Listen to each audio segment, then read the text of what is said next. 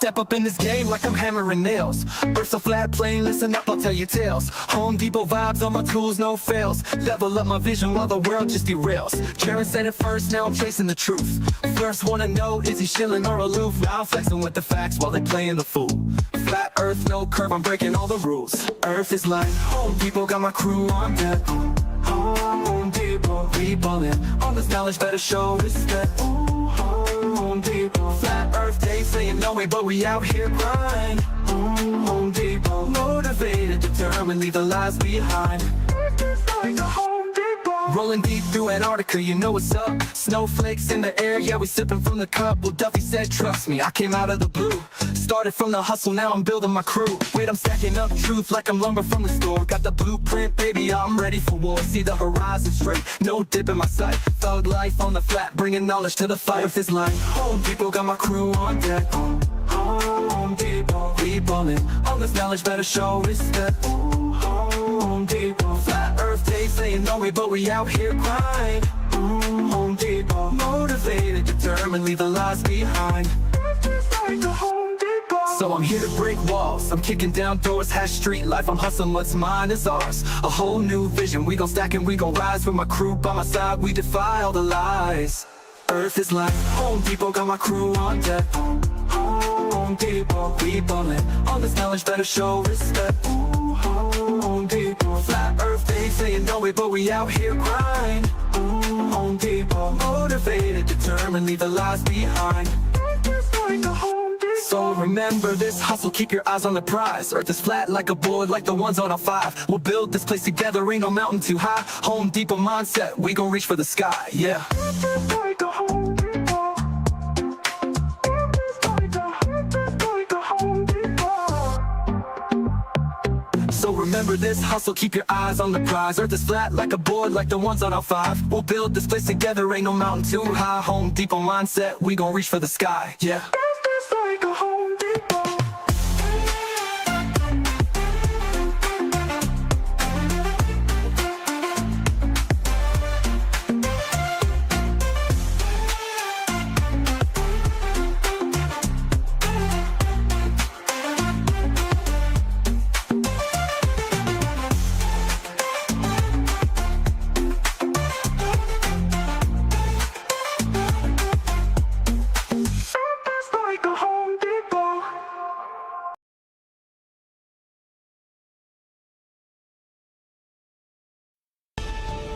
According to the general theory of relativity, gravity is not a force.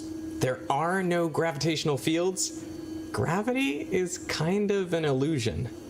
What the hell did you just say? Gravity is kind of an illusion.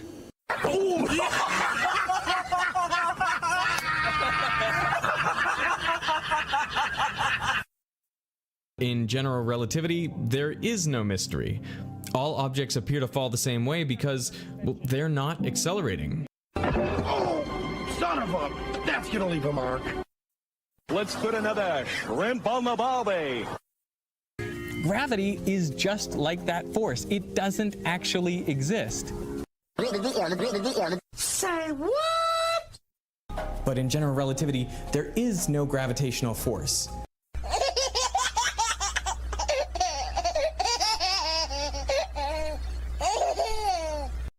There is no gravitational field. Gravitational fields do not exist.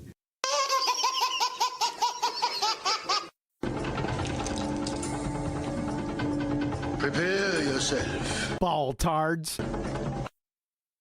In standard Newtonian physics, we draw your weight force, the force of gravity pushing you down, and the normal force from the floor pushing you up. We say these forces are equal and opposite, so there's no net force on you, so you are not accelerating. But in general relativity, gravity is not a force. You have no weight, so the only force on you are these normal forces pushing you up. Gravity is not a force. There are no gravitational fields. You have no weight. Well, they're not accelerating.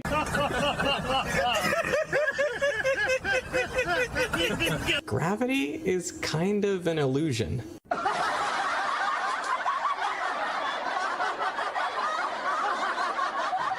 Gravity is just like that force. It doesn't actually exist.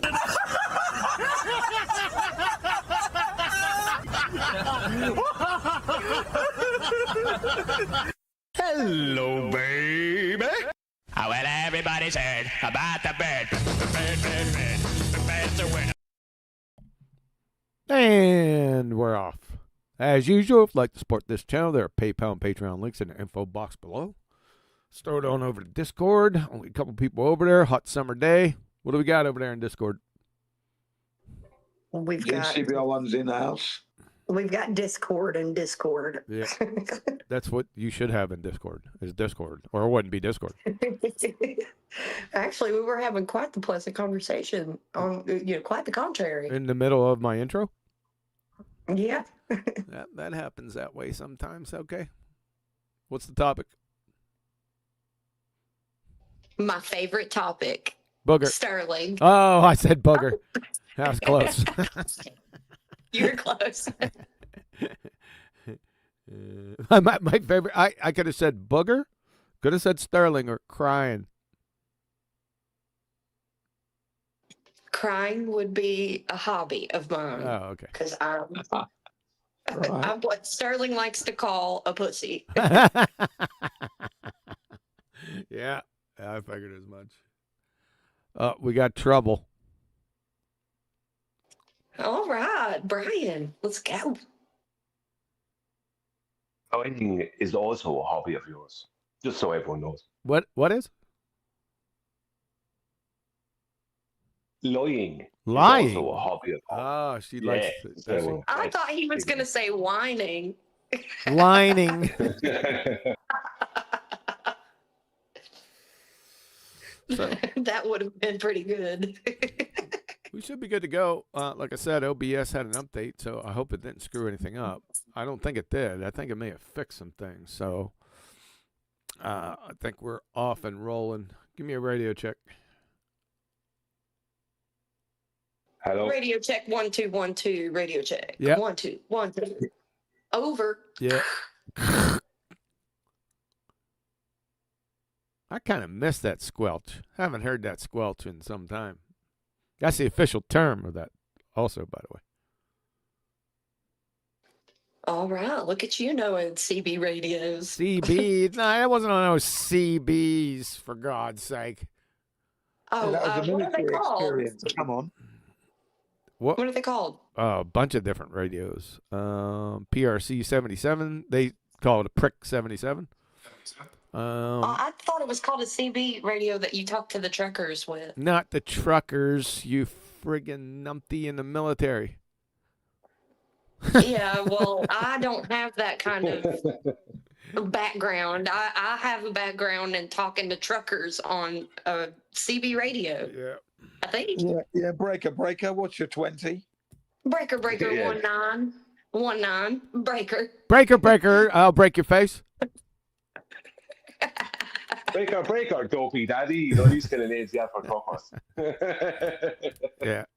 That's the official term, though. I haven't said squelch in a long time. I might say it a bunch of times today just to catch up. 86 that route there. Over. I'm smelling what you're stepping in, squelch. That's what you are. That's what you are, Flats. You're a squelcher. Yeah, and what's this Over. thing about you experience talking to truckers? Why do you been talking to truckers? Just when I was young, it was fun to get on those little radios and talk to the truckers. I don't know. Sounds more like annoying the truckers while they're trying to work. You might be right. I was a little kid. They seemed to think I was cute, though. Well, you fooled them there. Yep. Yeah, breaker 19. You got a bogey tail, breaker 19. All right, what else we got? Well, I just woke up. not that long ago. So That's hilarious. I fell asleep on the phone with you guys last yeah, night. you did. Yeah, it was riveting discussion. I wish I would have fell asleep. Yep. You were putting me asleep, while you were talking. Well, who was talking? Flatsy. Flatsy. She was boring. Flatsy wasn't talking. She was sleeping. I was snoozing, dude. I woke up and I was the only one on the call, and I was like, oh, shit. Yeah, too funny. I had a nightmare, man. I got up at 5 o'clock and then laid there till 7 in the morning, and I said, oh, man, I'm going to have to get up. And all of a sudden, I went back to sleep. Woke up. It was 10:30. In the midst in there, I was awakened from a nightmare. Somebody stole my bow. I was like, oh, man. It was real. It was real too, dude. I wept openly. That's because you sold the bow you had, Casey. That's what it is. They had it. It was a really funny dream, man. And it wasn't. They didn't steal it out of my house. I guess I was carrying it somewhere in the case, and I set it down just for a moment. I don't know where I was, but anyway, I went back to get it, and the case was still there, but the bow was gone. I was crushed, just crushed. Then I woke up, but it was oh God, thank God that's not true. You ever do that? I'm sure everyone does that with dreams. Thank the Lord that isn't true. Yes. Did you go and check to see if your bow was put up where you had it? No, I'm not a fucking delusional psychotic.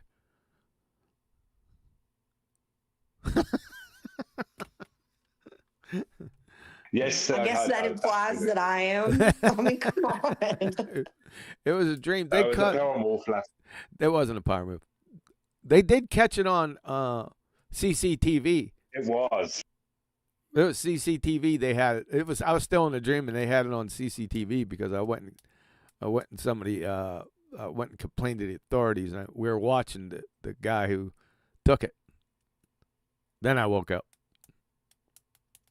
They're really strange. But you'll have that. So what else are we going to talk about? We got to talk about Professor Phil again today. This is going to be getting painful, man. I've about had it with this dude. He is well, he's the best defense so far against the book. What? Really? He's our best. Well, it seems to be. If he's the best, the best baller, really? He's got to be the most retarded person. He's up there. He's top 5.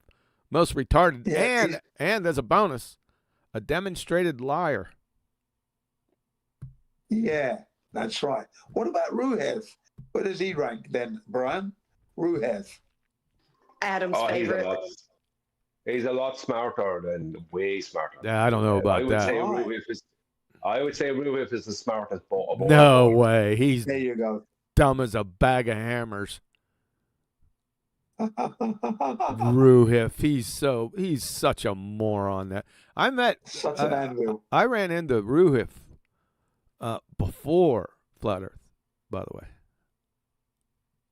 Yeah, on probably evolutions forums or something. Yeah, I fucking flipped him around by his short hairs easily and then laughed in his face. What a clown. He said some stupid things over the year. Friggin' definitions are meaningless. That was one. Then greater than infinite refraction. Science doesn't prove things. Then laid out and affirming the consequent formological fallacy, but it was modus ponens. He's a moron, dude. Certifiable. Now, if you're saying he's the smartest baller, well, I mean, that's not saying much. Well, just answering Jen's question, and you seem to turn it into a power move. I don't know. What can I do? That's my answer, Jen, anyway. Yeah. I would have to say Ruhev is one of those horrible, slippery buggers. But he's quite a smart man, yeah. Is he? I'll give him that. Okay. He's smart because of the way he tries to, mental gymnastics. He's very deep into that. That's what I mean. He's good at slipping and sliding. That's his good. Nah, that's not intelligence, Holmes. Well, hate to break it to you. You have to be smart to do that, actually. No, you don't. He's a dumbass, and I'm going to prove it to you. There we go. We're going to get it. It's not that we're saying he's never done anything. This Is that cowbell? Yeah. This is a complete showman thing. That's right. Because we're just pointing at Jen asked the question. This is a complete straw man. This is a situation where he's now going to charge us with saying that Ruhev never did that. He's a dumbass, man. And now I say that and wrong, and now we're going to be stuck with that. There he is. Now we're getting corrected on something that we didn't even say. Oh yeah, you did. And I'm gonna douse that shit with gasoline, set on fire with a blowtorch. No, I didn't. Yeah, here we go. Put it in the dumpster, send it on fire. Okay. That's right. Here we go. The numpty from down under. Ruhev, Roofy, the numpty from down under, greater than infinite refraction retard, February 2021. Literally prove that heat causes water to boil. How will you do it? Can we have some volume on that, please? That's a tough one. You're really playing hardball now. Let's see. I'll get a kettle of water, and then all of a sudden, throw some fire underneath it. Good? What's next?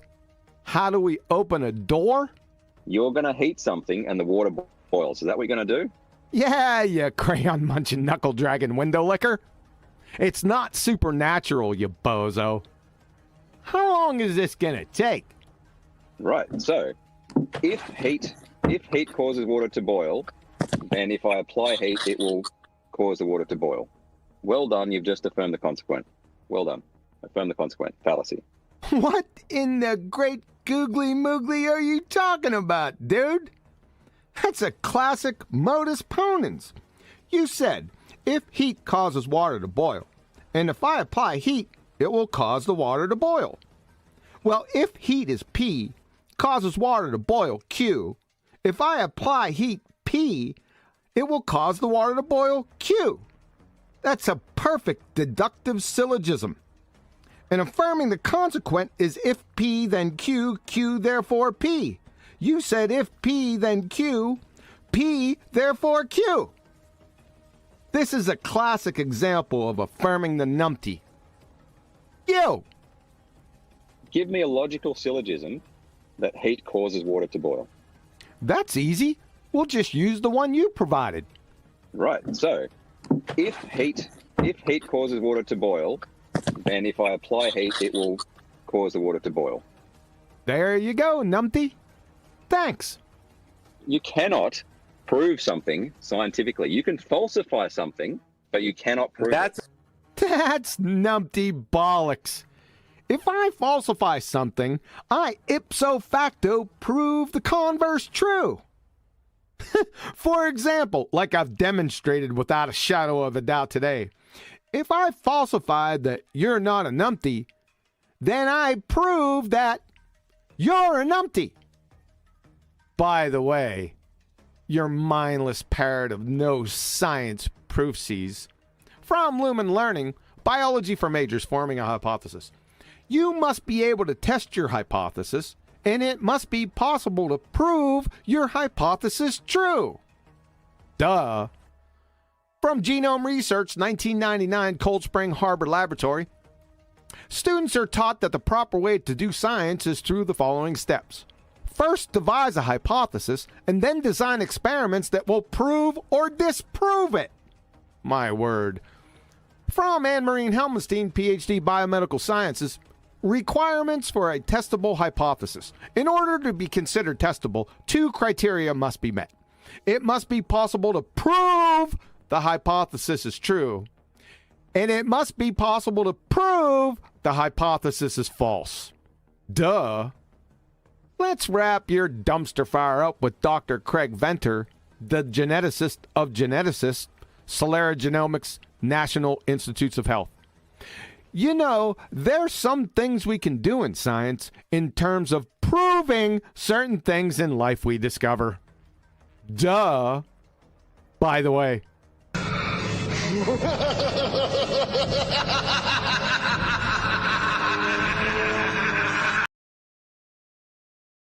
Very big part of science, yes. Wrong again, numpty. From Richard Feynman, the Feynman Lectures on Physics.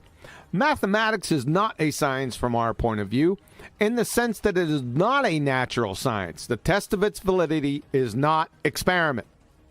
From Dr. Carey Mullis, Nobel laureate, biochemistry.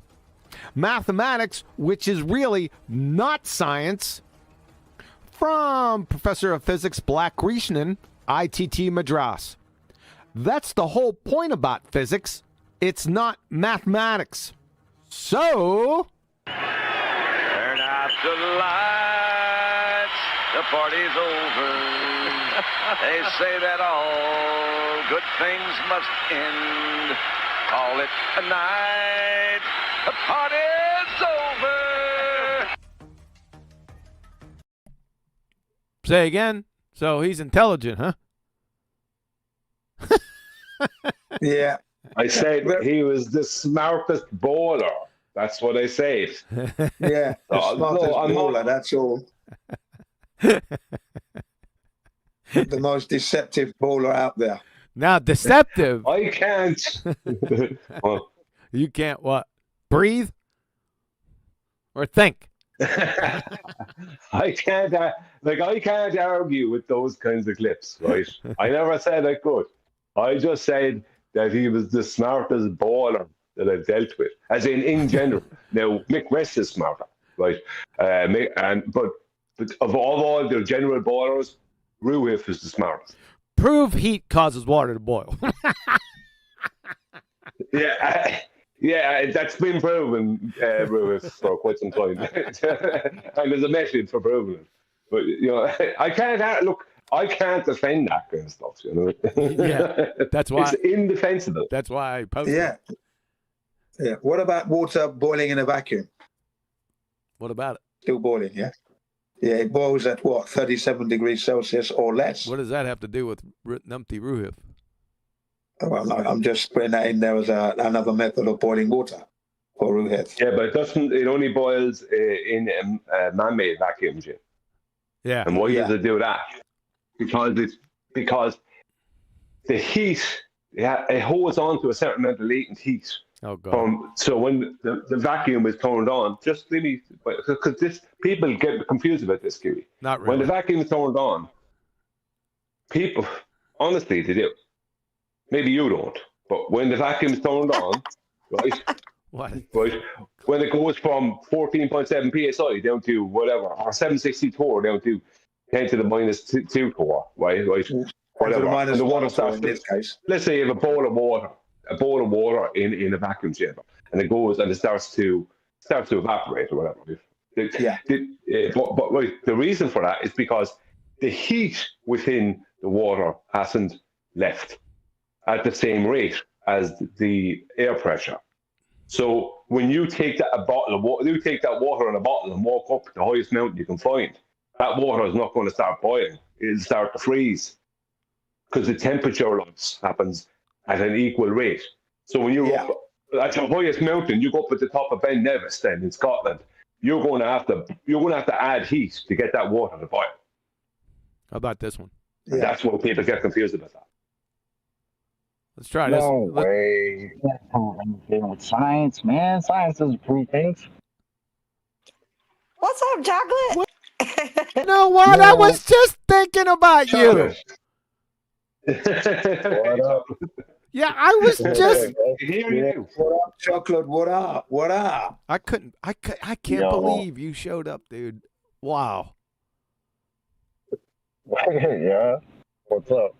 Your mic's still in the same friggin' status. I'll tell you that much. Yeah, man, I gotta keep it original, baby. Yeah. You're right.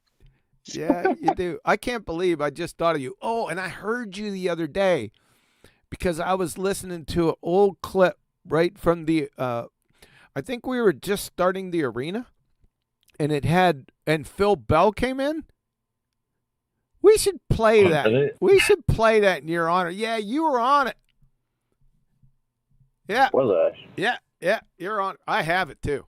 I was going to play Sean the Crackhead Hawkins, but I ain't going to do that. We're going to. The crack.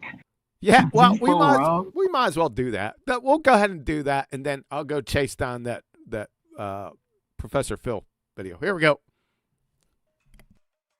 From the Jose JG Retard Show, 20 May 2020, starring Sean the Crackhead Hawkins, Latonia Daft Cow Bailey, and the usual numpty dipshit panel. If you thought you heard the stupidest comments and reactions from Baltard spinning space monkeys, I'm here to tell you, you haven't heard anything yet. I shit you not. May I present the bashingest in the face with a spade shovel, quarter stick of dynamite in the ass bonfire of numpty dipshittery of the millennium. I learned today, I was watching the Flat Earth debate, and I realized why they say that gas is created at ground level. That's where we get our gradient air pressure. By gas being created at ground level. The reason they're saying that is because of the gas cycle, which Nathan Oakley said this morning. He explained it. The gas is produced at ground level. It goes up into the air, and it condenses into rain. Oh, and it falls back into. He thinks that water evaporating is gas. That's what gives us our gradient air pressure. Water gas. Moron. Water gas.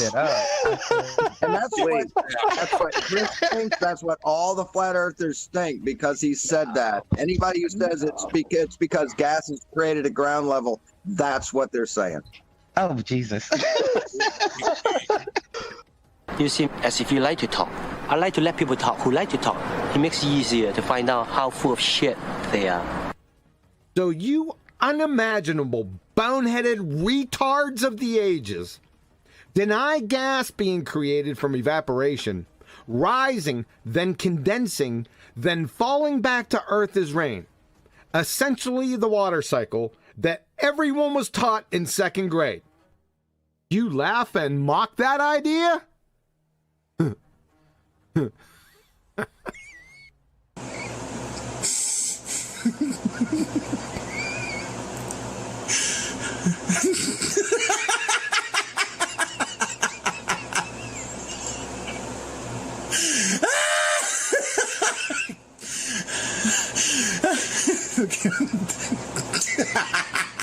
Ah, shit, hold on.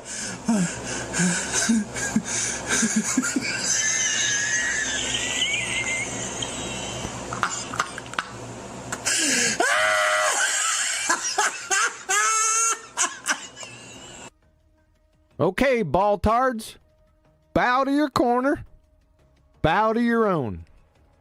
Hit it!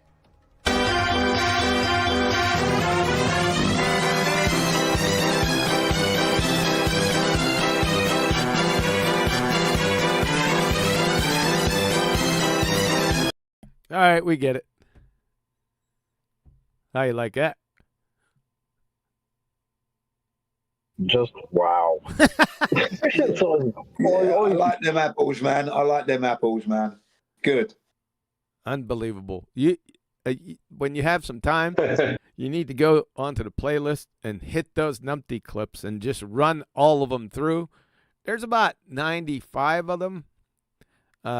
You will laugh your damn head off at the stupid shit. They're pretty funny. I have to admit, every now and again, I'll go in there and I'll pull a couple out and listen to them. OMG, man. And I mean, they're literally laughing at the notion that water evaporates into a gas. Like, they're laughing at that. Like, that's weird or something. It's like, you guys okay? What did they? What was their excuse, Brian? When they came back, when we outed them, what happened?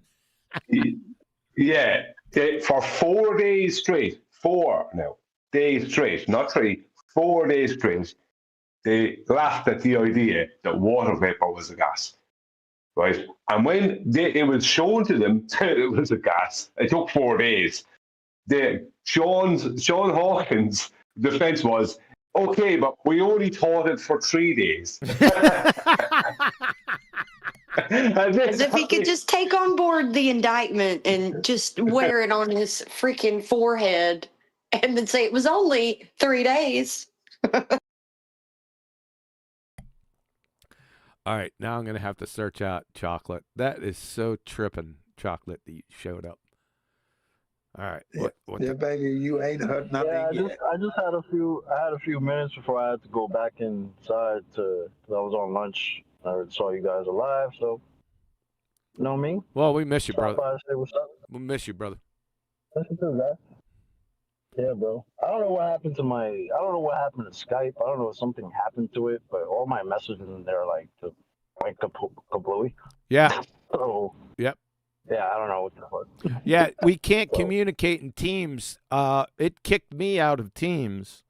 I can't enter it, so I can't post any more messages in there. That's the new Skype, chocolate. So if you want to get in touch with us, you have to come in here. Oh yeah, that's what I meant. Teams. Yeah. I had, whatever I had in there is gone. Just gone.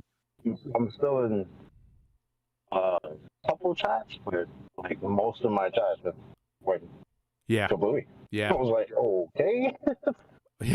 Yep. So much for the update. All right. I'll have to contact you here. All right. Let me orient. Anyway, let me orient you.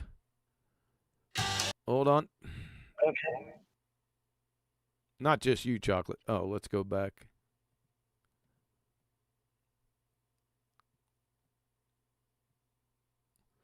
Let's put this over here. All right. It wasn't much of a debate. Just a discuss. I called it a discussion back in the day. This is from somewhere around the beginning of 2018. And it was we were just building the arena in 24/7. And we were working out the bugs. So have a little patience with that. There's a lot of over talking and stuff. We ended that with the official launch of the arena, but this was in its birth pangs. And it just so happened that Phil Bell came in. I'm going to have to skip ahead to find you, Chocolate, but I'll go ahead and find you. You guys just be patient out there. And I'll start it off. I think it was just me and Bell, and everyone climbed on in. But we'll roll from there. Let's see where this goes. All right? You guys good? Yeah, 10-4. Man. All good. 10-4 for sure. Let's go. All right. Here we go.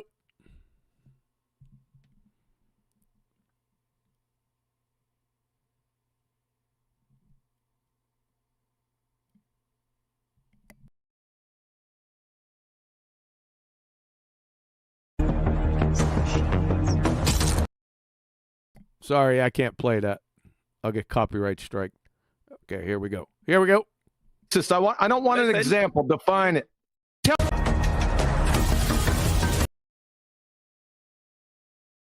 Tell me. Define a scientific hypothesis. I don't want an example. Define it. Okay, so in other words, define it. It's a means of me getting a cause and effect. Okay. Yep, it's cause and effect relationship. It's got two parts, right? Yes, of course. What part? So we've got our variables that we have to, and our control variables. Not in a hypothesis, you don't. And our hypothesis. Yeah. No, okay. You don't have control. You don't have control. Shut up. You don't have control variables. Again, you just come back. Oh my God! Shut the fuck up. Hey, listen. One of you speak. I want a citation with a hypothesis with control variables in it right now. We'll do this on another day when you're more respectful. Right now. Okay, I'll be real respectable. Why is it that you think that a control variable exists in a hypothesis? Okay, because you've got to be able to account for things that might be the cause that you don't that you're not sure about. So that's not something. In a hypothesis. Listen to the question. Cite a source that has constants or controls in a hypothesis right now. No, it's not. The controls don't end up in the hypothesis. The hypothesis is simply a guess. Oh my God! You just said they just said control variables. No. They go around it. He asked you about the two things in the hypothesis, and you said control variables was one of them. Yes. You just said. So we've got our variables that we have to, and our control variables. Not in a hypothesis, you don't. And our hypothesis. You not only have a science acumen hovering right around a root vegetable, you're a double-speaking liar, sir. So a hypothesis, yes. Yeah, what does it have in it? It's an educated guess. What's in it? Okay, so you've got to have a look at observations. So you include you've got an observation. You're looking at observations. You've got an expected cause. And so you're looking at observations. Isn't that quite redundant? So you've got an observation. You've got you then describe your cause and your effect. What your guess is? What's the cause of the? That's right. What you see. Well, you're right. You have the dependent. I was trying to get you to say dependent and independent variables. That's correct. Yeah. So Gold, you're right. It was a very respectable conversation that this happened. So yeah. What happened? I'm going to hold your feet to the fire. Can you have natural science without experiment? What do you mean natural science? Natural science, physics, that is quantum mechanics, biochemistry, chemistry, biology. So what? Parts of it. Yeah. And what about it? Yeah. Can you have natural science without experiment? Well, they exist whether I experiment on them or not. No, they don't. They don't exist. They can't exist without experiment. Oh, sorry, but they Can you conduct? Listen to my question. Can you conduct natural science, the ones I just listed off, without experiment? That's my question. You can make observations about things. Yep. So you can conduct those natural sciences without experiment. Well, they won't give you all the information you want, but it depends on what you want. So yes or no? Find out. It's a yes or no question. No, it's not. Yeah, it is. Can you conduct? You need to conduct natural science? I just gave you the specific sciences without experiment. I'm not going to play your semantic games. Right? Semantics. What is semantics? Okay, so in other words, your choice of words in order to twist what we're saying. That's not semantics. Semantics is the definition of terms. It's called the Socratic method. Yeah, I didn't do that. I didn't you know do that. exactly what I mean. No, I don't, because you're a dipshit. That's your problem. So, here's the question again. Your ignorance. Can you have natural science without conducting experiments? Simple question. Yes. So, yes. So, I would like to direct everyone's attention to Flat Earth Arena text. Said you can conduct natural science without experiment at 03 after the hour. From the University of Rochester Physics Labs, the scientific method distinguishes science from other forms of explanation because of its requirement of systematic experimentation. That one kills you right there. And you think that referee. Who's God? Who's God? Referee. Citation. I need a referee here because he's spiraling. No. Who's God is citation. Referee. No. A referee in here. Shut the f up. What makes this citation correct? Is there a referee in here? What makes this citation correct? Is there a referee in here? Hold on, let me get one. I'm not having a debate with you. This is called supporting my claims with citation. Who says it's correct? Let's go to fucking Richard Feynman. If it doesn't agree with experiment, it's wrong. And that simple statement is the key. Could Richard Feynman be wrong? Do you even understand what he's saying, though, Phil? At all? Yes, I do. Do you really? Yep. I need a referee in here, man. I know. Hold on. So I can. You go. You talk to someone else. So I can. Referee, talk to please. More respectful. Okay. Off. You earn respect. How is I don't this- just give it to a fucking idiot. How is that this thinks respect? fucking gas, water vapor isn't a gas? You're a moron. So I need a referee. I'll come back when there's people come more back. like gold. Yeah, get the fuck out of here. You're I really don't understand though why you can't just listen and. I can. I have listened.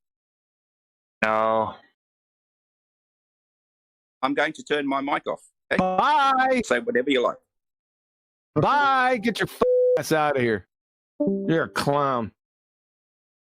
Just been exposed, by the way. Dipshit. No, mate. Considered a naive observation.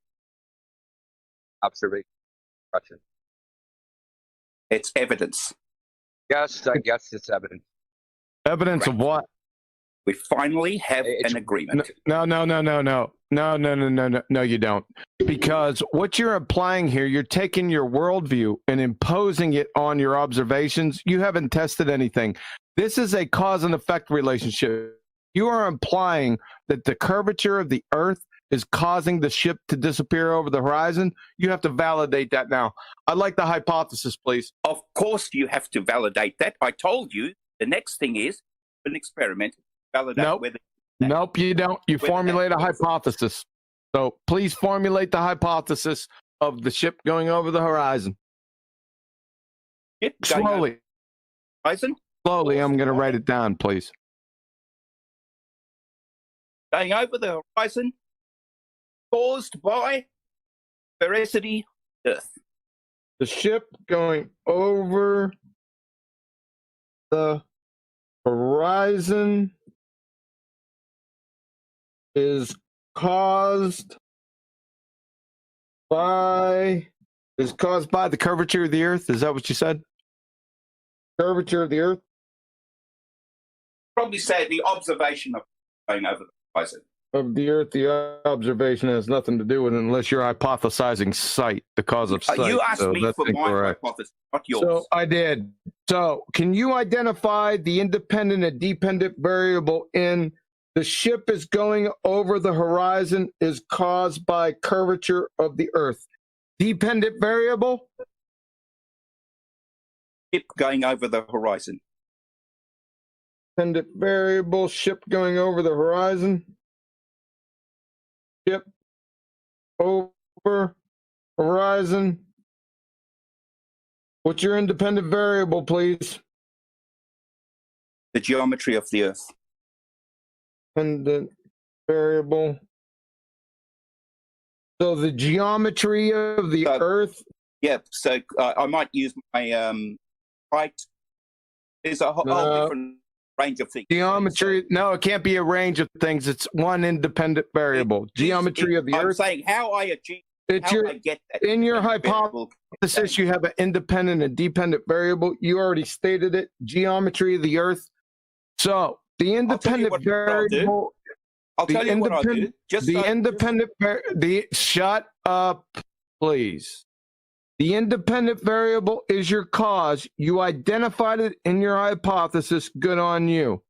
So, how can you vary and manipulate the geometry of the Earth? You can't. You can manipulate where you are. So, it's not a viable independent variable because independent variables need to vary and manipulate to ensure that it is the cause of the effect. Your position on the geometry of the Earth is independent. Is something you can change. No. You have to change the geometry. No, you can change your. No, on the you're geometry. incorrect. What is the definition of a independent variable, please? My height above the Earth. Height's not an independent. Then height causes it, not curvature. No, that's not an independent variable. You have to be able to vary. No. Objection, Your Honor. An idiot. Objection. Idiot. Objection. You have to vary and manipulate the independent variable. Stop over talking me. You're an idiot. He stated an objection. It's 1 minute. You're more than welcome to state your objections too. You'll be given a minute. He said that. I want to pause it right here. Chocolate, are you aware that Indio 007 passed away?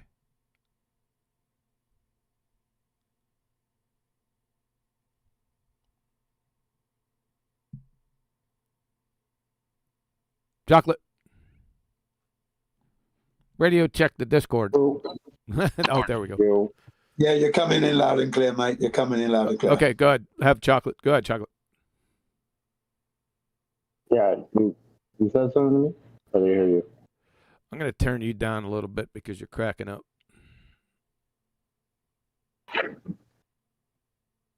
All right, try it again, chocolate. I didn't hear what you said.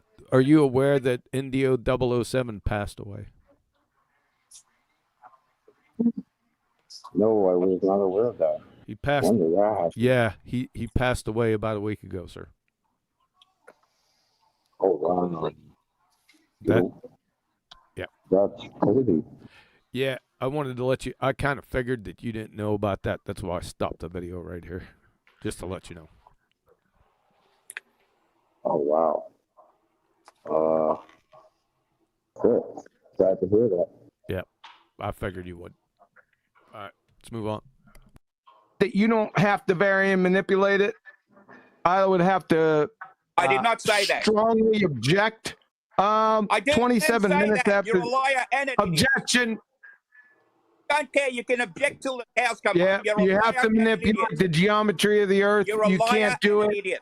You can't do it. It's not a viable independent variable. I'd like to direct everyone's attention to 27 minutes after the hour. Yeah. Notice. 27 minutes after the hour. You're a liar and I'm an still in an objection. From Boston College, notice that the manipulation of an independent variable must involve the active intervention of the researcher. Second citation is from the Office of Research Integrity, U.S. Department of Health and Human Services. Therefore, in experiments, a researcher manipulates an independent variable to determine if it causes a change in the dependent variable. This is over. Colorado State independent variable changed by the scientists, what they're investigating. This is over. This is not a viable scientific hypothesis. You'd fail 5th grade general science. You want to amend your hypothesis statement? Code high First or of all, whatever. Yeah, so what I'm saying is that you can adjust your height. That's how you work out the geometry. No. Height causes ships to go below the horizon? No, the height tells you whether the Earth is spherical or not. Height's a concept, sir. You can't vary and manipulate concepts. Okay. See you later. Bye. You're done. Alligator. Wow. See you later, alligator. That's embarrassing. PhD? And he's want- teaching that to kids, and it's just amazing. So he started. Look, none of these guys want to admit that at best they have a correlation from naive observation. That's all they have. They don't have science. Not only that, I make an observation. If I want to go test that, then I can. So up until then, it's still true because till you what? I haven't tested it yet. You don't know. Well, I like how he wrapped his conclusion in his observation. Ships go over the horizon. That's his observation. No, that's his conclusion. What is that? That's not even His a rage conclusion quit. What is that? He did. Bitch quit. I mean, that's like, I mean, that's what blue-pilled normies who've never thought about this come up with. Like, I am the citation. Boats go over the horizon. That's your first go-to. Professor, what? Who was that? I thought it was Jim. I'm going to clip through here because it goes off into Never Never Land and comes back and goes off again. I'm going to find where chocolate is, so don't mind me. I'll just clip through. Just be patient. Because they might come back and rewind the stream and listen to it. I got a cause in effect for him. Insults. Or directly addressed anything QE said. Big rugged. Listen to this Bro, can you? What do we have to imagine? We just witnessed it. His head in the Tyson. The shock of his head in the wall. Height of intelligence, philosophy, intelligence. Somebody put a pillow in front of his head. Here's my reenactment. Josh Tyson is disappearing. Who disagrees with the supposed astrophysicist? What are they just handing out PhD? It's about Looney Tunes. Just childhood days, dude. Cogdis is so strong. They're just showing yachts. Even describe the observation without inserting his own bias in it. You can't just say, hey, boat goes out to sea. I can't see the bottom of it. You know, why is that? And then you go do an experiment, measurement, test, whatever. He just draws the conclusion. Oh, it's going over something. That's why. Can't be anything else. It's what I... And that pattern right there is exactly how we even got the sphere Earth at curving because Earth. Sounds so try hard though. Yeah, exactly. You're not much of a scientist if you can't accurately describe your observation. Nobody, catching on back then. I almost think that it was like this position of power, Bill Nye, that they can't even conceive of another way of thinking. They're not lying. They don't need to be threatened. They believe it. He believes it. He's not lying. Well, that's what I'm saying. He really thinks a boat goes under the horizon. No, I'm saying originally, I think the original people, the word death moves on. That you watch the ship go, like say instead of you watching it in real life and then you saw less and less of the bottom, would you think the surface is curved in the video game? No, you'd be like, man, someone programmed this game engine. Well, because the bottom seems to be disappearing. How can that happen? And it was in a flat plane, we're just going away further, right? 1v1. That's actually erroneous because we can demonstrate that happening. And we can pull that ship right back in.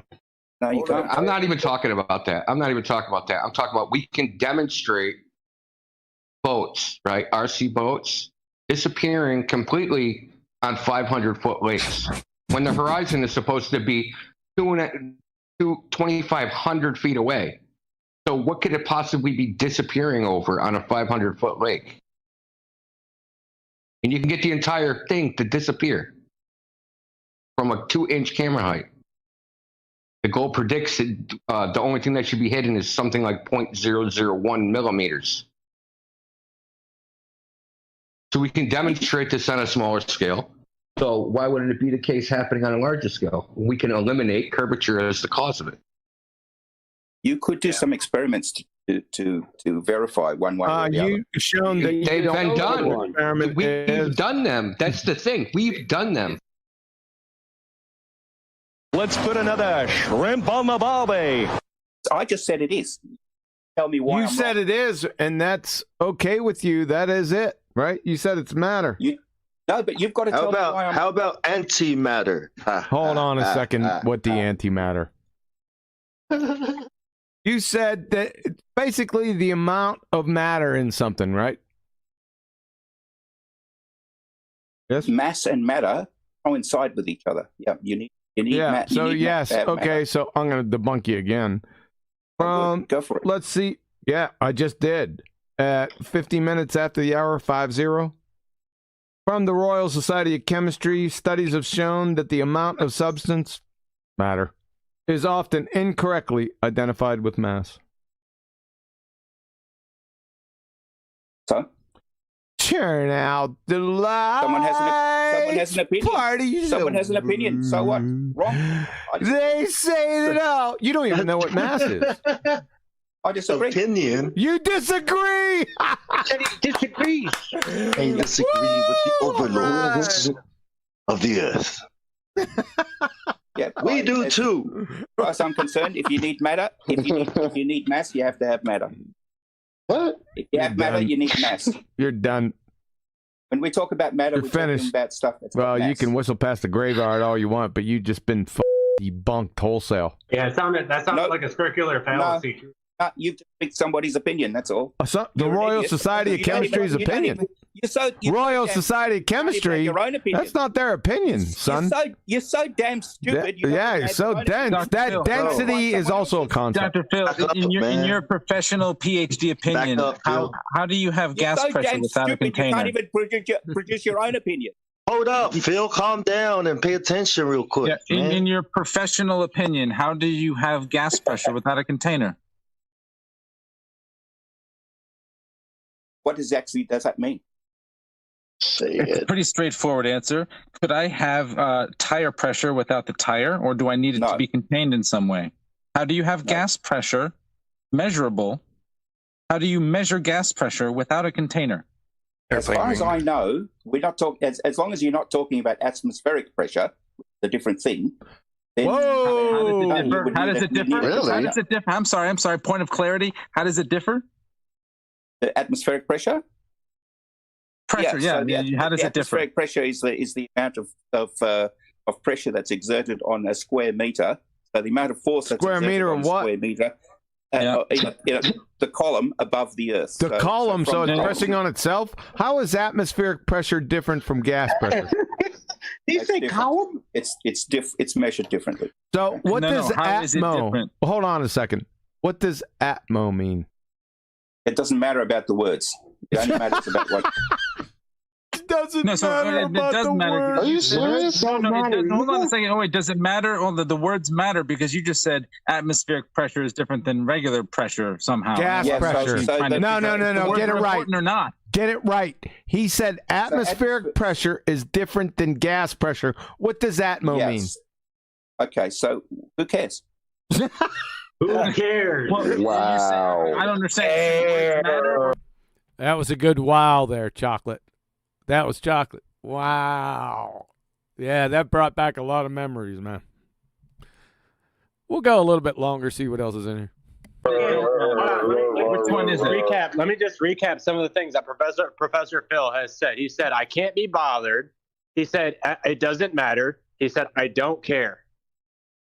Oh, and also, I don't agree with other professors and universities that they're basically debunking me. So I just have to disagree with them.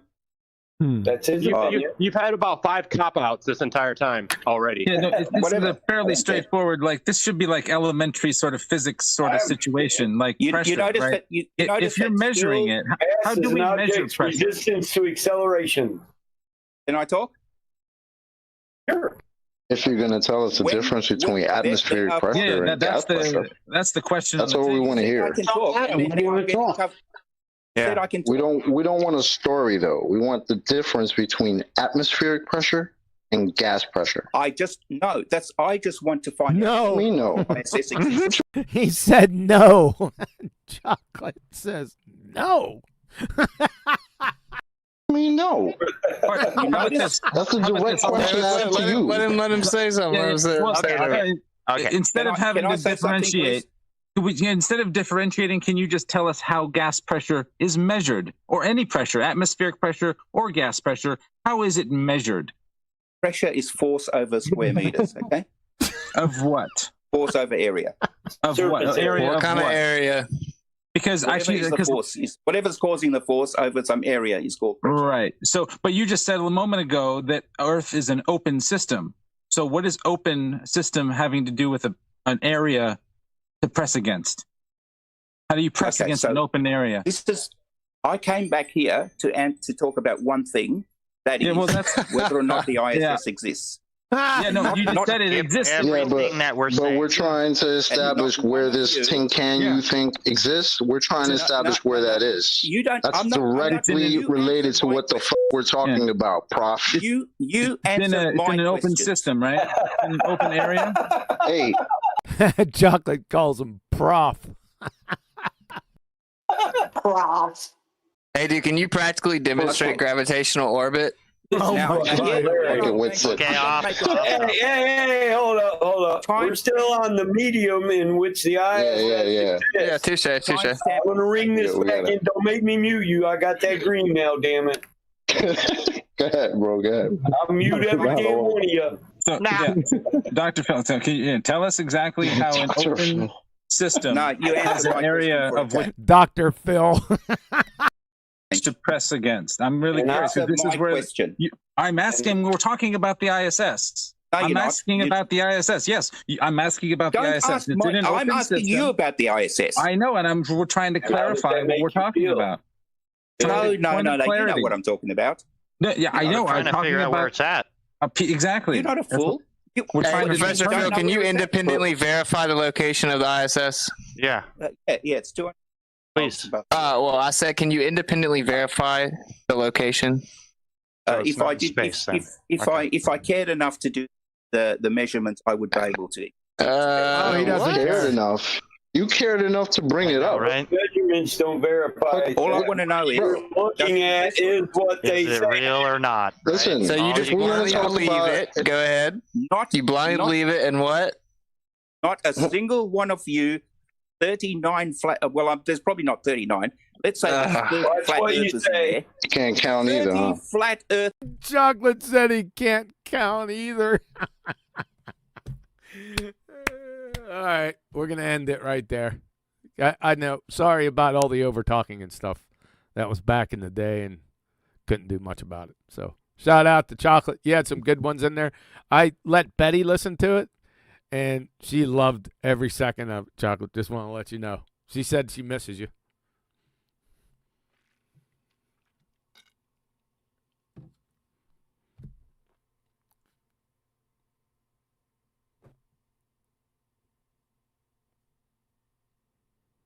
All right. Radio check. 1 2 1 2. Over. Yeah. That's awesome. Yeah, it was That awesome. was a long time ago. What year was that? I would say it's the beginning of 2018.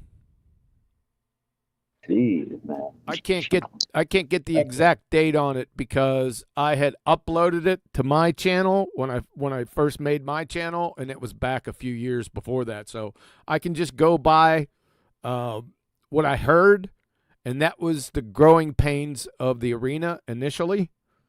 And then after that, we kind of honed it in, and there was no over talking and stuff like that. So that had to be the beginning of 2018, somewhere in that vicinity. So we debunked it. He was an embarrassment back then.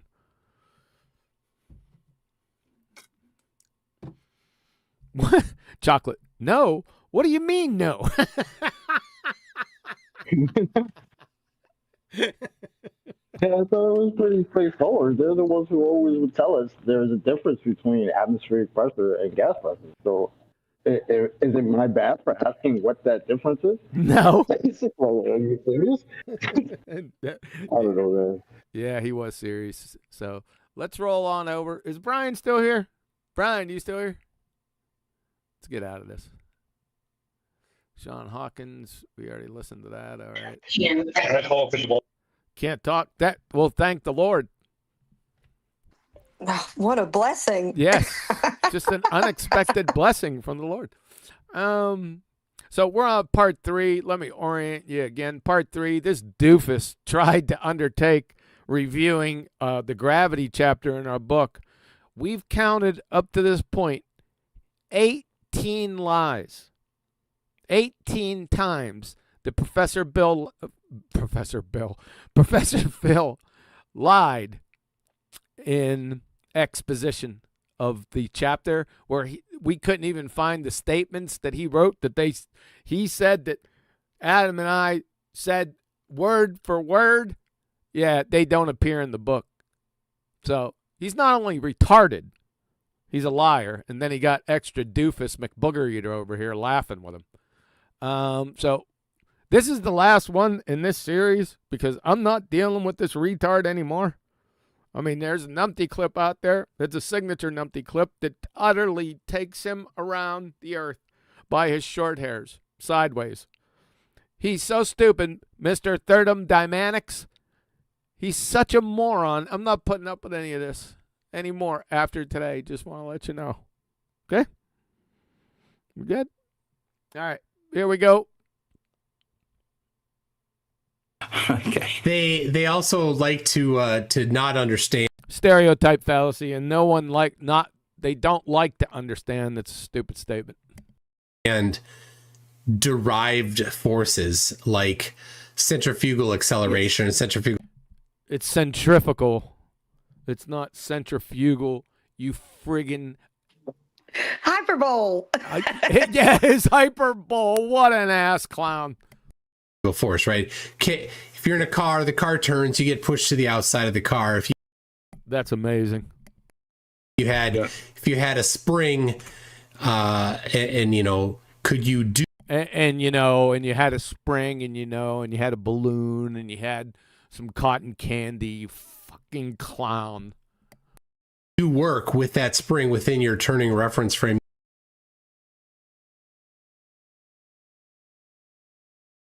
Yes, you could do.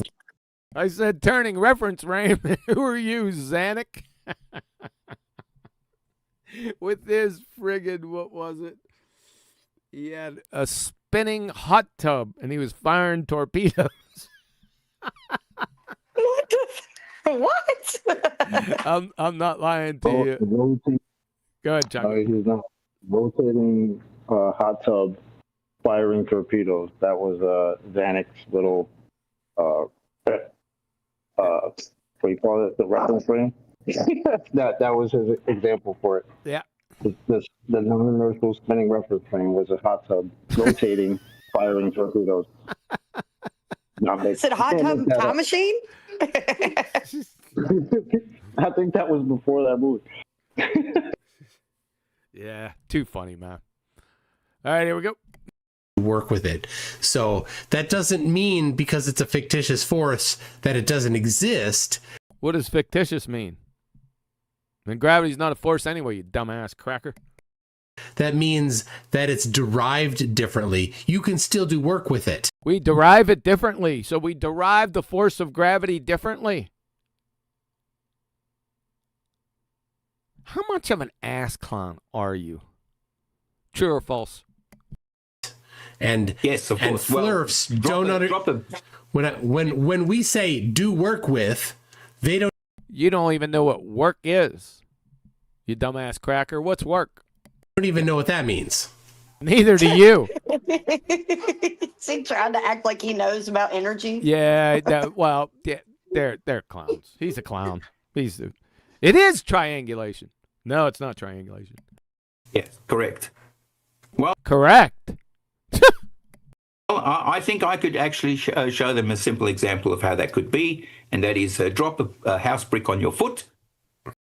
And drop a house brick on your foot, huh? What if I dropped a house brick on Brian's head? How about that? How about if I drop a helium balloon? Let's drop some clouds. See what happens there. And then tell me that you think there was no force involved. Yeah, gravity hasn't been a force since 1915. When Einstein... It's so weird to me how globers completely forget a whole ass state of matter. Well, they completely forget. No, they never knew it, so they can't forget. Okay. Okay. All right, good. Let's move on. All right. So, actually, I think I missed the bottom line of that one because I think so. It said, we did that one. Okay. All right. Number 4, the Cavendish experiment is a flawed parlor trick. Huh. Was that stated? You know what's going to happen here. I'm pretty sure you did already check for this and it was not there. Oh. I don't think I did. This is a new slide. I don't think I checked this one. Well, he doesn't have an original thought in his head, so he just keeps repeating it. So it's probably a repeat of what he said earlier on in the clip. There's 3 tricks in here. The observed effect, this is in gravity. The observed effect was induced within a man-made apparatus constructed by the Reverend John Michel. This is not a naturally observed phenomenon. That's the key point in here. Reducing the so-called experiment to a mere parlor trick. So it's not the exact words, but I'll give it to him. That's the first one that he got correct. Somewhat correct. So I'll give that one to him. It's paraphrased. another one of God. Okay, that's a genetic. Yeah, it's not a genetic fallacy. You don't know what a genetic fallacy is, you glue sniffer. If you would have said it was a tomato banana, it would have made more sense than that, you dumbass cracker. And why are we looking at the supposed Cavendish experiment? Is the Cavendish experiment in general theory of relativity by Einstein? Because if it's not, it's moot. So you're just a glue sniffing idiot. Genetic fallacy, moving the goalposts. It's not moving the goalpost either, you dumbass. And self-refuting standard. It's a self-refuting standard, huh? What's the standard? And how did we self-refute? Idiot. All right, so what do they say? This is a quote, okay? Uh-oh. It's a quote. It presupposes a debunked force. Let's try it. Let's pull that up so we don't piss Adam off. Control F. All right. This is a direct quote, he says. It presupposes a debunked force. Oh, I spelled it wrong. Oh, Jesus. I hate I have to get in there. Yeah. Debunked. I don't have to write anything else. It's not in the book, ladies and gentlemen. You see that? He said it was a direct quote. No results found. He made that shit up. Again, that's lie number 19. This retard liar. I'll just do force. And, yeah. Nope. It presupposes the bump force. Let's go in and capitalize it. Did I already do that? I can't see it. Nope. Let's make it lowercase. It wouldn't matter anyway. Nope. See it, folks? So, lie number 19, it presupposes the debunked force. It's not in there. I thought you were supposed to be reviewing the gravity chapter in our book.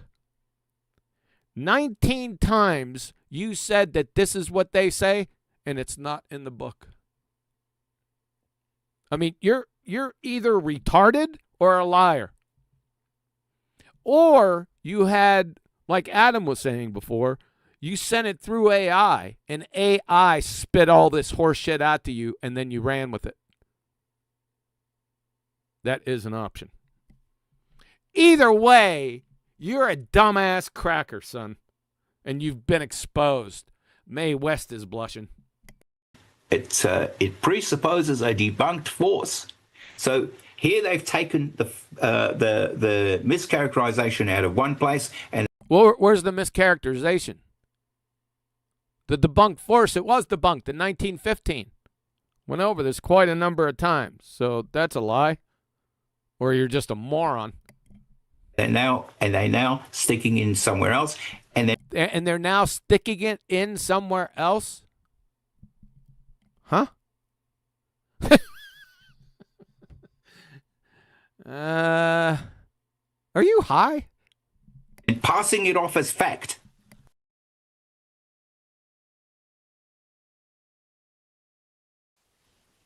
Okay, so they mischaracterized it in the... Not okay.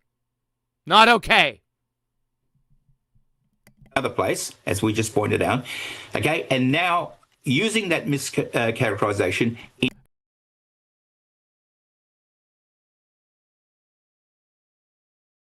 in this particular quote, and then passing it off as fact. Okay? You got your mute mixed up. No, we don't. We're still good. I'm looking down at it. But thanks anyway, Flatsy.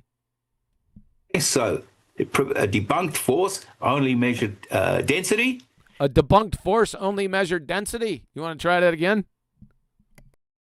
Had no hypothesis, and you... That's correct. There was no hypotheses in any of Newton's, Cavendish's, Reverend John Michel, or C.V. Boy's antics. None. Zero. Unless you can show one. You don't even know what one is. We just went over that from 2018. Used a man-made rig. No, we didn't say he used a man-made rig. Oh my God. That's easy to check. Let's see if we said that.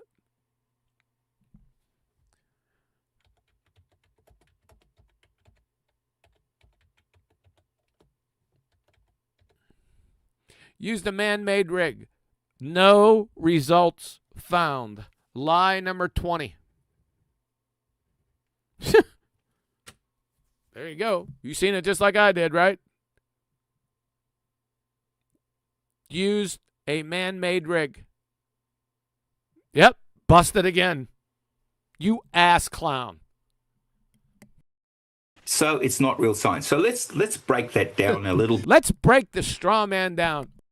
McBooger eater. Yeah, that's nothing that we stated in the book.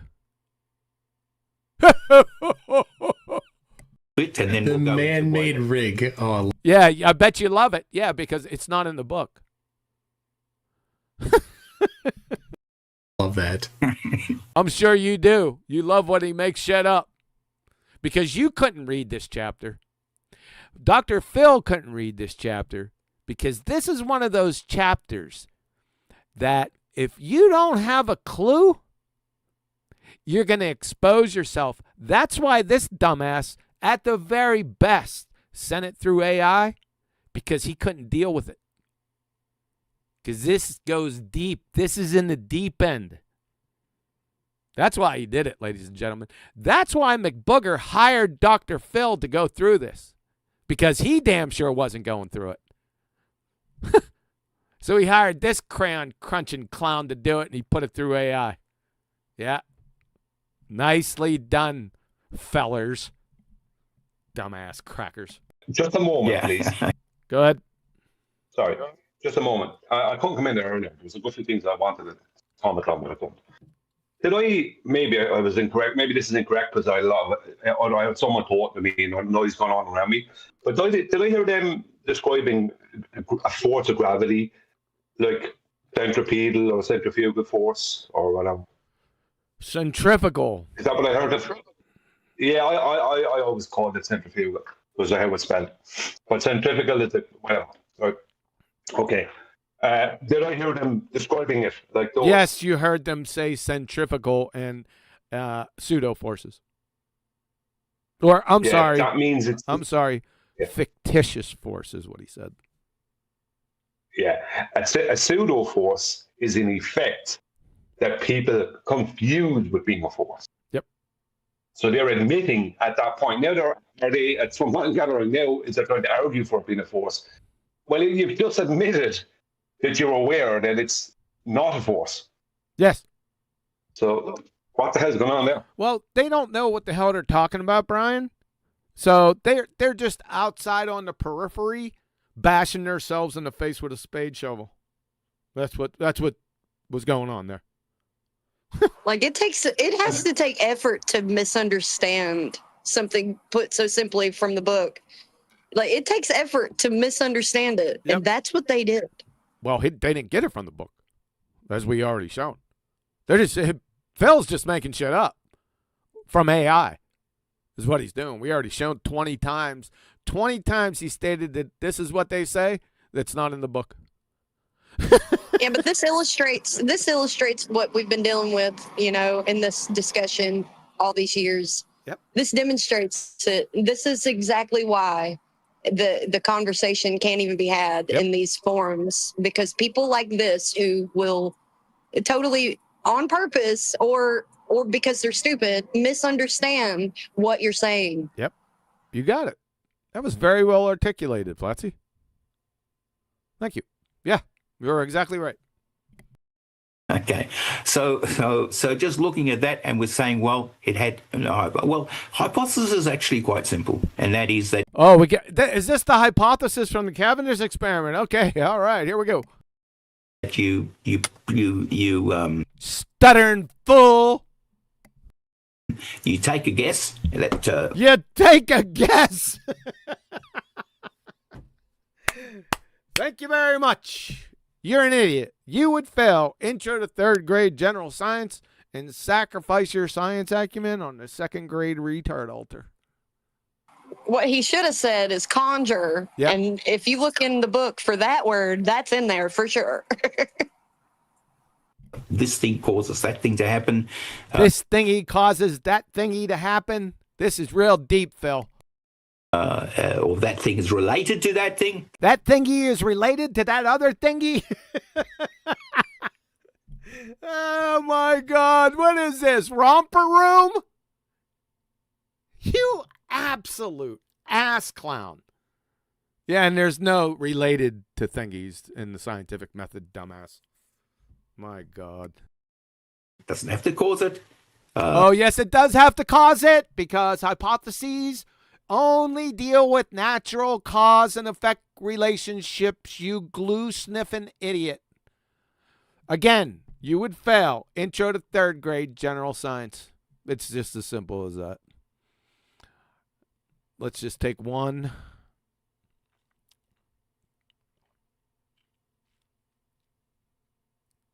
From Lowell C. Cambridge University Press, a scientific hypothesis is based on cause and effect reasoning. From Drexel University, the scientific method is hypothesis driven. One makes an educated guess to explain a cause and effect relationship. Anne-Marie Helmstein, hypothesis is an educated based on observation. It's a prediction of cause and effect. Dr. Phil, dumbass cracker. From the Institute of Physics, hypotheses, cause and effect. Experiment from University of North Carolina, causes and effects. This is so easy. California State University, hypothesis states the presumed relationship between two variables. Guess what they are? Oh, man, it took off on me. Well, you guys get the picture. Don't need to do any more. We could go on for the next century. And then you make a prediction. And then you make the prediction. No, the hypothesis is the prediction. Gonna have to go back there. You don't make a hypothesis and then make a prediction. You freaking idiot. Oh my God, man. This is like shooting damn pregnant hippos in a fishbowl. From Colorado State, scientific hypothesis, a special kind of prediction, Phil, dumbass, that forecasts how the independent variable will affect the dependent variable. From McClellan Kristen, the hypothesis should also contain a prediction. For example, if the hypothesis is true, then 1 should happen when 2 is manipulated. I wonder what these are. Oh, the first blank is number 1, the dependent variable, and the second blank is the independent variable. Turn out the lights, baby. Superchat. Super pretender clown, Phil. Booger hasn't had a chance to do that in a while. I'm telling you. Roger Ledwell sent, this one is for McToon, a.k.a. Eric Benson. Jesus. Thanks. Appreciate it. From Penn State University, scientist applies his or her own present knowledge to predict the effect of the independent variable on the dependent variable. The prediction is a statement of the expected results of the experiment based on what? You guessed it. Hypothesis. All these are saying it's a prediction. From California State, again, hypothesis is tentative explanation. It's not, but we'll move past. It is used as a base for further investigation. It is a specific, baby, statement of prediction. Anne-Marie Helmstein, hypothesis is a prediction. California State, Bakersfield. The prediction, independent and dependent variables. David Van Nuys, PhD, a hypothesis is a prediction. Dr. Michelle Harris, Dr. Jeanette Pizzelli, BioCore, University of Wisconsin. Hypothesis/predictions. Specific predictions. That's what you use to test in your experiment. From Chem Lieber text, what is a hypothesis? First word out the gate, prediction. And a prediction, again, in one sentence. GCSE, a hypothesis in practical work is a prediction. Sciencing.com, a hypothesis should make predictions. It's all, I can go on for quite some time with this, but I think everyone's got the idea. Does everyone get it? I absolutely get it. And Phil has tried to murder the scientific method. That's what he was doing, the murderer. Yeah. He's an ass clown, boy. And then you design an experiment to test that and to see if it's true or not. And then if it isn't, then go back to the drawing board. If it is, then you've gathered some evidence. You've gathered some evidence. Not proof. Evidence is proof, you glue sniffer. My God, you can't even get that right.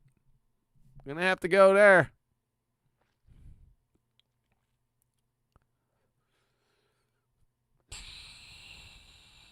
Where are you? Did I pass it up? I think I did. Be patient. Prove or disprove. Prove. There we go. Proof evidence. Merriam-Webster. Evidence, an outward sign, indication, something that furnishes proof. From Oxford Dictionaries, proof. First word out the gate, evidence.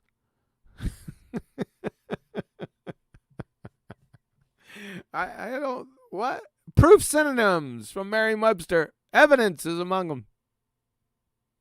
To prove something in science, test by experiment. Yep, you're all done. And by the way, I think I spoke about this before.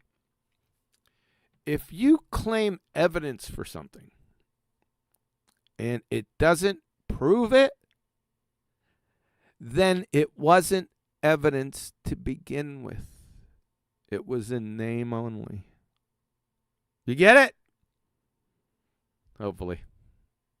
Way to go, Phil. Yeah, that's why they like to. Go ahead. Sorry. That's why they like to confuse the terms. So they can throw the word evidence out there, but they don't have to claim proof. No, you do. Once you claim evidence, you're claiming proof. Yep. You know, That's right. It's stupid. Like, yeah. Yeah. In a court of law, you could be held in contempt and slapped with a fine if you're doing that. If you're saying it's evidence and it's not proving anything, you're out. You get a fine. Oh no. You've gathered evidence. Okay, when you've got enough of this evidence together, then you can say, I have a high degree of confidence. That's what you could say. Notice he doesn't support anything that comes out of that incoherent blowhole of his. We need a citation with that, with a high degree of confidence in science. It doesn't exist, ladies and gentlemen. Doesn't exist. That's based on induction. And induction is never used in science. And that's what we rely on. We don't talk about science as being proof. Yes, we do. Scientists talk about science being proof. Science proves biology for majors. Lumen Learning. When conducting scientific experiments, researchers develop hypotheses to guide experimental design. A hypothesis is a suggested explanation that is both testable and falsifiable. You must be able to test your hypothesis, and it must be possible to have a high degree of confidence that your hypothesis is true or false, or to prove that your hypothesis is true or false. That's what I thought. From Genome Research, Cold Spring Harbor Laboratory. Students are taught that the proper way to do science is through the following steps. First, devise a hypothesis, and then design experiments that will give you a high degree of confidence or prove or disprove their theory. The conscientious scientist follows this with deliberate collection of data from these carefully crafted experiments, and the data prove or disprove the aforementioned theory or give you a high degree of confidence. That's what I thought. Thereby placing a new stepping stone in the path through the jungle, whatever that jungle is. In fact, in most published papers, the hypothesis is put forth, followed by the experimental proof. Not the experimental high degree of confidence, you idiot glue sniffing Phil Bell. And by the way, this is a dream scenario right here. In fact, this doesn't occur. This little statement, in fact, in most published papers, it should say, in fact, in most published papers, the hypothesis is missing. It's not there. And there are no experiments. Ladies and gentlemen.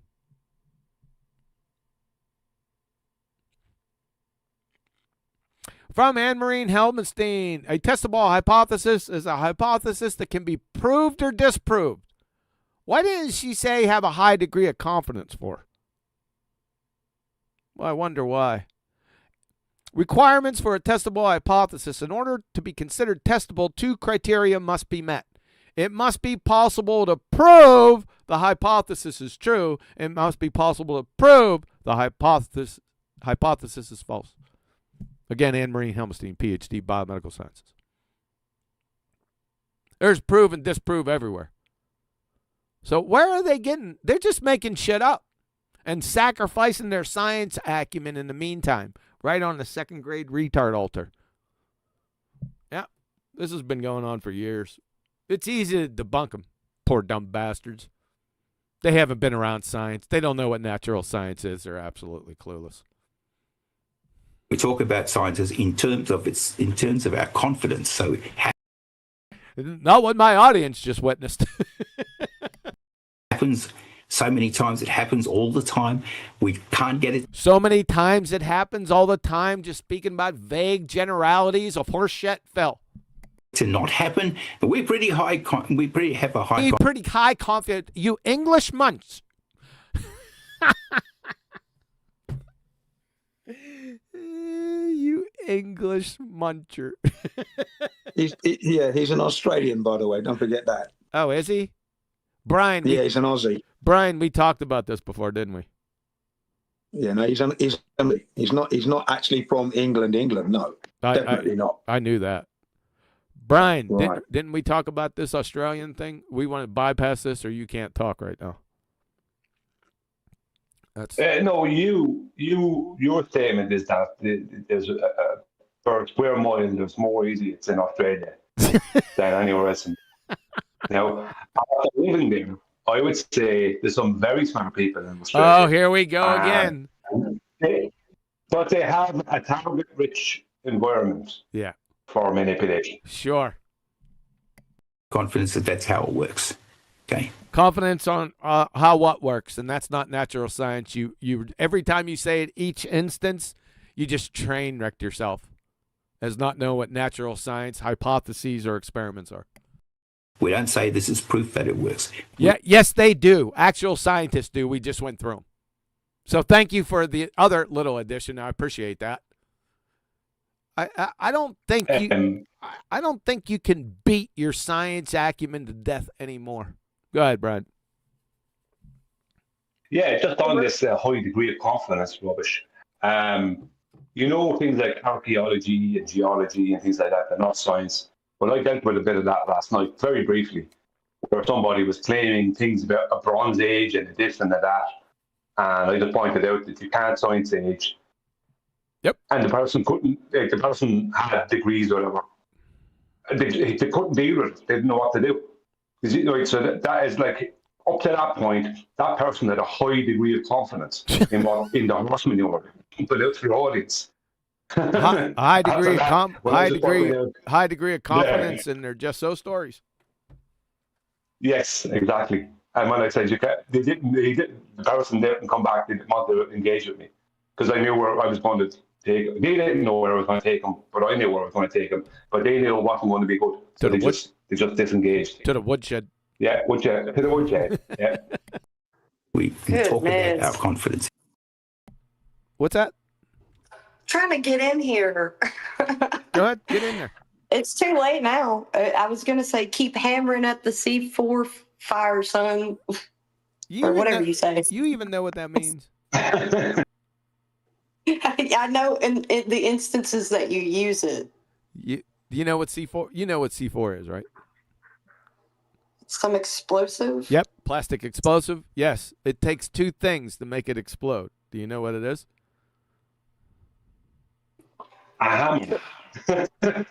Say again?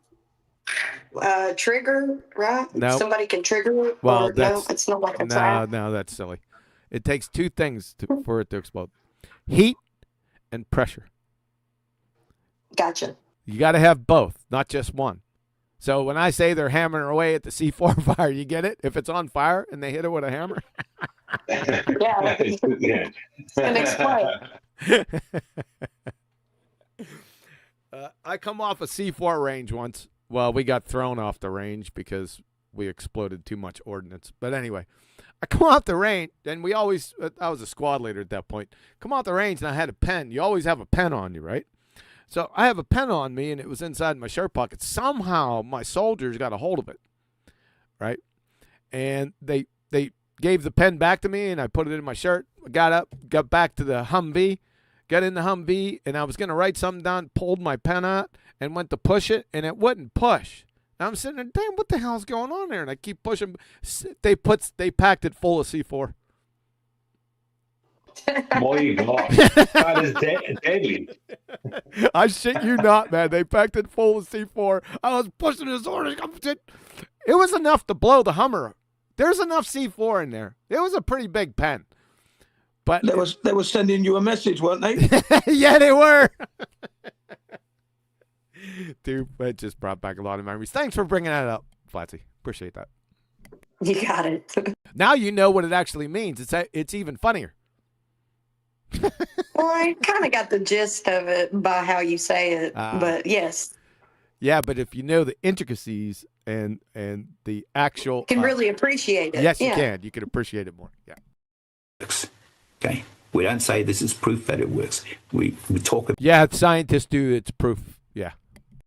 About our confidence in it. No, they don't say that, and we just went over that. That's how many instances? Each instance is another friggin' jab in your skull. And its ability to make accurate predictions. No, that's accurate predictions. You don't even know what a prediction is. You said it was different than a scientific hypothesis before. You're an idiot. And that's the most thing, and that's why we need it. That's the most thing. People. That's English much? The most thing. Chocolate, it's the most thing. It's the most thingy, man. That's what it is. Just wanted you to know. I hope you're still there. Please don't say anything. Here we go. Okay, so why this collapse in that debunked? Why this collapse? Phil, it says on your own slide why it collapses, not this. What is going on here? Unbelievable. That's evidence that he didn't write these things. As in, he like if you wrote that, you wouldn't have say it wrong. You would say it correctly. He cried it. Because it came from your mind to the page. He cried it. I was about to say, I think he just can't read, so he didn't read it.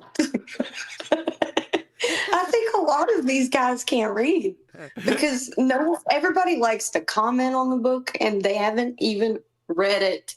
Yeah. Just crazy. Well, that's the jealousy coming out there as well. I mean, come on, man. It's crazy, isn't it? Why would you go to this length for a book you've never read? What kind of hatred is in somebody's heart to do that? Think about the psychology of this. Disgusting scum work.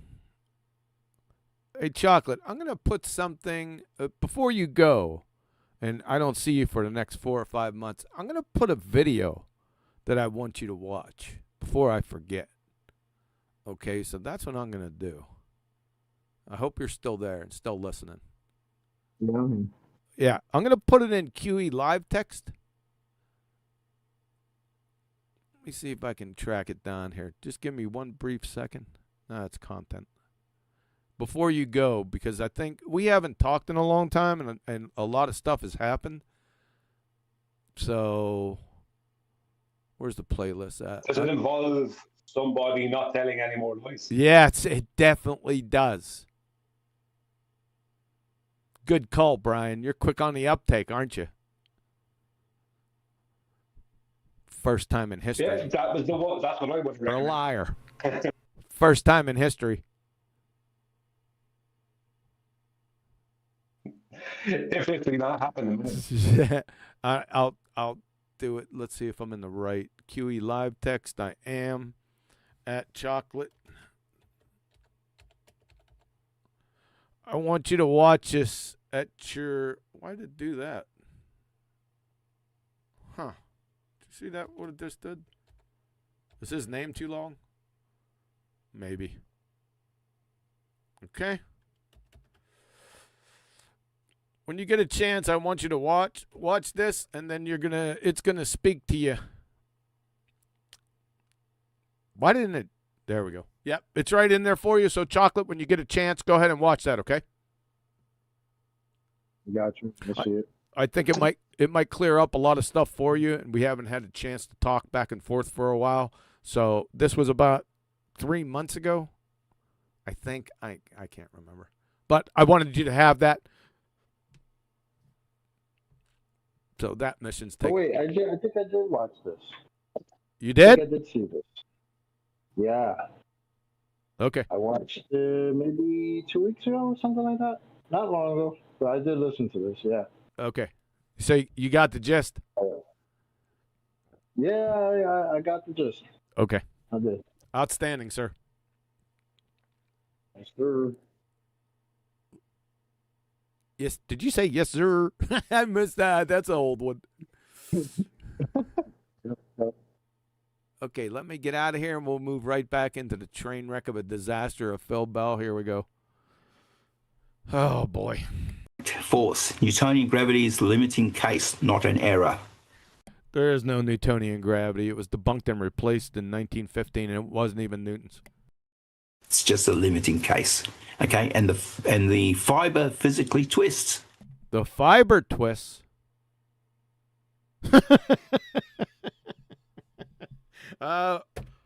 Okay. That's a fact. What? That's a fact. Why did that fiber twist? Because of your sister? Okay, it physically does. You can't object. You can't object to that. Can't object to the fiber twisting. Fiber don't twist. Or twist. Who cares? Okay, so the deflection is the observation. The deflection is the observation. What? Deflection of what? Who knows? No. Whatever model. What he's saying, Kiwi. Oh, no. What he's saying is no. What he's saying is the observation is the juice. That's what he's saying. I thought he was getting out the crystal potato. I thought so too. And he reverse stuffed on me. He sure did. He got me too. The observation is the juice. That's right. Shout out. Very well done. Shout out to Heat. So maybe you don't know why it happens. Maybe you don't know why what happens. Why this thing got attracted to that one. Why did what thing get attracted to the other thingy? But it did. It did. Show. It twisted the fiber. It gave us the evidence. Pause a second. This nonsense about the Cavendish. It's like the effect. No, the claimed observed effect that nobody else has observed. What is this effect? Even though it's in a man-made apparatus, it's not an effect anyway. They viewed it, whatever, the fibers twisting. What an idiot. He doesn't even know. He hasn't even read the paper, by the way, from Cavendish. But I digress. it doesn't matter anyway because they didn't observe a natural phenomena. They don't have a dependent variable. You can't observe the dependent variable first, or you can't have the experiment first and then get your dependent variable. That doesn't work that way. It's ridiculous, isn't it? Yeah, it's preposterous. Happens within. Your dependent variable is going to happen within the test. Oh, you know what I mean? It's ridiculous. They have a phrase for it, Brian. They call it bass-ackwards. That's exactly what it is. That's exactly what it is. Yeah. Isn't the fact that fibers are unraveling a problem in this thing? It doesn't really matter anyway, unless they can show this within the general theory of relativity. It's all moot. Yeah, exactly, because they can't. It's two separate things. Yeah. It's pretty funny though. It's all mute. It's funny. Evidence that it does happen, and therefore it opens the door to working out, well, why? Why?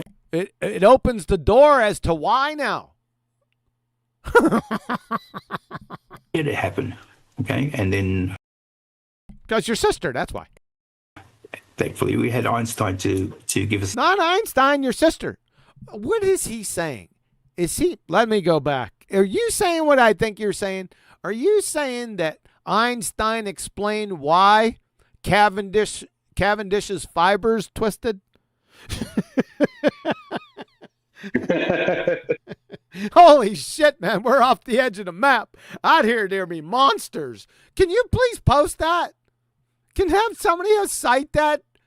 Absolute incoherent, directionless drivel that he can't support. He's just making shit up in that caper-sized piece of horse shit he's got between his ears. This is pathetic. Why did it happen? Okay, because your sister told you. And then, thankfully, we had Einstein to give us an explanation for that. Yeah, that's what he's saying. Yeah, Phil. I bet you Phil doesn't even know what an explanation is.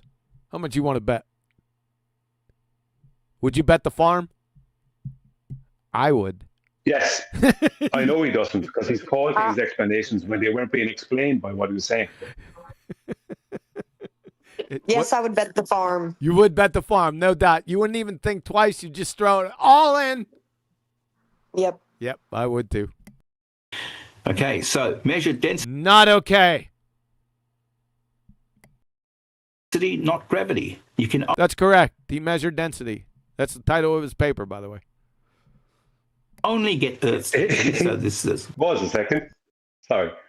So again, measured calculations. That's what density is. Yes. You measure the concept. Yeah. Yes. How did he get density? How did Cavendish get the density of the Earth if he didn't measure G or M? That's my question. Why do I ask that question? That would be difficult. That would be a little bit difficult, wouldn't it? Like impossible? Yeah. Definitely. Let's see. Got a lot of stuff up.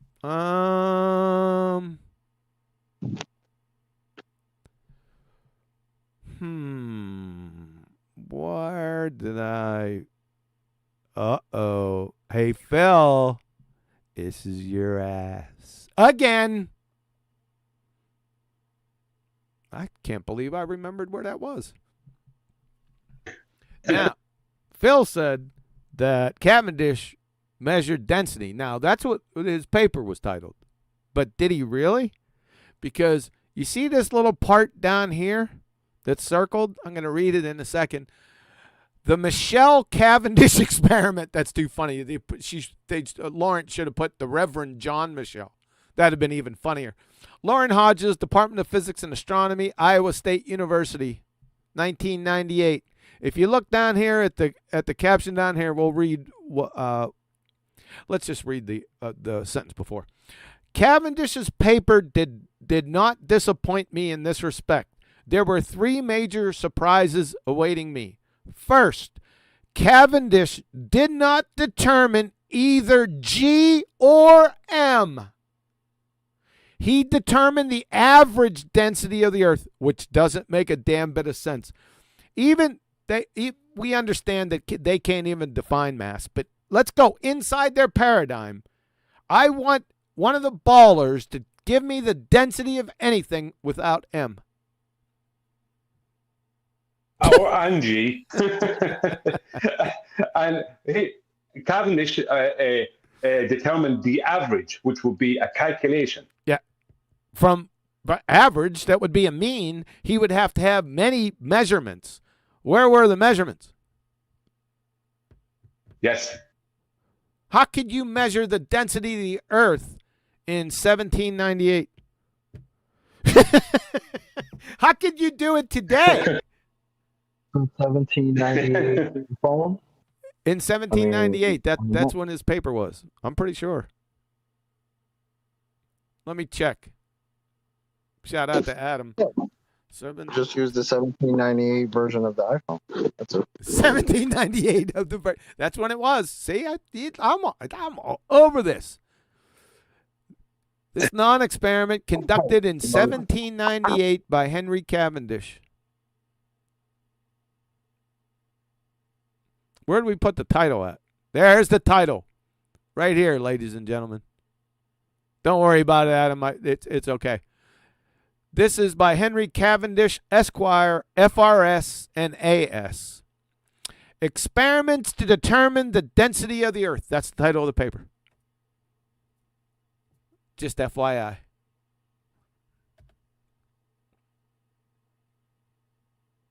The Cavendish non-experiment was an absolute train wreck of epic proportions. The measuring calculations, within non-experiments and not having the elements he would have even needed to have measured to have come up with a density. It's it's terrible. It's terrible. I love this paper. You know what they did to this paper? They removed it. Yep. Didn't they? Lawrence Hodges, yeah. Yep, it was removed. It was a good thing that I had the wherewithal. This was back in the time when I got this citation. This was back in the time when all the citations, not all the citations, but a good many of them, the really strong ones, were suddenly disappearing off the internet. So what I did was I got wise to it, and I said, well, let me just take a screenshot. You friggin' I have that one myself. Pathetically feeble sewer rats. Who's your Huckleberry now? Huh? Clowns. Can I just point out something as Go well? ahead. Yeah, go ahead. Something I noticed on that recent Eric Debay video where he's going through 50 official papers, documents that state the Earth is flat and stationary. Good. He went from the earliest one that he had to the most recent. And the most recent one, and I wasn't surprised about this, was 2015. So obviously they caught on to it pretty fast in 2015 and did our best to make sure there was no more papers coming out officially or that people could general public could get their hands on that were stating that the Earth was flat and stationary. Interesting, isn't it? It is. Kind of like these. Yep. Here we go. I think referring back to Cavendish, they were saying, well, he wasn't measuring gravity. He was measuring Correct. How can he measure density? Density. Okay. All right. So. Okay. All right. It's not okay. And it's not all right. How did he get the average density of the Earth without knowing M, which he can't even define? You're an ass clown, dude. So again, just not understanding that there's things vicariously that you can get. There's thingies vicariously that they could get from the non-experiment from Cavendish. You need to be institutionalized, dude. Okay? You ass clown. With a high degree of confidence. Shut up. What? I said with a high degree of confidence. Nicely done. I'll tell you, Brian's got it going on today. What'd you eat He today? does. I'm catching up on you. Did you like take a break from potatoes, or did you have more potatoes, a type of potatoes today? Wouldn't you like to know, considering you are obsessed with potatoes? I'm not telling you. All right, says Mr. Potato Head. You know okay. what? He fried one up that had blight.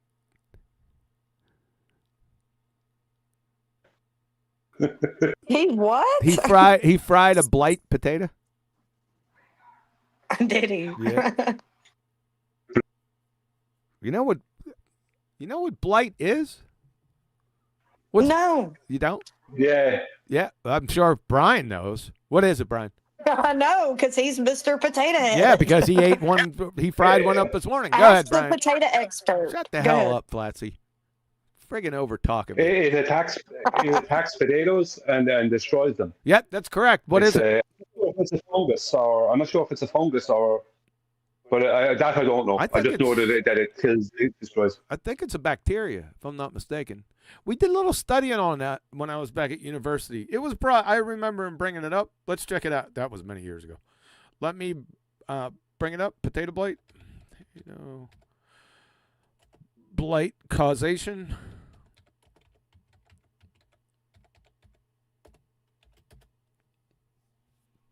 Potato late blight is caused by, you're right, a fungus-like, almost like pathogen, Phytophthora infestans. That doesn't sound good. No, and I only guessed that fungus. It could have been a bacteria, so I can't claim I was right because that was a guess. They're calling it late blight. So what's the early blight? Alternaria solani creates target board spots, mostly on older lower leaves. Oh, so this was a staging event. This is wild. Like I said, it's been many years. Potato blight. Let's wait a second. What caused the potato blight in Ireland? Or is it the same thing? I would say it's the same thing. Yep. I must have heard somewhere it was a fungus because I honestly didn't know, so I can't claim I was right because I didn't know. Oh, that's good. Do you know what I mean? You got it. You're in the vicinity. Okay, cool. Now back to the potato fungus in here, Phil, and this booger eater. What other dumb shit are they going to say? By doing that experiment in order to learn. Wasn't an experiment. That particular thing. And that thingy, no, there was no thingy that they learned. Then by doing that can make some deductions about. What the hell is the hand movement? You see this? This thingy with that thingy and deducting the other thingy, we can then determine what I did with your confidence. Absolutely not. So, absolutely nothing with deductions. Yeah. Look, watch his hand motions. Shut up. Watch his hand motions. Understanding that there's things vicariously that you can get by doing that experiment in order to learn that particular thing, and then by doing that can make some deductions about the thing that you're actually after. Did the like spiral spinning like cuckoo motion? What he just said was inane horseshit. With his hands flailing. What a dumbass. That made no sense whatsoever. None. Zero. Idiot. All right, if we just 1 second. So go ahead. Just a second. If we take the timeline of what's going on here, right, since we started watching this on the show, they admitted earlier that gravity, right, they've gotten to the point of saying it's an effect, right, because it's a pseudo force, right, as they've admitted and they've agreed. So that means they've been talking about the thing they call the effect all along. Where is the cause within what they're talking about? They really don't have they really don't have the effect either. Not in No, they don't. They don't have that either. Yep. No. Yep. But But you're right. But you're right. They're talking about the effect in their mind, which is not the actual effect. Yeah. Yeah, I got you. Grab your partner. Yeah, it is because basically what they, without realizing, is all they've been talking about is something, an effect that they're calling gravity, whatever that may be, and they're not. There's no cause determined for this in any way. They're not doing that and come up with a cause, but they think that somehow they're validating the effect. It's the cause you're supposed to be validating, not the effect. You know what I mean? You have it backwards, isn't it? Yeah. They think. Go ahead, spell that. T-I-N-K. Thank you.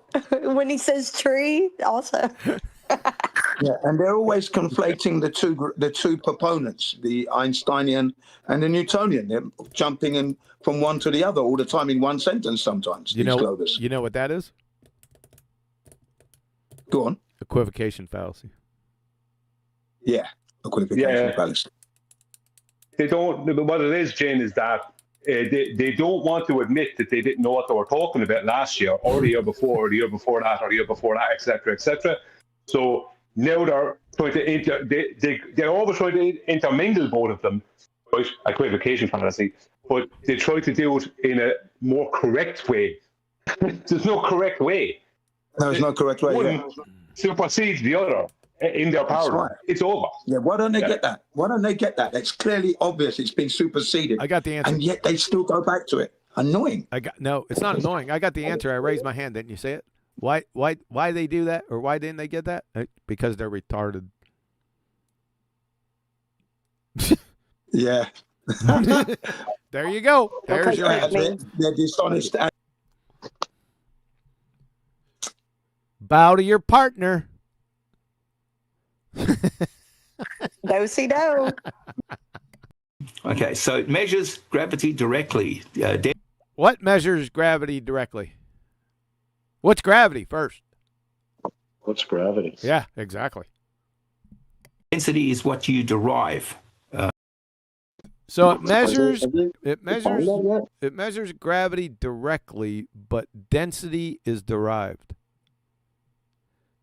That not according to Phil. That is horseshit. That makes no damn sense, Phil. Where'd you get that from? Where's G in density equals mass over volume, which you can't even define mass, by the way. Go ahead, Chocolate. You want to say something? I talked over you.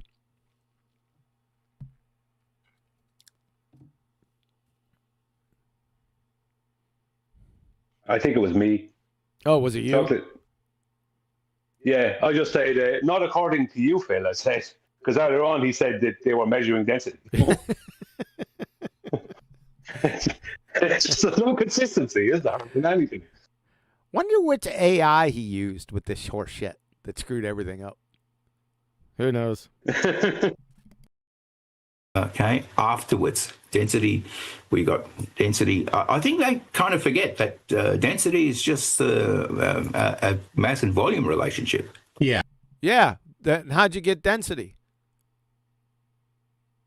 Now, that's the formula. It's not the definition of density, number one. Number two, if in your paradigm, what you just said, how do you get density without M?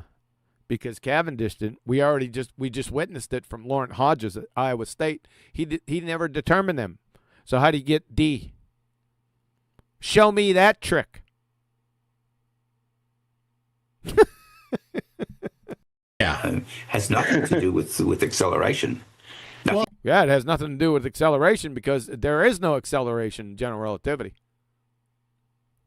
To do with movement at all. So Cavendish was seeking. Cavendish, huh? Sentence fragment. Go ahead. Well, there is actually an acceleration in general relativity, but it's of the Earth up the way. I forgot he's a Yumi. Yeah.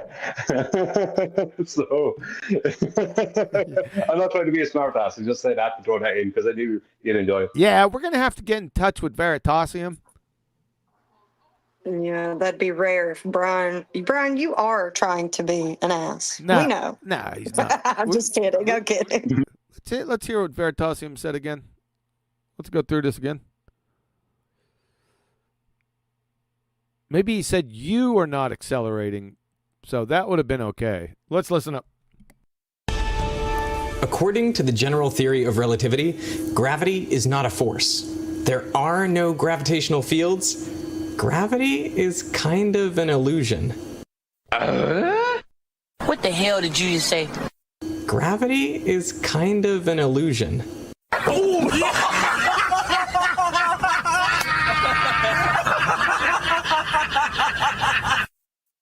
In general relativity, there is no mystery. All objects appear to fall the same way because, well, they're not accelerating. There you go. The objects are not accelerating. So he's still correct, right? Follow? Well, it depends. But if he says there's no acceleration, well, he's correct. But the Earth, they're not accelerating. They're sitting in free space. Yeah. The Earth is accelerating up to meet them. Yeah, he just didn't say that. He said the objects are not accelerating. Yeah. So he's still right. So I use Veritasium. Of course. That's what he's referring to. He's referring to. That's what he means. He's kind of speaking as if the people he expects understands this. He just said it in a way that was it was like I said, it was still okay. Fair enough, and your point your point is granted. So, all right, here we go. To measure the density of the Earth, and you mentioned it earlier, 5.4 times the density of water. and where'd they come up with that? Well, isn't water part of the Earth? Well, I don't know where they got that from. And that was his goal. What was his goal? Who are we talking about? But in the process of doing that, in the process of doing what? Look at him look up over here, right? He's just making shit up. Ass clown, arm fowler, friggin' booger eater. Accomplished a bunch of other things, and he accomplished a bunch of other thingies, ladies and gentlemen. You know, in the Reverend John Michelle Cavendish non-experiment. Accomplished many other thingies. Including outputting the gravitational constant. Oh, he did. Did he output the gravitational constant? Let's see that again. Oh, there it was. I should have kept that up. I wasn't ready for that. Can you go back to Lord Horses? Yeah. Yeah.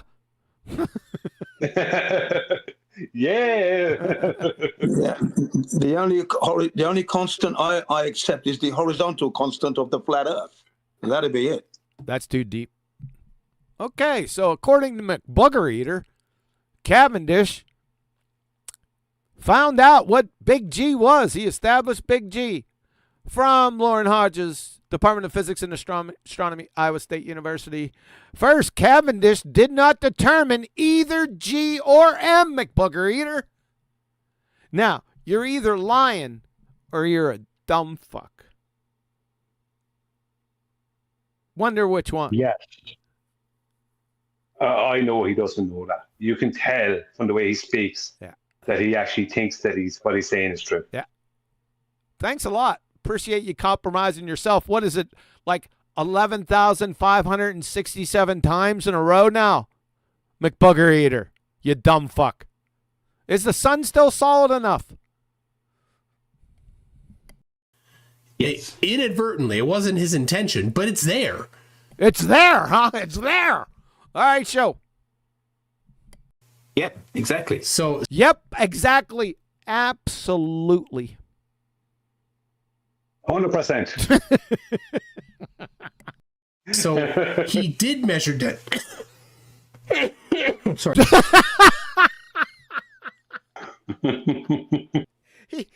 He did measure.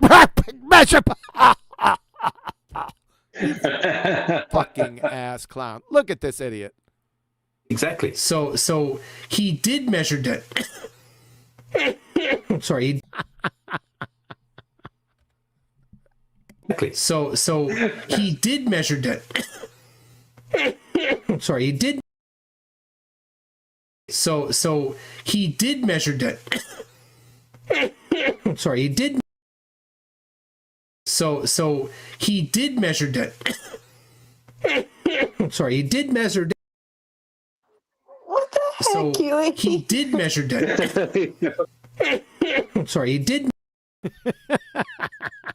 I was sitting back here laughing. What a fucking ass clown he is. All right, here we go. Measured density, and he measured gravity. So he measured density and gravity. Uh-huh. And Penelope's pit stop was Bruce Lee's grandfather. Okay, so the null hypothesis, it's the what? Did he say no? He's got no hypothesis down here. Instead of null? Yeah. What the fuck? Maybe he's talking about there not being a hypothesis or something within Cavendish or something. I don't know. Okay. All right, I'm going to play it again. okay. So the null hypothesis, its hypothesis was. I don't know what is he saying null hypothesis or no hypothesis? Is he reading this or saying no? I think he's saying no hypothesis. Let's try. I think he's saying what? No. Let's CC his ass. So the null hypothesis. No, they have it written down as so no hypothesis. He's got that written down. Who knows? It doesn't matter. He's a fucking idiot. Okay, so the null hypothesis, its hypothesis was precise and falsifiable. He can't even say it. Okay, what was the hypothesis then? The yes hypothesis. The yes one. The two important thing. Okay, so two masses attracted by a calculable amount. Two masses attract, they can't even define mass, but two masses attract, it's already been debunked as of 111 years ago, but Phil's still on it. Two masses attract, huh? My God. By a calculable amount. Why didn't you measure it? Yeah. Oh, goodness.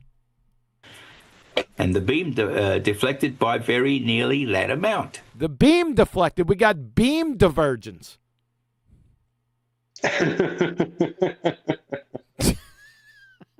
And wire twist. And no fiber twisting. What a clown. So it matches what we make a prediction.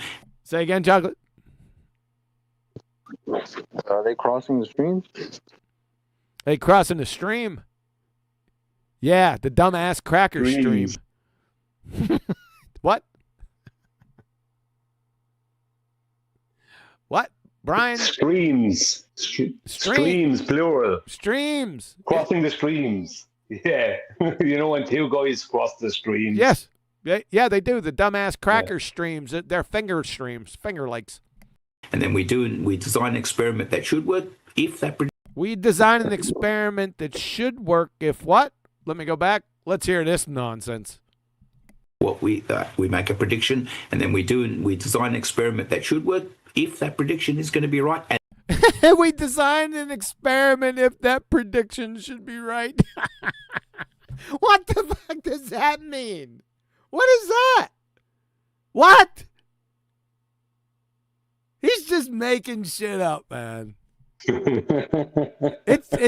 annihilating the scientific method. He's a murderer. The scientific method. He's not only annihilating that, he's annihilating just simple coherency. It's nonsense. It's pure gibberish. And then it does. It's a black. Hang on, it's a black art to understand what he means, isn't it? It's a black art. Black? No, it's a dumbass art. Okay, so just a man-made rig. So again, here we go with his man-made rig again. That's not in the paper, by the way. We still have that up. Let's do it again. Control F. Man-made rig. No results found. Thank you very much. Studio in particular. Don't you ever say my name again. Do you understand me, you gray-headed fuckstick? Don't you ever mention my name again.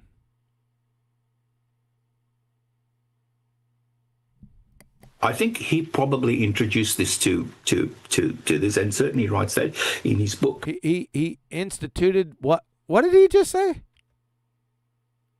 Let's go. Introduced this to something. I don't know. Let's go back. Rig. So again, Studio in particular, I think he probably introduced this to this, and certainly writes that in his book. Can't even fucking speak, this guy. I have no idea what he just said. You introduced something to something somewhere. I don't know. Let's see what I introduced. Yep. And talks about natural science. Yep. But you can't even understand the McBooger eater, and you're saying yep. You idiot. To this, and certainly writes that in his book. Yep. And talks about natural science. So he never says the word science. He always uses. Yeah, I always use natural science because science means knowledge. And I already went over this, I don't know, in the past 10 years, maybe 70 to 80 times formally. What you're doing right now, you glue-sniffing idiot, is you're promoting an equivocation fallacy between the word science and natural science. Science just means knowledge by itself. Natural science has a very distinct meaning. It doesn't just mean knowledge. Idiot. Uses the word natural science as if, that then means any other other kind of science you do. It is not any other kind of science you do. No, there's no other sciences besides natural sciences in our genre. You're equivocating fallacy again. Second instance. Science because it doesn't involve something that's happening in nature. So that's correct. That's what natural science is, you glue-sniffing idiot. It's called... Pause a second. It's already paused. It's called physics. Specifically, physics today is quantum mechanics. Every other natural science falls underneath it. It's all connected. Physics is the mother. You ass clown. Go ahead, Brian. Sorry, I was just thought you were going to press play again. Yeah, so is this an admission that what they're claiming is not found in nature? Yes. Well, what? Do you know what I mean? Yes. Yes, you're right. What the hell are you talking about then? You know what I mean? Well, he doesn't know what natural science is as compared to science. Let's go check that down. Heck with it. We haven't got anything better to do. Where would I put that?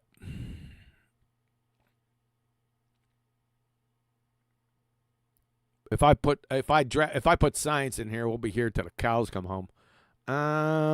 Where would I? So a million. Yeah. Let's go with. It's got to be Master of Science. It's got to be there, but it's gonna be in part 1 if I'm not mistaken. Because I lead off with it. I think it's that important. Of course, I won't be able to find the damn thing.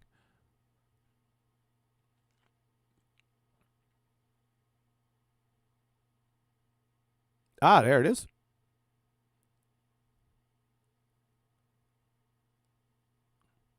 Semantics. Words, they mean things. Unknown sage. It's got to be. Here we go.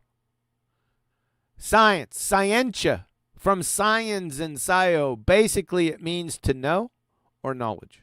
That's the definition of that. That's not the definition of natural science. You glue sniffers. Where's the definition? Did I put it in here? I should have put it up there, but I probably didn't. Oh, it might be here.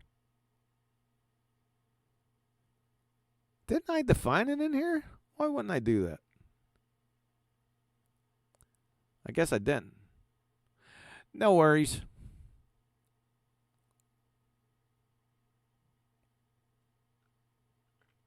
Yeah, natural science would have to involve, as a definition, surely natural cause and effect establishment. No. Would it not? No, they don't get. Am I wrong there? They don't. No, it's not that you're wrong. They just don't get that specific. All right.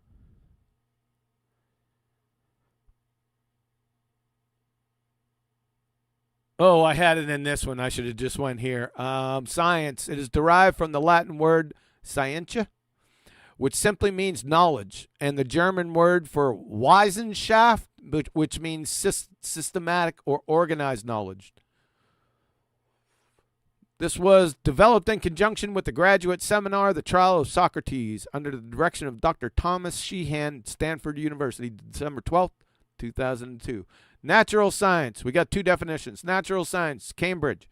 Subjects such as biology, physics, and chemistry, in which things can be seen in nature, are studied. You glue-sniffing idiot. That's the first definition. Natural science, Oxford Dictionary, states that the intellectual and practical activity encompassing the systematic study of the structure and behavior of the physical and natural world through observation and experiment. That's not science definition. That's not up here, which simply means knowledge. Say it. Yeah, it's very different. Yep. Like I said, he's equivocating fallacy between science and natural science. That's what he's doing. He's an idiot. Yeah, not would it be correct to say natural science is the establishment of proven cause and effect relationships in nature? It could be. Would that be it? Yeah, that would work. Or maybe the word empirical could be added in instead of proven. That would work too. Yeah, it would. Those two do it though. It's fine to be general like that. If you wanted to get specific, you're correct. So if I add two chemicals together,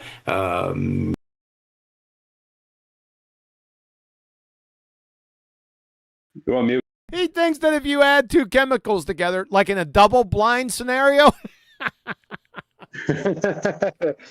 Sharon's global map. Yeah. He is a fucking Phil. You're a fucking idiot, dude. You know that. But you don't know it, which makes you Dunning-Kruger delusional. You're an ass clown, dude. Let's say I want to synthesize an alcohol, for instance. You want to synthesize an alcohol? Where do you see that in nature? Besides in the hills of Tennessee.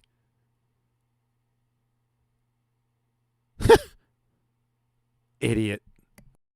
And I'll do I'll use sodium hydroxide to. You'll use sodium hydroxide, huh? Where'd you get that? To displace a chlorine atom. Just displace chlorine atoms, huh? This sounds sciencey. Then I make an alcohol. Well, that's not science anymore. No, that's not natural science. Nope. It's not that it's not science anymore. It never was. Idiot. That's because I had some test tubes and I had some, He had some test tubes. Apparatus and all these things. He had apparati.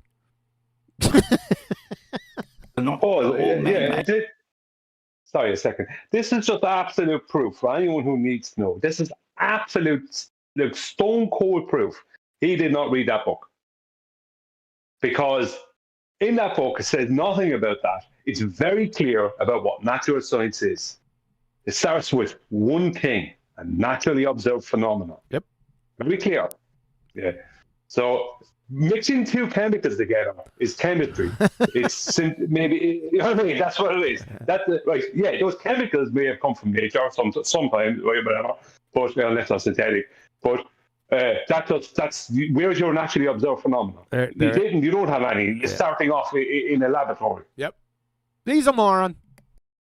So no, he's in the laboratory because he's a bug brush. No, he's not in a laboratory. He can't even spell it.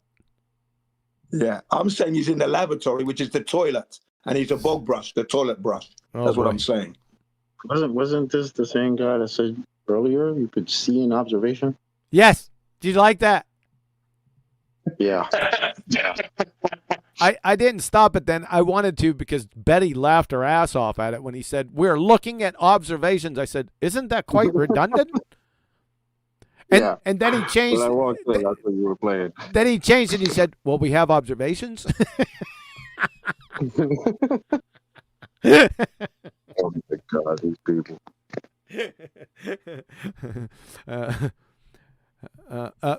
Professor Phil, what's the difference between atmospheric pressure and gas pressure? No.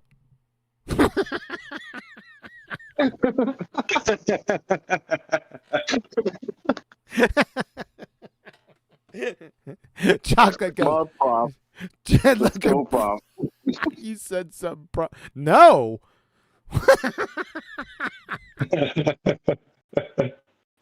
What's that, more, Phil? I'm not playing semantic games. Hey, then I said, what's semantics? And he got that fucking wrong.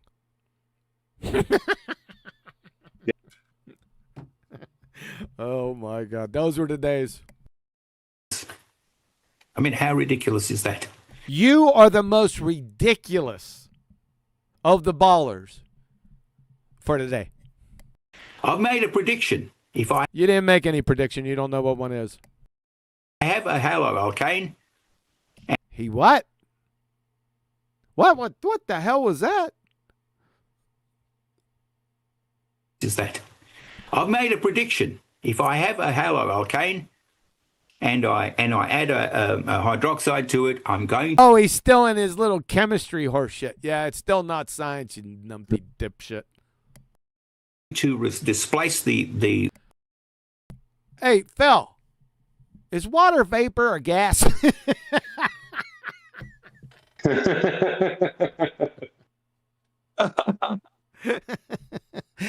His answer, that's the dumbest thing I ever heard. Ladies and gentlemen, he was with crackhead Hawkins in that numpty clip. The halogen out of that and create an alcohol. That's my prediction. And then what happens? It does work. It happens. That's his prediction. It does work. If I add banana and milk, right, and some chocolate to a mixing jug and I mix it up, right, will I have created a banana milkshake? Yes, that's my prediction. It does work.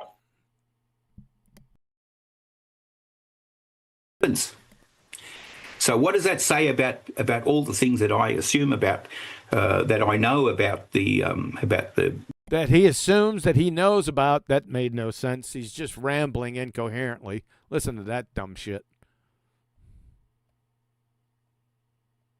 About all the things that I assume about that I know about the atoms, the way they behave, the way about the atoms, the way he's just going off on a tangent now. He's a freaking moron. The way alkanes behave, the way haloalkanes behave, the way alcohols are formed. What does it say about all those things? Says you're a moron. It is clear evidence that all of those things. What the hell? Say again.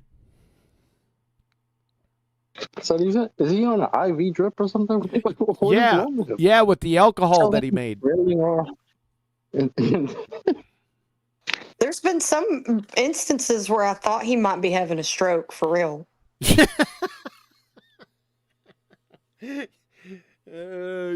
Were you looking at observations? Right. Ladies and gentlemen, this is a face of a Dunning-Kruger delusional moron of epic proportions. This is the reason why when you send your kids outside, they need to have helmets on, because he's out there. Okay? That's why. Okay? It wasn't magic that came up with that. I made a prediction. It wasn't magic. I made a prediction. You didn't make a prediction. You don't know what one is. We already demonstrated that numerous times. And I made an experiment to test that. He made an experiment.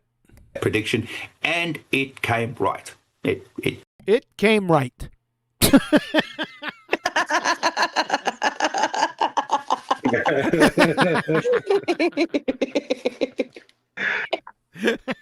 I'm sorry. What is even that? Yeah. This is like Mr. Magoo. He's listening, Mr. Magoo. That's actually Professor Phil. I named him that. Here, I'll show you. Right over here. We put Mr. Magoo on his shoulder over here. I don't know. Elmer Fudd is blushing in the corner. How stupid you are, sir. Are you saying he's Professor Phil Magoo? Yeah. Yeah, look, right over here. Over on his left pocket, Mr. Magoo. Shout out. I'm genuinely concerned. I really am. Well, you have warrant. Came true. So that's science. That's all we need. He said, no, that's all that he just said. That glue sniffing idiocy, that's science to him. Out of science. And science can just be measuring something, can just be observing. That's science. That's all we need out of science. And science can just be measuring something, can just be. Science can just be measuring something. Really? So the carpenters are scientists? That's where I was going to go.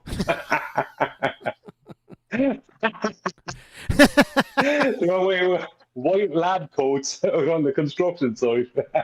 you would almost think like the definitions of words are meaningless. You would almost think that. Good point. Those are just words. That's what Phil said in the video. Yeah, I'm not playing your semantic games. Yeah. So I guess to fix my house up, I got to go I definitely need a couple carpenters. Should I look under scientists in the yellow pages? You ass clown. So that's science. That's all we need out of science. And science can just be measuring something, can just be observing something.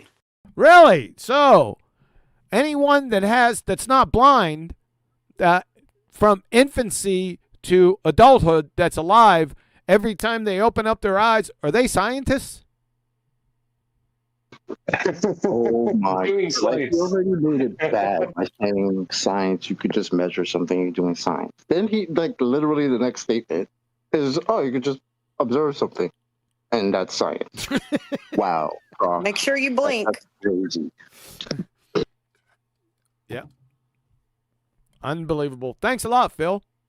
You would fail intro to third grade general science, and you just sacrificed your science acumen on the second grade retard altar for how many times now during these last 3 episodes? Thank you very much, by the way.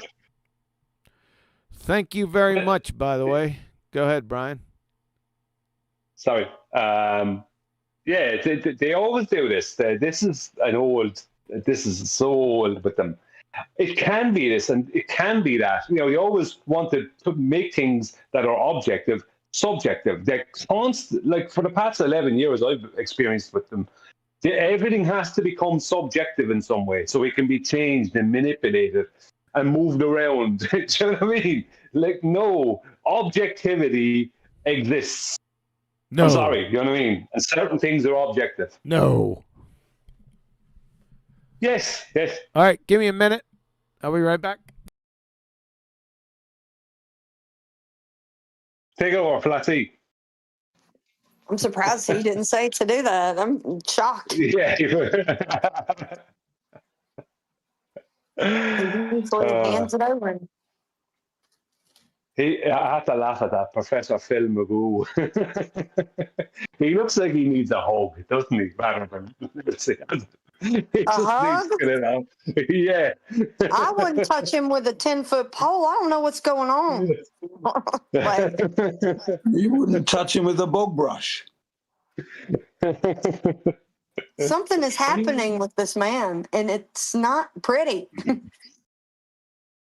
Well, he is sick at the moment, so but I haven't ever experienced him acting different than this, because I've seen him many times at this age, on camera, and he's being the same all the time. So I don't like him being sick. I don't think has nothing to do with the way he's behaving, with his hand movements and stuff like that. I think that's just him. But Brian?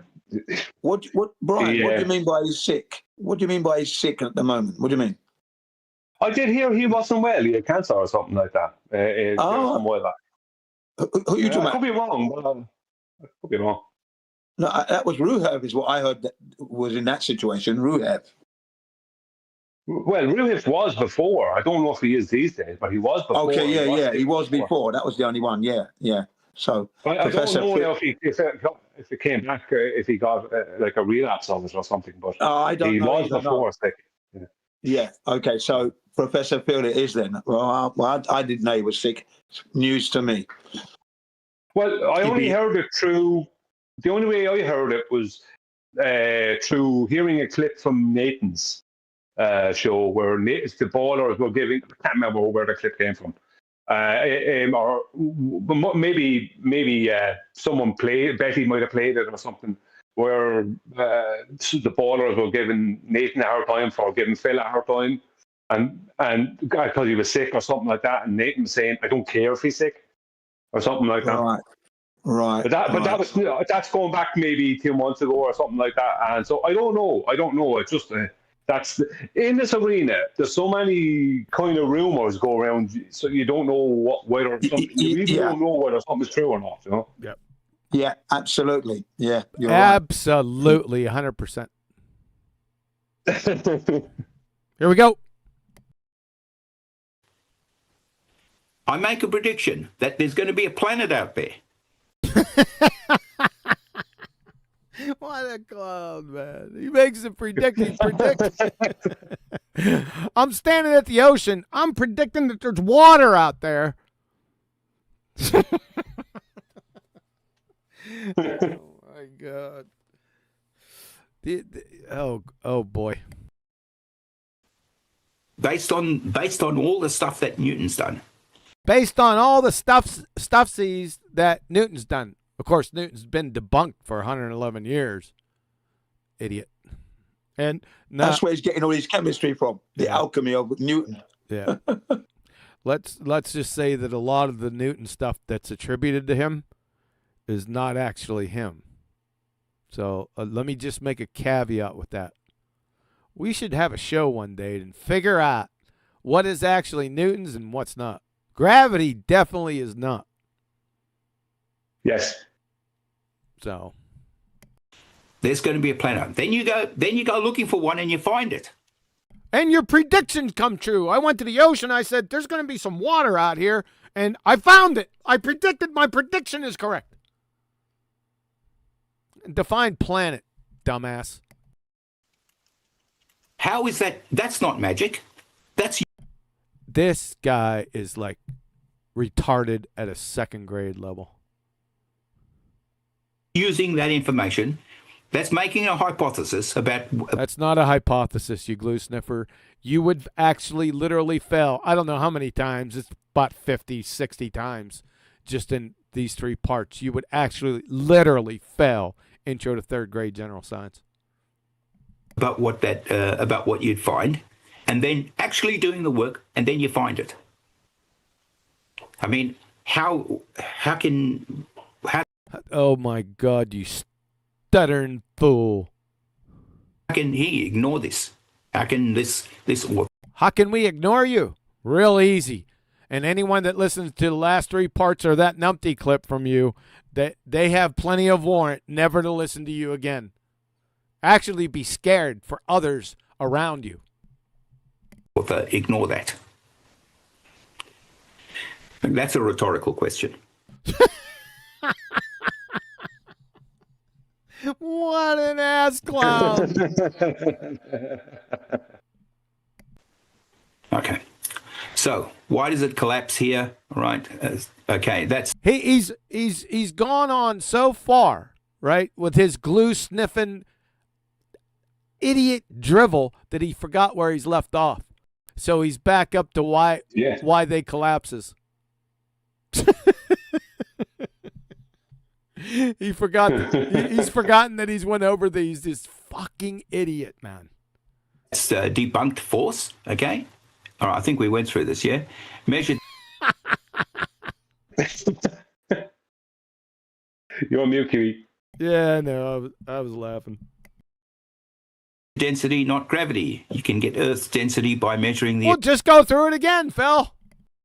Attraction between known masses. So it's a whole bunch of things that we came just because. It's a whole bunch of thingies that we came. What? Of measurements. So we can tell because we know, for instance, in Kepler's ratio, the square of the period over the cube of the distance. What's he going on about now? Kepler is He's going over Kepler. Yeah, but why is he doing it? Because he's not all there, is he? He's a sandwich short of a picnic. Kepler was the originator of all things gravity. Hold on, Mr. Kepler. He's a sandwich short of a picnic? Is that what you said? Yeah, that's right. Yeah. I thank you for appreciating that, taking the time to appreciate what he said. I do. When I overhear something that I haven't heard before, and I question it philosophically, I'm going to stop. Go ahead, Mr. We're not asking for you to give us a rendition of what Kepler's laws are that are not actually natural laws. It's hard for you. I know you have this great affinity for Kepler. So should I let you budge? Well, I wasn't going to talk about his laws. I was going to state that the origins of what they call a force of gravity started with Kepler. Sure. So. Well, it had to. Okay, because we can do that. We can predict. Because of that. Because of now, we know we can predict. Fucking idiot. If we didn't know how far the moon was, we most certainly would be able to work out how far it is using this ratio. Oh my God. And that ratio works for all the planets, for all the satellites, for everything that we see that's moving. In the second law of thermodynamics violation. So what ratio? His idiot ratio with Kepler. Yeah, I don't offset elliptical orbits. Yeah, I don't think so. In fact, what he's trying to do here, because he's talking about a second law of thermodynamics violation, standing. He's talking about Narnia and the mechanisms of flower petals in Narnia. That's what he's doing right here, ladies and gentlemen. He's trying to justify it. Yeah. He's an idiot. That's that. Thanks to Kepler's laws, these things actually work. So therefore, we can now. What works? The flower petals in Narnia. Make predictions, which we do, because we don't. Let's hear these predictions. Satellites just don't go. I think I'll just put it. Satellites don't go. They don't go or say anything. And what do you mean by satellites? And where are they specifically? Over there. No, you got to figure out what job you want it to do. If you want it to be geostationary, in other words, stay in one place so that your TV can work all the time. My TV works fine without any satellites. Okay, so you don't get TV for 2 seconds and then it's gone. All right. This guy's a certified moron. He's just a second. I just think that he's off on another tangent. This slide has gone on for too long. Go ahead. Yeah, just so people are aware, because I think it's a fun fact. all of this, every part of what he's talking about, all originates, right? I know you joke about me and get on to me about the Kepler thing, but it all originates with Kepler's analemma, which originates as a sun cycle over a flat stationary plane in astrology, of which Kepler was an astrologer, a master astrologer. So what they're appealing to is a mathematical back engineering that started in astrology.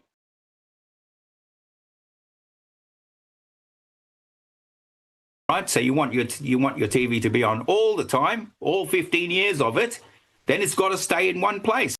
All 15 years of the TV? What? All 15 years of it. What? Come again? You never know what this glue sniffer is going to say. It's tragic. Well, how's that going to happen? Okay, well, then the satellite's got to move at the same rate, at the same speed that the Earth is. Could you show us the Earth moving at the same speed? At any speed, for that matter? Hey, there's ICS pin, you glue-sniffing fuckstick. You're dumber than Bell is, by the way. Right, and be at a certain position. So R cubed, it's got to be right. Center of the Earth to the center of the satellite. Where's center of the Earth at? Show. That's got to be right. Okay. The center of the Earth has to be right. What? How about left? And then the other thing about it is the period T squared. So that's the 24-hour squared. So I'll give you T squared. Put those two things together, and we now know, before we do any kind of work on it, you got to have... Before any kind of work on what? Have it 36,000 kilometers. It's got to be... 36,000 kilometers. Where? Is he saying up in the sky? Is he still on the satellite horse yet? Yes? Yeah.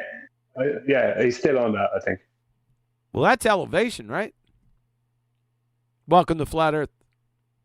And you're in the middle of a second law of thermodynamics violation, you glue sniffer. To be there, it's got to be over the equator, 36,000. Uh-oh. What equator? Welcome to Flat Earth Squared. Squared. Yeah. Yeah, that's what you should have said to him, Chocolate. Welcome to Flat Earth. You're probably sleeping by now, but it's okay. You're getting older now, aren't you?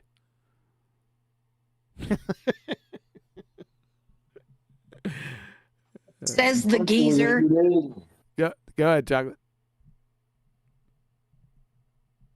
So my birthday was like a month. When was your birthday? June 28th. Happy birthday, sir. Happy birthday, Chocolate. Yep. Happy birthday, man. Yeah, happy birthday, Chocolate. Happy birthday. Happy belated. Shut up, Flatsy. You have many more. Appreciate that, guys. Shut up, Flatsy. Yeah, Shut up, geezer. I guess we all know who the geezer is, too. Belated. Mute her. I'm on it. Kilometers and away, and it's got to be moving at this speed. Well, it will be moving at that speed if you did. Okay, so what are you going to do? You're going to put the thing on a rocket, make sure... What you going to do? Well, put this damn thing on a rocket. Fly to Narnia. It's going at the right speed. Make sure that you get to the right to the right orbital range, and then let go of it. Say bye-bye now. Off to Narnia. There you have now. What horseman you are? He's called it. Yeah, he's a close number. A geostationary satellite. Okay, that's how that. How many years? It happens. All right. That's how that happens. Is his conclusion. Fucking guy. You should be institutionalized, dude. The no hypothesis. We're back to the no hypothesis. Now, did he say no or no? Let's try it again.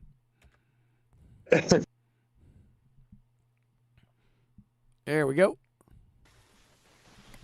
All right.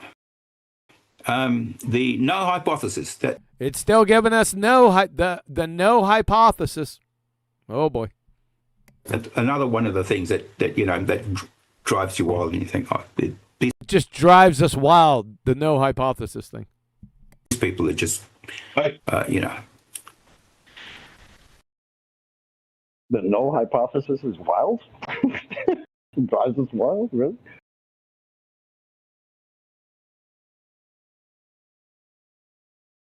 You're on mute, Kiwi. Yeah, I was about to say. Shut the fuck up, Flatsy. Damn. That's why I'm here. Let's do that again. What a fucking retard this guy is. the no hypothesis. Another one of the things that drives you wild, and you think, oh, these people are just. You were on mute.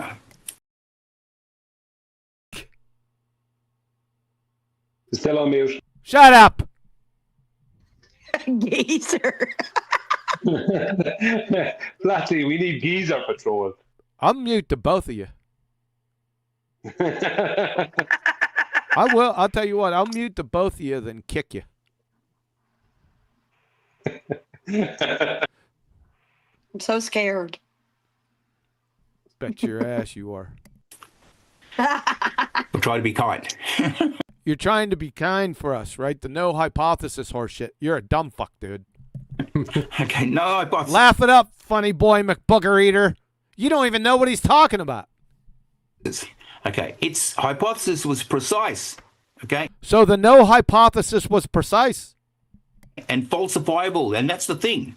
It's got to be. And that's the thingy.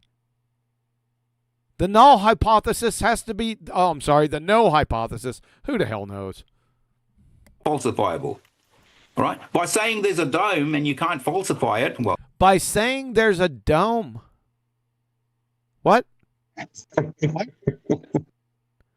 What does? Are you gonna make a fuckwit analogy and shove that friggin' half a stick of dynamite up your ass and sit down on a bonfire? Let's get this whole thing. I can't wait. Here we go. It's got to be falsifiable. All right. By saying there's a dome and you can't falsify it, well, I suppose you can, but, let's say you couldn't. Let's say you had no access to the things we do have, and therefore you could falsify it. You need to be institutionalized. Well, that's nonsense. That's just useless. That's the very definition of what he would call pseudo. What the fuck are you even talking about? Who you talking about? He? Who's he? You. Yep, he didn't state it though. Yeah. No, but he's definitely cognitively constipated is what he is. Cognitively constipated. Yeah, that made no damn sense. Go ahead. Yeah, he's stating that if you claim there's a dome and they can't falsify that there is a dome, that means that you are then being a hypocrite if they say that's not science. Yeah, that's he needs to be institutionalized. Yeah, that's dumb fuck. Science. Okay, just a man. Okay, thanks for that. Madrig. Again, we discussed that, all right? So what's the bottom line on that? Newton doubted the cause and affirmed the law. You're on mute. Newton doubted the cause and affirmed the law. I'm going to rip your fucking...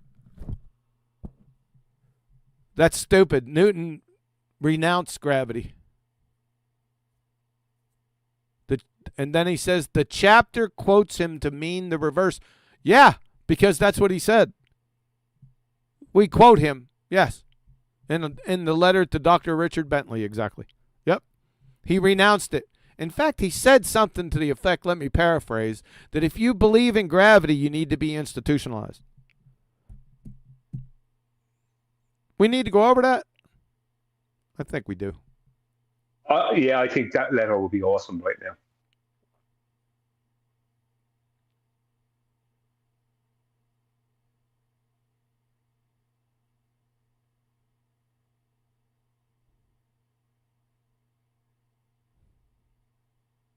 I remember Rumpus trying to say that we are taking it out of context. That letter years ago. That's the only hope. When I hit this, I want you to fucking work. Prick. I wish that somebody with half a brain would actually critique the book. I really do. It would be so nice. Good luck. Like, all of this is just, man, it sucks because it's not good. I want a good critique. Don't hold your breath. I'd say it's not critiquable, to be honest with you, Flashy. For a majority of it, what can someone critique? So, in a I would love for them to give it an effort. That was a rhetorical request. In a letter to Dr. Richard Bentley on February 25th, 1692, Isaac Newton says, this is, by the way, this is from Stanford.edu, certifiable.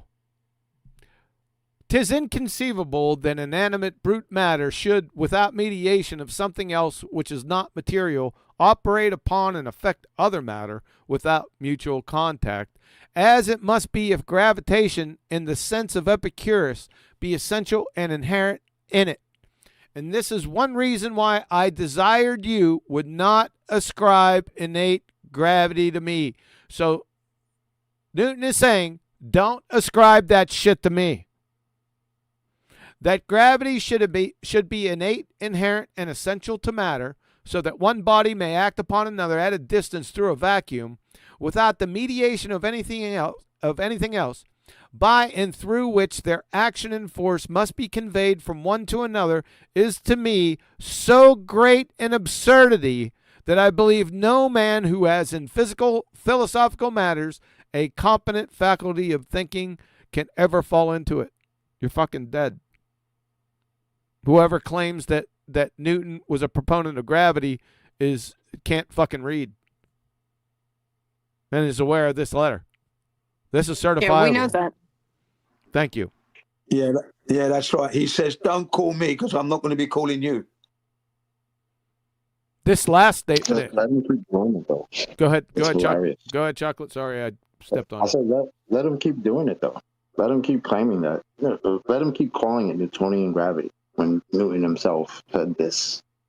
Like, it's like a comedy. It's like the world's greatest comedy show. I swear. That's what the ballers are. That's what the globe is. It's nonsense. Yep.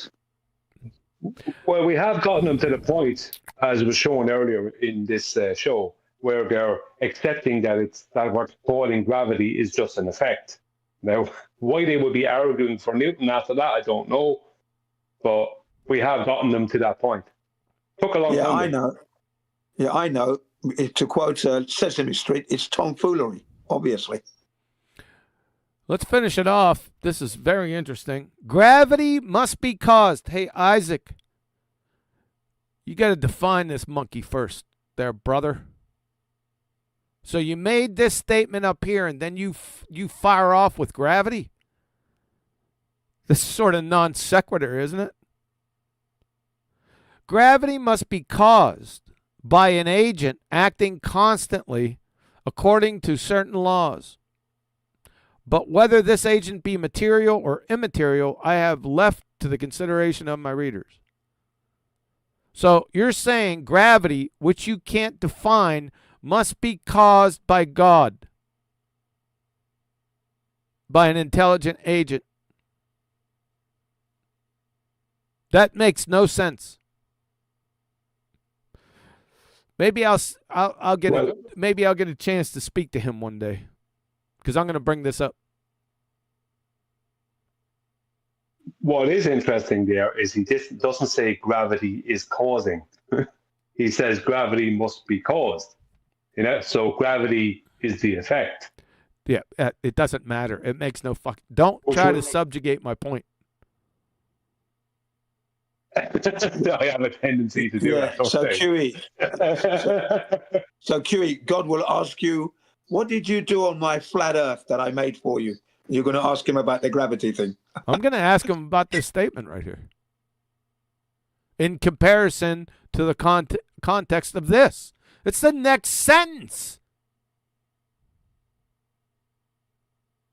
So it's non sequitur. As soon as he says gravity after this paragraph, it's non sequitur. Everything after gravity, especially must be caused, yeah, it's non sequitur. It's on its face, prima facie. Doesn't follow. Duh. He does caveat it though with innate gravity, doesn't he? That doesn't help it. That doesn't help his case here. Well, besides the problem with the top part, the second part where he says gravity must be caused, that is in alignment with how he described what a gravitas in his in the Principia. Yep. Principia. Yeah, his original Latin version. Yeah. The real one. Yeah, we got it. Yeah. Thanks. All right, let's get back to these. Oh, sure. Hope this is going to be over soon. There, right in that sentence, says it all. Yeah. Okay. I must have missed something. Let's go back. Oh, pull a J. Here we go. That, all right. So what's the bottom line on that? Newton doubted the cause and affirmed the law. Yeah, it sure sounded like that with what I just read. There, right in that sentence, says it all. Yeah. Okay. There, right in that sentence, says nothing. You're a glue-sniffing idiot is what it actually says. Compared to what I just read out, you're a moron. Even though he doubted the... So are you, McBooger Eater, for agreeing with this idiot. Cause he affirmed the law. We don't call these things a law for nothing. That was debunked, and it wasn't a natural law, dumbass. Okay? The chapter quotes him to mean the reverse. Yep, and I just showed that. That's what this chapter is doing. So in other words, it's saying exactly the reverse. It's saying nope, it's saying exactly what he said. Newton doubted the law. No, he didn't say he doubted it. He said to believe it, you should be institutionalized, is what he said. Okay? And then affirmed the stuttering fool. He affirmed the law and doubted the. He can't even get his thoughts right. You can't read your AI script right. You clueless clown. Let him fumble, stumbling with this. And affirmed the law and doubted the. Affirmed the law and doubted the cause. Okay. Okay. No, it's not okay. All right. The chapter quotes him to exactly opposite to what he meant. That's what I'm. Pause. Yeah, that's not what he did at all. Yeah, what he stated. I know that the contradiction with the top part and the bottom part. What he stated is at the start of the bottom part was what ye agreed to earlier, which was that gravity is the effect, not the cause. So it's not okay. Okay. Yep. I'm trying to say. All right. Here we go in claim number 6. F equals G. Go ahead. Did you just say that you guys quoted him the exact opposite of what he meant to say? How the hell do you? That's not what he said. Yeah. Yes, and you can never know what he meant. Can we get a J on that? Because that shit sounds stupid. Yeah, I'll bring it back. Sure. Let's bring it back for you. Go ahead. Here it is, chocolate. And then affirmed the law and doubted the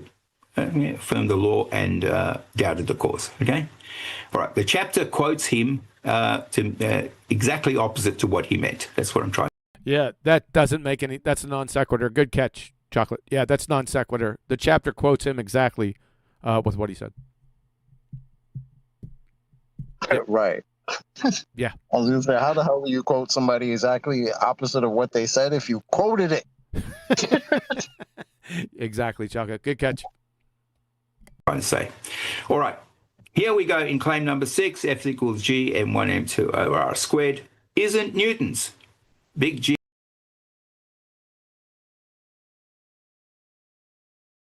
You're on mute. No, this is Newton's.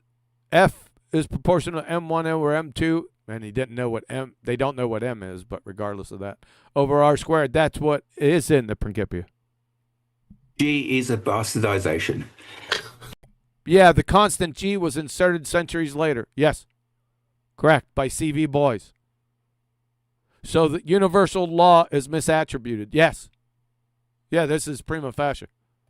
You have no idea. You don't know anything about mathematics, even by.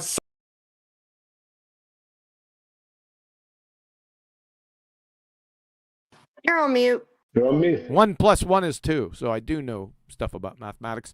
And I would put my transcripts up against yours any day in mathematics. There, brother. Just say the word.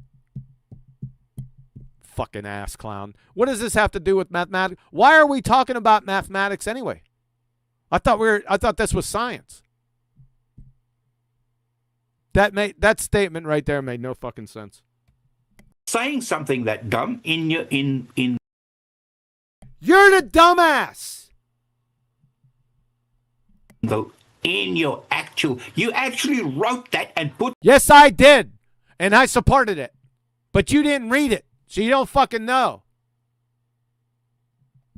Your name on it. You bet your ass. And you put your name on your horse shit right here on your fuckwit slides that we've been tearing apart for the last 20 fucking hours. That states that you are no smarter than my cat's litter box. You're a dumb fuck.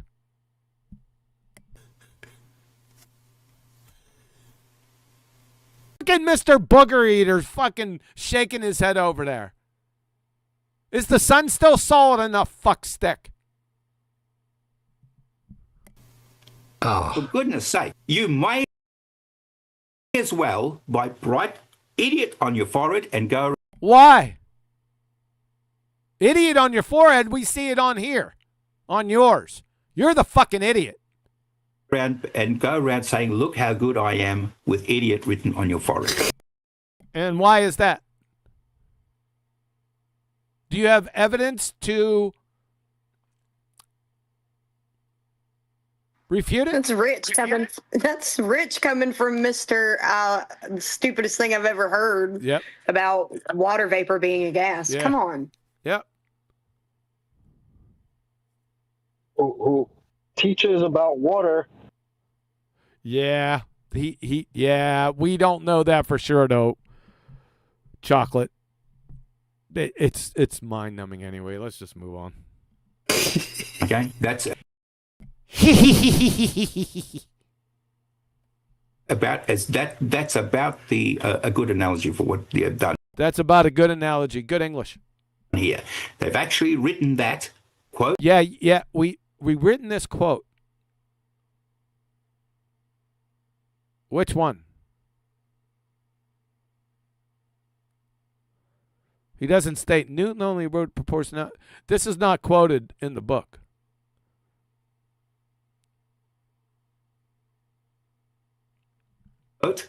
And then put their name on it. Yeah, we've been over it twice. Now, do you have something to refute that? So, genetic fallacy. It's not a fucking genetic fallacy. You don't know what a genetic fallacy is. You fucking moron. Has nothing whatsoever to do with a genetic fallacy. Irrelevant pedantry. So. Irrelevant pedantry? What the fuck? Okay, so what do they say? Word for word. Okay, Newton only wrote proportionality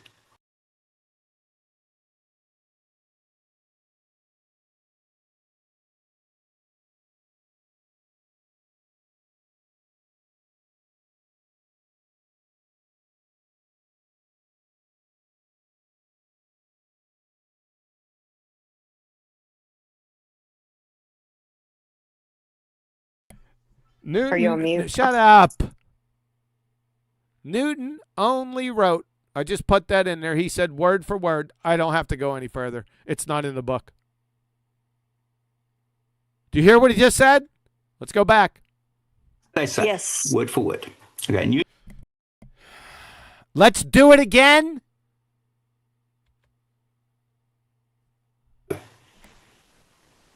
Okay, so what do they say? Word for word. Okay.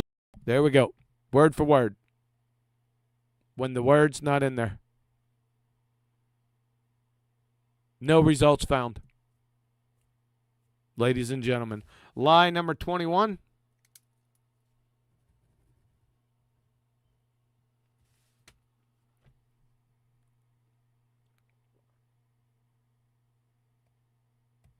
Newton only wrote proportionality if proportional to m1 m2 over r squared. Yes. Okay. Good. That's what he wrote. Okay. Yeah, that's what he wrote now because you finally figured it out. You know how many ballers I've busted over the past 10 years for not knowing this? How many you think? Probably just about all of them. Not all the ballers, but it's a high number for not and just rubbing their face in it. Phil's seen it, and he finally got smart. The constant G was inserted centuries later. Well, we're going to get an equality, so we need... Yeah, it was inserted centuries later, so you agreed with that. To have a constant of proportionality. So you fucking ass clown, you. You just affirmed what we wrote. Of course, we're expecting to get one. Now it's... If we weren't... You fucking idiot. So you just affirmed what we wrote, like I said. Because Newton definitely didn't put it in the Principia. Because it was CV Boys. Did he write CV Boys anywhere in here? No. He didn't even identify who put it in. Because earlier, McBooger Eater, dumbfuck, said it was Cavendish. And he agreed. But it's not. Now you just contradicted yourselves. This is how I spotted how I knew they didn't read the book because they would have said something about CV Boys by now if they did. Yep. They just contradicted. This is a clusterfuck. You absolute abject retards, the both of you. What are you drinking over here? Bugger piss. You dumb fuck. You don't even realize that you've contradicted yourselves. Fucking clowns. Now it behoves the scientists to come afterwards. There is no science in here. CV Boys wasn't a scientist. You don't know what natural science is. Even if you've seen a scientist, you wouldn't be able to recognize him.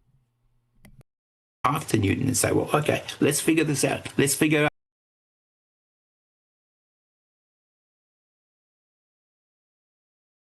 Our statement stands. You just affirmed it again. What the proportional... that doesn't mean Newton didn't know. No, it doesn't. That he didn't. Then why didn't he put it in there then? If he knew. It's just stupid. Have you ballers fallen for this? I can't wait for one of you douchebags that watch this to come bumble, fumble, and stumble in here with some of his horse shit. It's gonna be like it's gonna be mammoth attack on you. You won't survive. All right. What that was, you knew what that was, but did he knew what it was? But he didn't put it in there. He didn't design an experiment to work out what it is. He knew what it was, but Newton didn't design an experiment to know what it is. Ladies and gentlemen, I present to you fucking retard fuckstick, liar of the century, Professor Phil Belland. Please talk amongst yourselves. I'll be back in 90 seconds.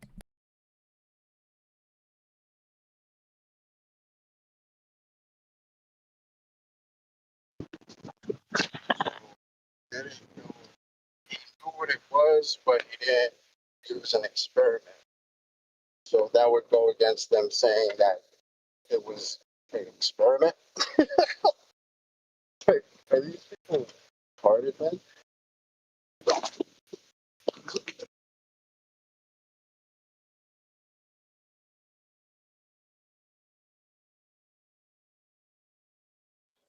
Wow, he just kind of left us hanging high and dry, didn't he?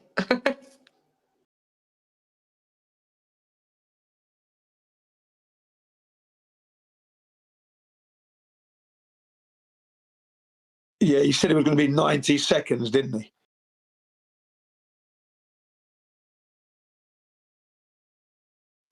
Do we have a countdown?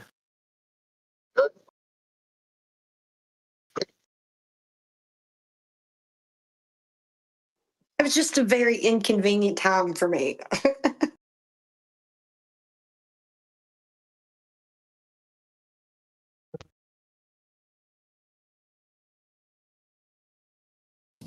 Brian, where are you at?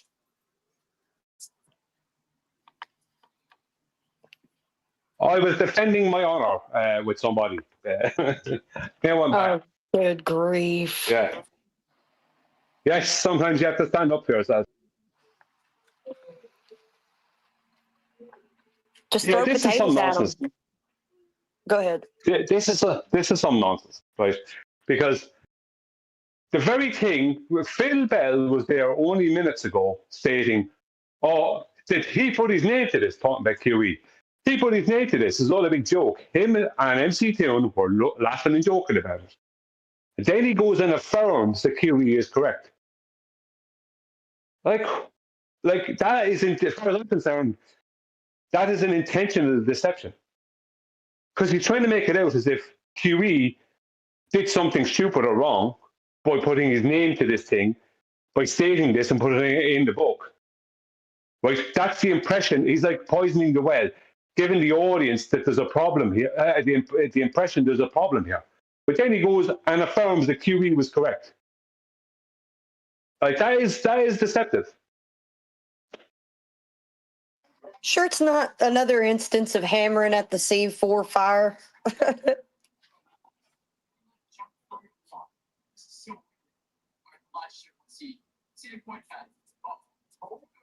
Anyways,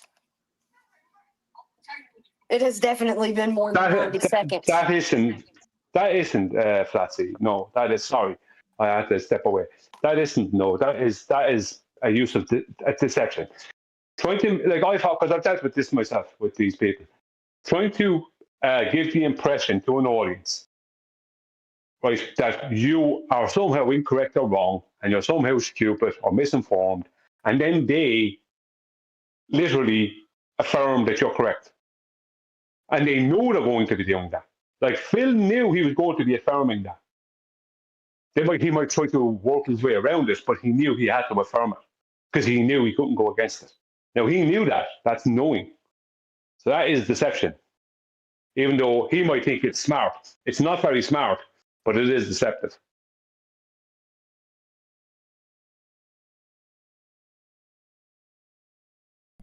So Cavendish came along, worked out and designed. Well, John Michell worked out an experiment that would work. How many times you heard John Michell mention, besides me saying it? Sorry, say that again, Kiwi? How many times have you heard throughout the years the name John Michell without me saying it? Oh, I never heard and knew of it until you said it. This friggin' pretender clown idiot. Now he's going back. He's saying that he's still affirming it, but now he's going back because he can't give up on it because he's already got all his cards folded over or laying on the deck. He's going to Cavendish found out Big G, which is incorrect, as we already went over a few times with Lauren Hodges. Even in that case, I'm still correct. It wasn't in Newton's Principia. You idiot. Look at what it is. And Cavendish carried it out. No, he didn't. You're either a liar or a dumb fuck. as Lauren Hodges. Yeah, that's wrong. Yeah, Lauren Hodges stomped a mud hole dead in your dumb ass. Okay, so why does this collapse? Okay, proportionality and an equation are the same relationship. Go ahead. Sorry about this. Does he not realise that it's Charles Vernon Boyce? Because he's now just tried to attribute this 9.81 per second squared, 9.81 meters per second squared to Cavendish. That's what he's just tried to do there. I know. Well, they have to, because that's what they said. They have to. That's what they said earlier. And Booger Eater agreed. So they can't get away from that. So yeah, they're trying to avoid CV boys. Yes. You know, there's a book out there that would detail all this for them and prevent them from making such mistakes. It's called Welcome to Flat Earth. That has all that information in it. Oh, hang on. That's the book they're critiquing. Sorry. That they didn't read. Obviously. See, one's got this alpha symbol, one's got an equal symbol, so therefore they're wrong. We never said that. You just said that. I never said that. We didn't write that in the book. That's the mind of this author. No, and it's not one author, it's two authors, and no, we never said it, so it can't be the mind. It's what you said we said, and we didn't say it. You fucking unbelievable, utter piece of shit, you. You're a fucking liar 22 times. 22 times, you senile dumb fuck. Pages on this. We've written pages on this. Let's see them. Show, Booger Eater.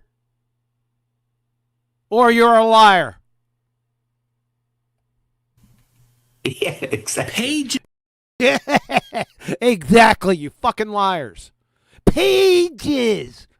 You dumb fuck. Is on this. Misunderstanding of his. Misunderstanding. Where's the misunderstanding? Of his. Two people wrote that book. Well, more than that, but you get my gist. So that doesn't even make any sense. It's non sequitur. You're a dumb fuck. Exactly. And so... absolutely. 100%. And then put his name on it. And his name? What name? Oh, God. Oh, your bleeding, feeble appeal to the Lord and Savior is not going to help your dumbass. In more ways than one, by the way. And embarrassing. You know what the fuck is embarrassing, Mr. The Sun is Solid Enough? Looking at you, you Herman Munster blockhead dumb fuck. It's totally embarrassing. Oh, and we get a confirmation from the senile git. Good. Yeah, this is absolute evidence, without a doubt, that I can't say they, but Phil Bell didn't read that book. So that is another lie. When he says he read the book, that's a lie. You can mark that down as another lie. Yep, I can. 23. You're right. All right. Okay. Already implies a constant just by the fact that it says proportionality. So G merely fixes those units exactly. Who did it? Look at dumb fuck. Yeah, you better watch how much of this book you show. Yeah. Yeah. Did you learn that lesson? So what's this? So you circle the proportionality symbol and the G symbol. Shouldn't you put with the equal symbol or just the G? Who measured this, by the way, G? We want to know that. Who did that? Nobody. Exactly as Hooke's and Coulomb's laws do the same. Look at this. Look at this fucking idiot pointing at both formulas. Watch this. Watch this. Really fixes those units exactly as Hooke's and Coulomb's laws do the same thing. What is the finger thing? What does that mean? You fucking idiot McBooger eater. What is that supposed to mean? Wow. Okay. Right. So they're all happy with Coulomb's laws. Didn't like the. I didn't mention Coulomb's laws in my book. Or Hooke's. So how do you know that I'm happy with you see now fuckstick? 23. Just a second. 24. Sorry, 24. Go ahead. I just want to point out that the part of the book they showed there, that's not viewable on Amazon. Say again? That page of the book that it was just shown there, I don't think that's viewable on Amazon. Doesn't matter. Even though they express the same kind of relationship between those variables. Okay, so here it targets. What the fuck did that even mean? What did that mean, Phil? Who knows? It's a footnote, not the phenomenon. What's a footnote? Don't know. Okay, even granting every naming quibble, it says precisely. Even granting every naming quibble? Huh? What? Who knows? Nothing about whether things fall or orbit. Okay, things fall or orbit. You don't know what fucking orbit is. Things fall, huh? What about clouds? Helium balloons. What about water vapor that you had some difficulty with some years back? I mean, you're just a fucking idiot. It's as simple as that. Let's hold. Okay. The bottom line, who measured the constant is trivial.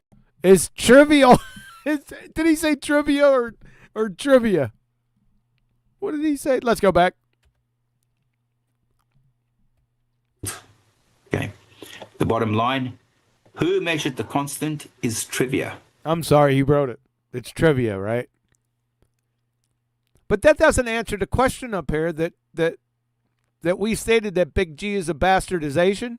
You just affirmed it again by calling it trivia. You fucking idiot. So thanks for that.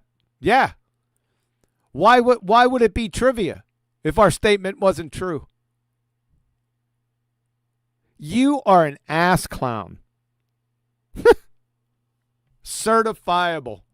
Okay. The relationship still predicts the orbits.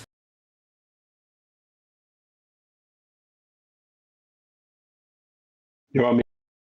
It doesn't predict anything. It doesn't predict fucking orbits. It doesn't predict shit.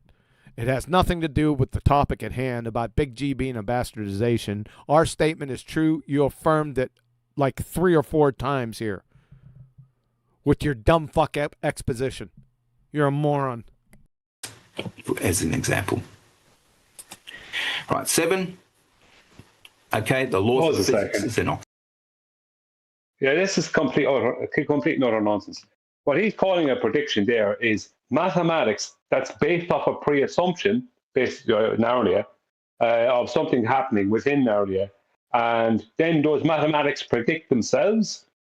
I don't think so. Bill, that sounds fairly. That's not how it works. This claim number 7. You're right. You are right, Brian. Laws of physics is an oxymoron. That's correct. Did I write that in the book? And mass isn't science. That's correct. Did we write that? That may be. I'm not sure. I think they may be. We might have. Did you get one right, Phil?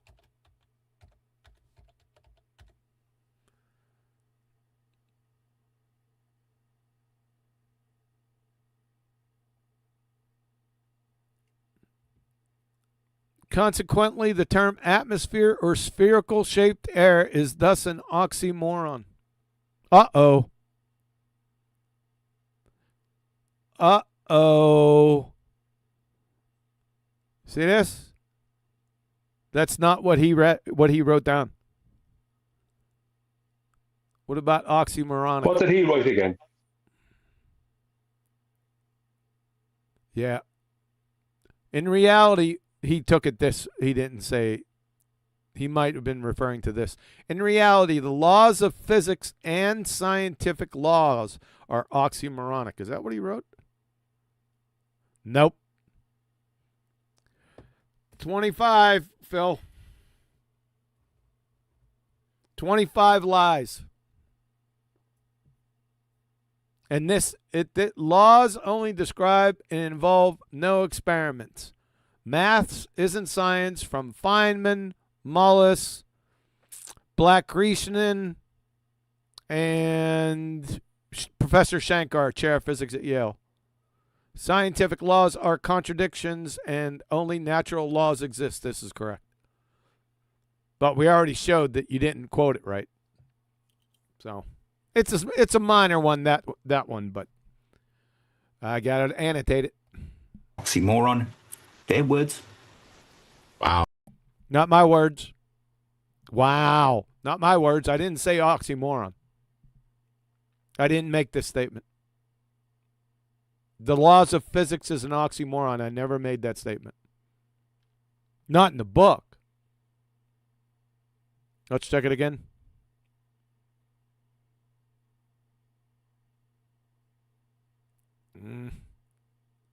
Okay, shut up.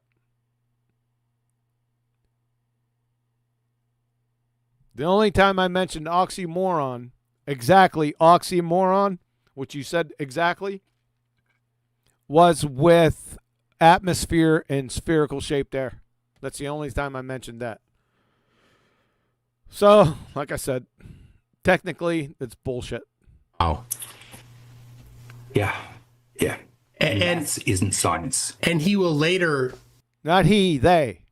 Maths is not science, correct.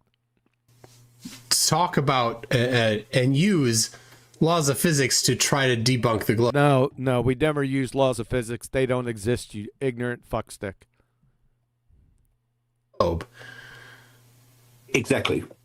Exactly. Absolutely. 100%. Frickin' frack here. Laws of physics is an oxymoron. Hang on. They say. Phil has just pointed out that you stated that the laws of physics is an oxymoron. Now, in the book. Now, you didn't write that in the book, even though it's a true statement. And then MC Toon just said, but then they're going to try and debunk the globe with laws of physics.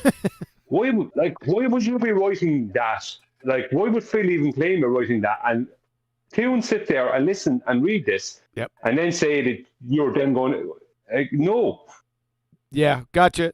Gotcha. Zero consistency. Gotcha. It's inherently contradictory. Got it. Yep, you're right. Yep, you got it. You got frickin' frack fuckstick here, fucking everything up. All right, so laws only describe and involve no experiment. That's correct. Maths isn't science. That's correct. Pause. Okay. Natural laws. If you said anything, would be natural laws. That's true. If he didn't put down natural. You're right. So I definitely would have put down natural laws only describe. Let's see if that's in there. It's probably in there because it's true. Natural. Or laws of nature, you might have said. But you wouldn't have said just laws. Natural laws only, no results found. I know I didn't put laws. Laws only. You might have said laws of... Sorry. Laws only describe as... He said what we said. They're not found in here, ladies and gentlemen, right here. Laws only describe. This is not found in my book. That's and quotes and so it's just in quotes. You're screwed, dude. Just forget the other words. Feynman didn't say it.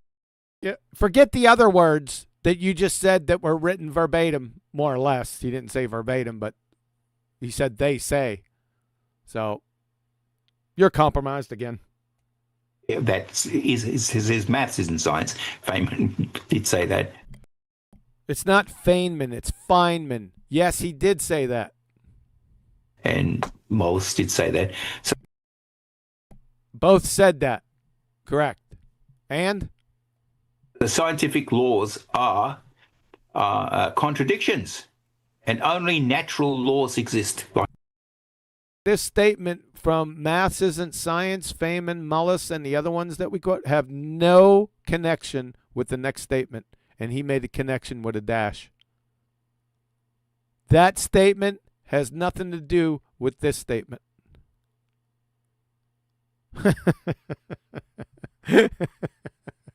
Oh my God, you picked an idiot AI. They screwed, whoever did it screwed it up. You dumbass cracker. Like I was discussing that before. And look at the writing here. Sentence fragment. Natural, uppercase N, laws, uppercase L. Oh my God. It's just childish. This is so natural laws, uppercase N, uppercase L is just childish, is what he said.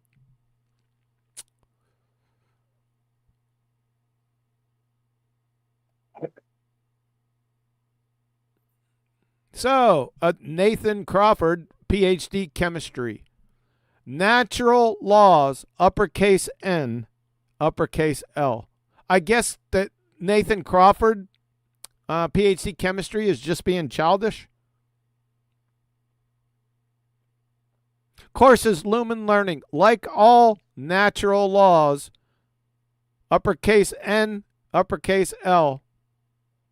I guess the people at Lumen Learning are just being childish.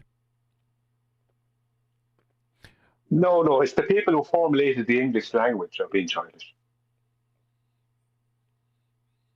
From Boston. Now, if he would have said anything about you wanting to capitalize ribeye, he might have been correct. Shut up. From Boston University. Now, granted, they say laws of nature. Okay, I'm going to dismiss that one because it's not what you said. From Dr. Padaya, and good luck with this name. In Maxwell's Demon in the second law of thermodynamics, which is fucking moronic, by the way. The second law, it's standing among natural laws. I guess he's just being childish, huh, Phil? Unfrigging believable, dude. You're an idiot. Compromised again. With your overly pedantic, you just train wrecked yourself. Dumb fuck. Okay. Look at McBooger Eater shaking his head up there, agreeing with he can't believe that I wrote natural laws with an uppercase N and an uppercase L. Thanks for that. Thanks for joining in with Frick over here. You ass clown, you. White cunt. I think maybe he thinks. Would that just be like the correct? Is that not from a literary point of view the correct way to write it? Yes. Considering you're referring to it, yeah, I don't understand how that's childish. Yeah, that's the point. Yeah, exactly. Maybe there's an emphasis if you put natural as if it's a noun that you have to.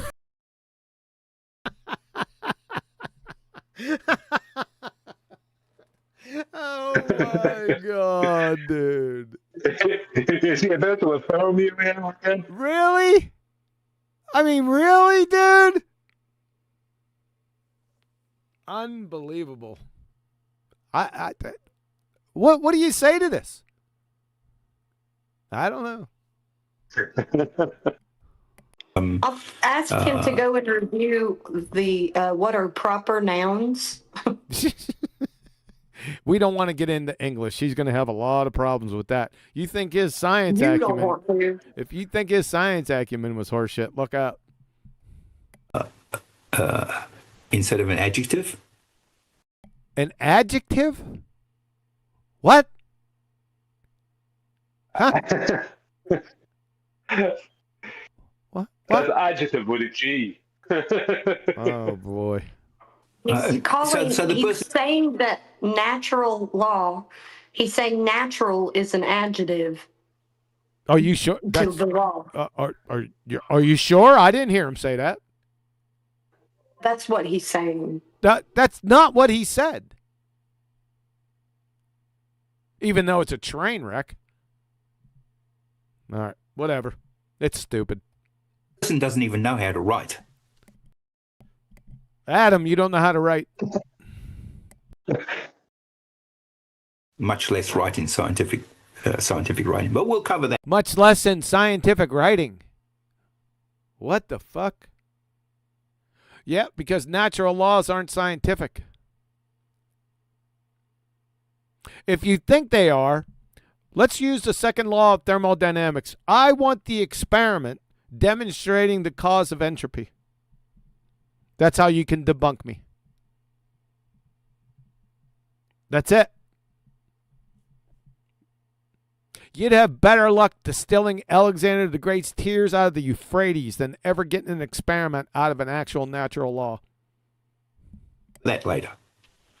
Okay, so why this collapses, the law and the theory distinction is being weaponized. Okay. You bet your ass it is. Showing that you're a clueless clown. Okay, laws are established by observation and routinely tested. They are not tested. They're just observed. Okay, describing rather than explaining doesn't make a law non-scientific. Thank you very much. You would fail intro to third grade general science and sacrifice your science acumen on the second grade retard altar for about the 28th time. It's probably more than that. Thank you very much, dumbass. Okay, maths isn't a natural science. Correct. Well, if physics isn't a science. Physics is not science. Pure maths isn't empirical. Physics. Correct. You don't know what empirical means. Mathematics is not empirical whatsoever. You don't know what empirical means. That's the problem. Physics uses maths to describe tested. Physics doesn't describe anything. Physics explains via experimental validation. It doesn't describe. You don't know the difference between descriptions and explanations. Findings. How else could you do that if you didn't have how else could we do what? Maths? How far could you get? You certainly wouldn't be able to make the predictions if you didn't have the maths. There are no scientific predictions that have any mathematics in them whatsoever. None exist. It's non sequitur. You just sacrificed your science acumen. Okay. The argument slides between the two senses. What two senses? What's the argument? And what are the two senses? Feynman wrote all of physics in maths.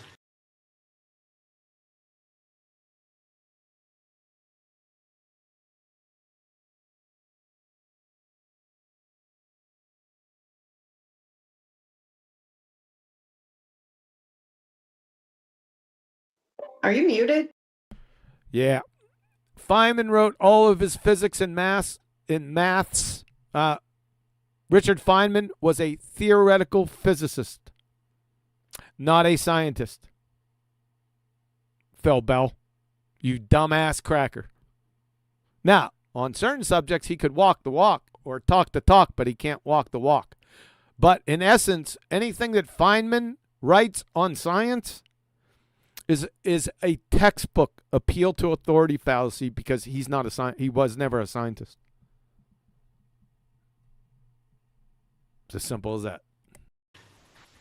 Kiwi. Yep. There, he says here, it says that physics isn't science.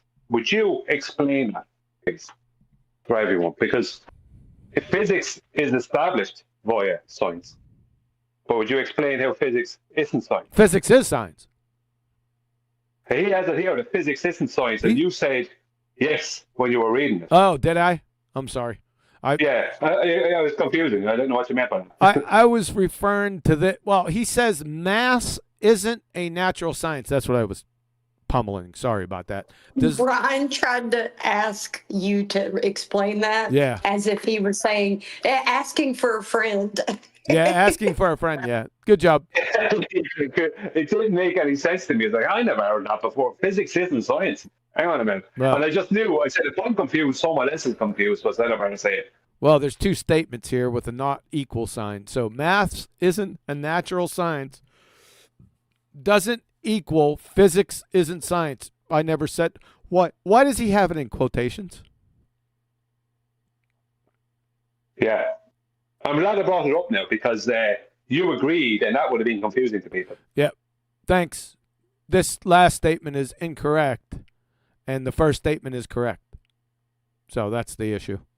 So this isn't quoted in the book, by the way. I never said physics isn't science. And not with the not equal sign. This is just pure, unadulterated, confused drivel. That doesn't even occur to them. Just a second. Sorry. What could be allowed very quickly? Maths isn't science. Physics is science because maths is not physics. That's one of the easiest ways to debunk this. Maths is science BS. Yep. To these authors. Now we have more than one author. I thought that there wasn't more than one. I thought you said he before a number of times. You glue sniffers. Feynman, you. Feynman, not Feynman. Used maths to describe the physics. Yeah. Yeah. Yeah. I already explained that. He wasn't a physicist. So it's appeal to authority fallacy, textbook. You can't invoke Feynman. Yes, I can. You're just a dumb fuck. To reject using math in physics. To reject using math, and there's no math in physics whatsoever. Because, yeah, he. Because, yeah? That's a pretty good case, lawyer. Way to go, counselor. He greatly used math. He greatly used math, ladies and gentlemen. Yeah, because he was a theoretical physicist. That's what they do.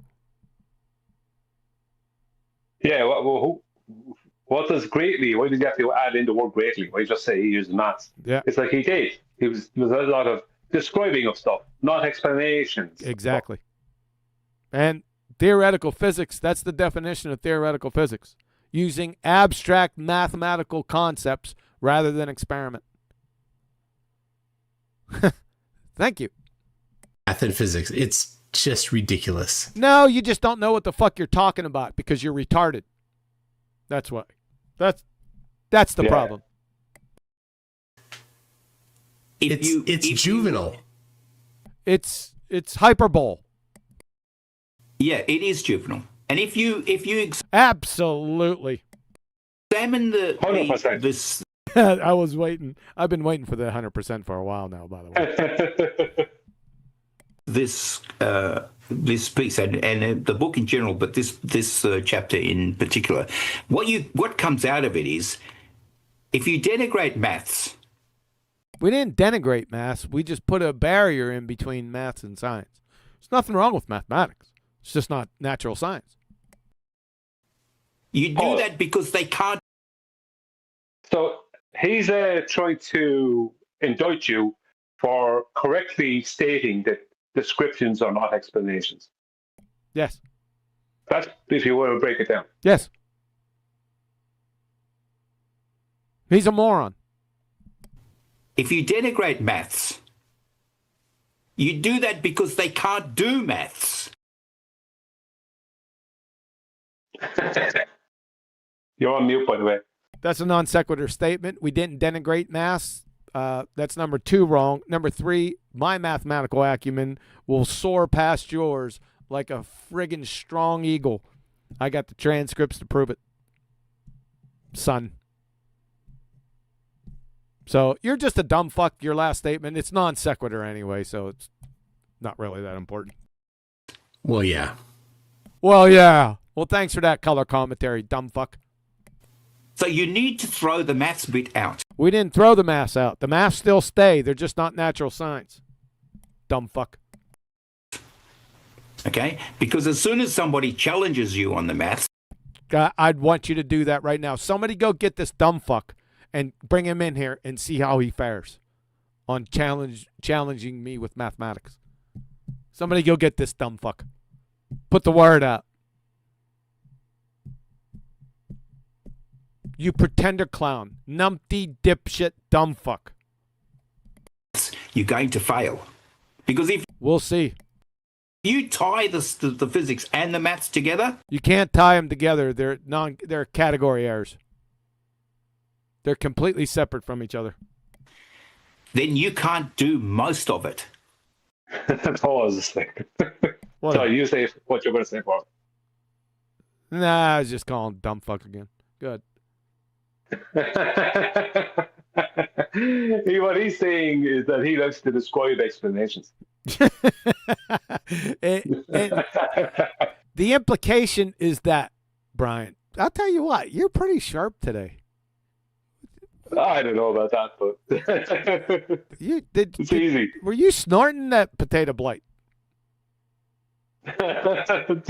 What's the stuff that makes you high from potatoes? Solanin. Yeah, I powdered up some of that. Yeah. It's poisonous. Not for me. Okay, so yeah, all right. It concedes the point it's trying to deny.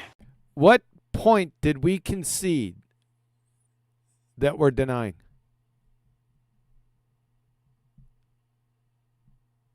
You forgot that part. I think that's obvious. Okay. Yeah.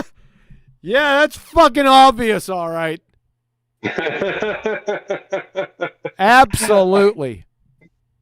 100%.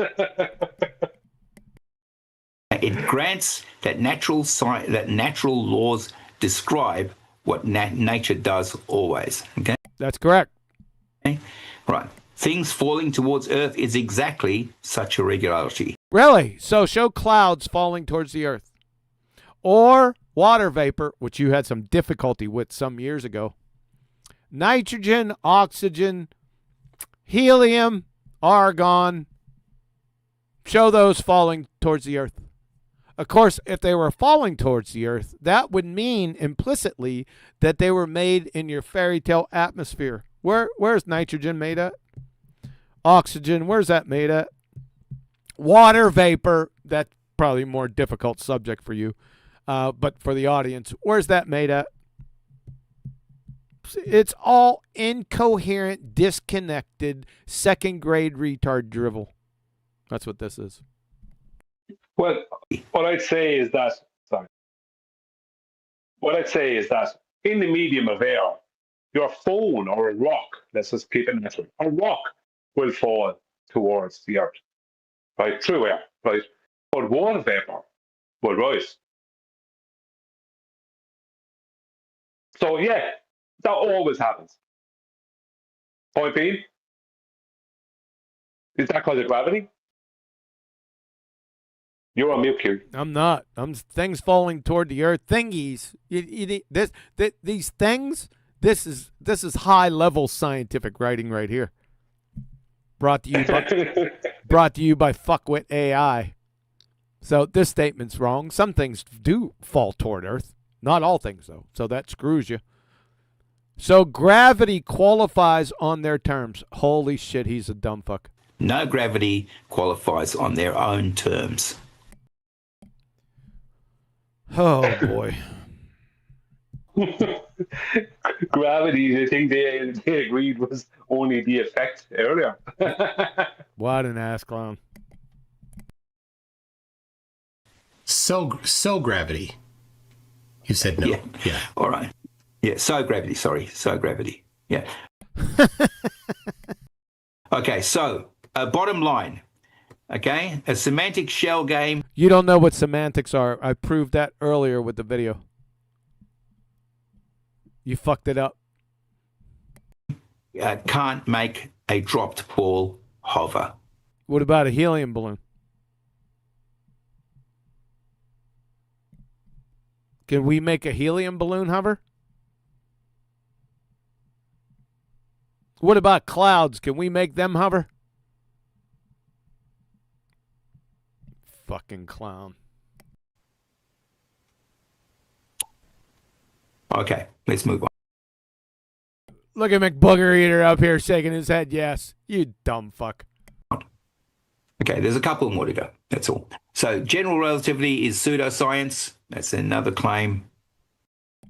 That's true. Did we say that?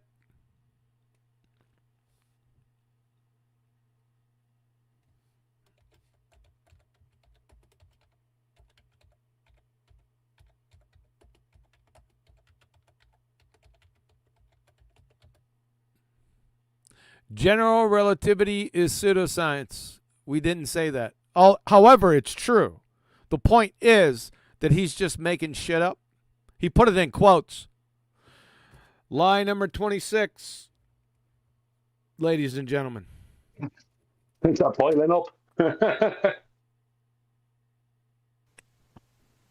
Really? And you put your name to that? It wasn't in our book, but I still put my name to that. You bet your ass I do. Somebody go get this dumb fuck and drag his dumb ass in here. I'll tear him up for like the 150th time. You fucking clown. Okay, false premise. It's not a false premise. What's the premise?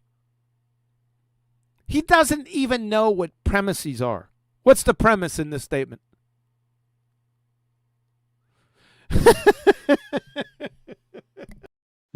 Category error. I like that word. Category error. Yeah, you keep stealing it from us. Yes. They like it. Stereotype fallacy. No, I like it. I brought the phrase into fruition into this genre. Category, those two words, category error. Right. GR contains no hypotheses.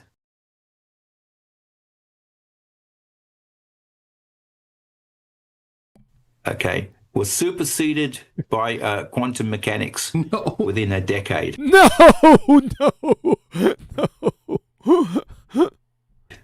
And contradicts the uncertain. Oh my goodness.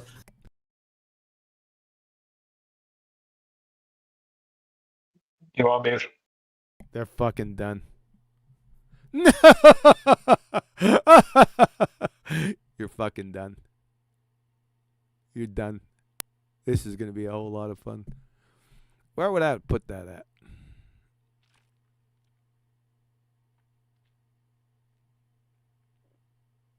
Isn't it ridiculous how arrogantly they laugh? It's like, you're laughing at that? What's there to laugh at? From David Bohm, renowned professor of physics. One could see that relativity and quantum mechanics, the two most fundamental theories of matter, really directly contradict each other. In the sense that relativity is local, it's causal, it's determined, it's continuous, and quantum mechanics is just the opposite. Turn out the lights, motherfuckers. You're done. Just with this statement right here. And this is, see this guy right here? We're talking about a hard pipe-hitting pseudoscientist right here, brother. Not just anyone off the street. So I really don't have to do anything. Let's take his other claim. Turn out the lights. Yeah, it's the party's over. yeah, it is. Let's go with, he laughed at the general theory of relativity contradicts the uncertainty principle. Say good night, motherfucker. Say good night. Let's get down to Einstein. Where is he? We already killed Newton. Not a force from here to Christmas. Einstein. We got Maxwell. We killed the ether. Quantum mechanics destroys Newtonian physics. ether believer Einstein equals MC squared.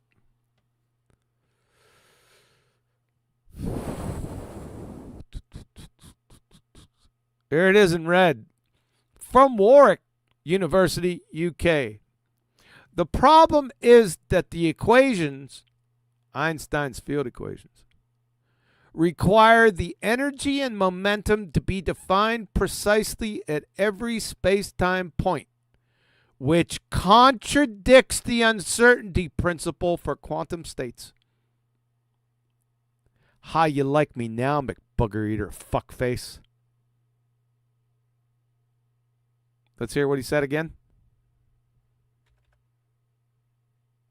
Hypotheses, okay, was superseded by quantum mechanics within a decade, and contradicts the uncertainty. Oh my goodness!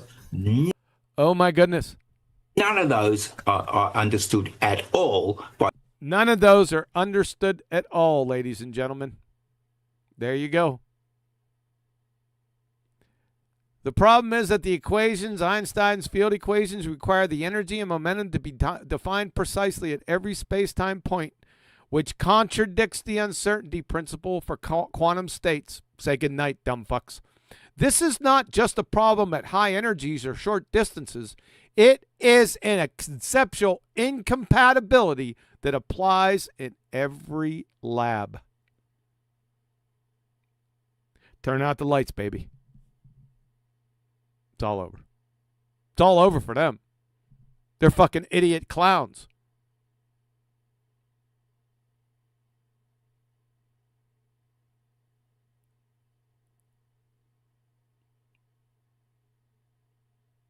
What was the uncertainty principle? That was that you could determine one but not the other. Yep. You couldn't determine the both of them simultaneously, wasn't it? Yep. Yeah. Yeah, the more you know about a particle, right, the less you know about its momentum and vice versa, right? The position and momentum. Those Right, are the yeah. two. Those Yeah. are the two. By the author. All right. Let's see how you're going to fuck this up. Let's go back. Let's hear some of that again. Oh my goodness. None of those are understood at all by the authors of this. Of this. Oh. Now we got authors. They wrote absolute nonsense. They wrote absolute nonsense. Okay. That's all you got? You're done. I just filleted and fricasseed your dumb ass. Why does it collapse? All right, so let's examine it critically. No hypothesis is not. Well, then show it. Hypothesis is simply false. GR was.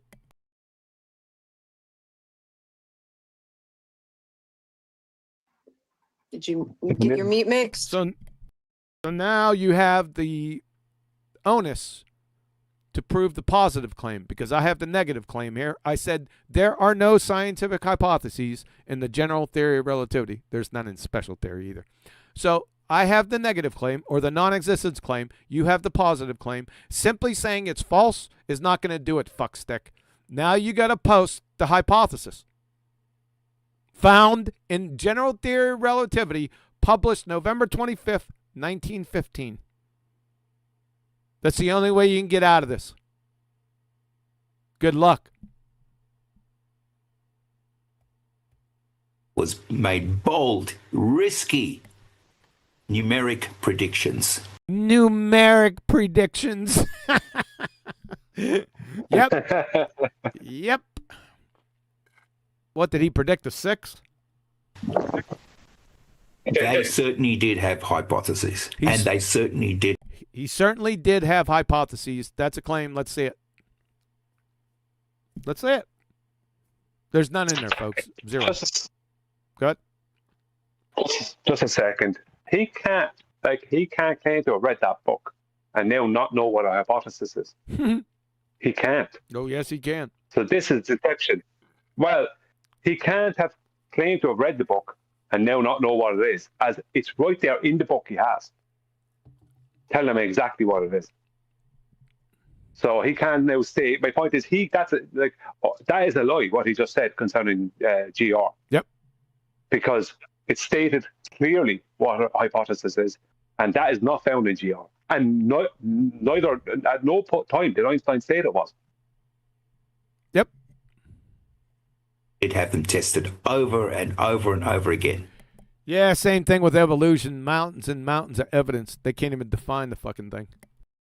Like, for instance, Mercury's 43 each per century. Okay.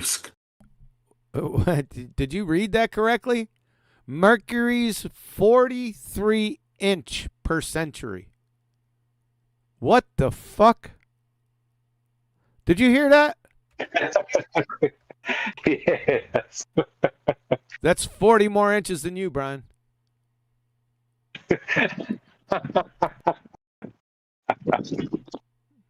39 point. Wow. Wow. How you made that connection was phenomenal. Inside joke. Yeah. I wasn't exactly correct. It's 39.5 more. Nice.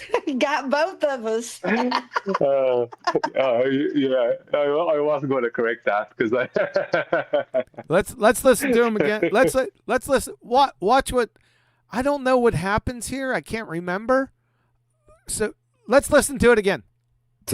And they certainly did have them tested over and over and over again. Like, for instance, Mercury's 43 each per century. Okay. 43 inch per century, ladies and gentlemen.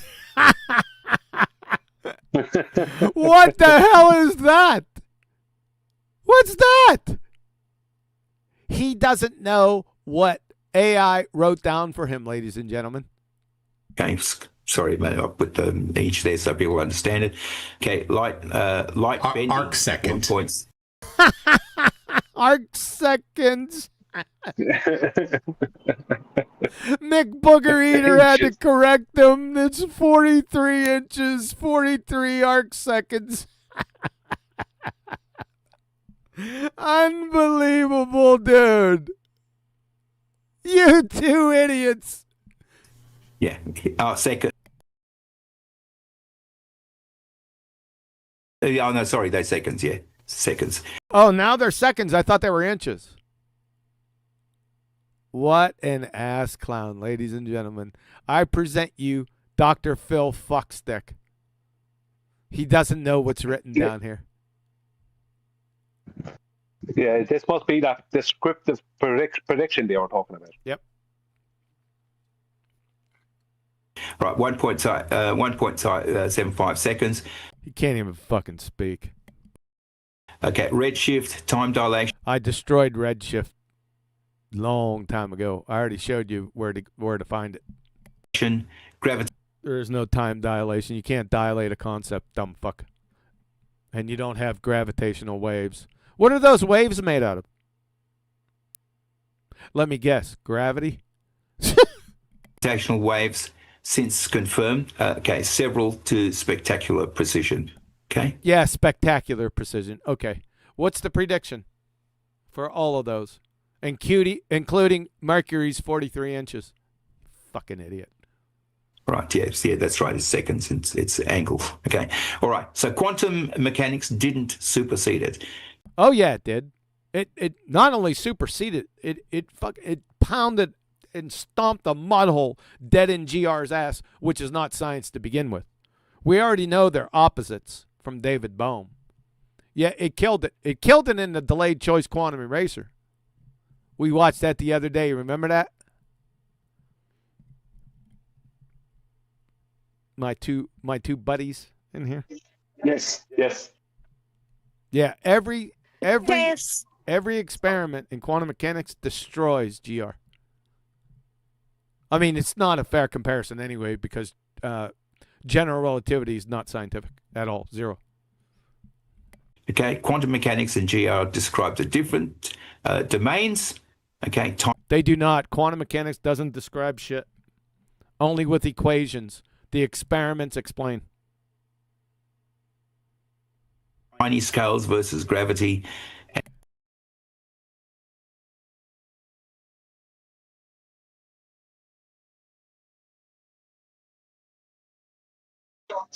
You know what I mean? You're just a dumb fuck. You don't know what quantum mechanics is. It's not. It's at all scales. Quantum mechanics rules. Period. End of story. At all scales. You just can't see them at larger scales. Under the hood, it rules everything. And large masses. Okay. All right. Both define mass. are load-bearing pillars of modern physics. Incorrect. Used and confirmed daily. Incorrect. Quantum mechanics is confirmed daily. GR, nothing, zero. Unless you can show. These ain't it. I'll tell you that. He's a photon bender up here. I forgot to mention that. Right, so the GR quantum mechanics tension is an open frontier. No. It's not a frontier.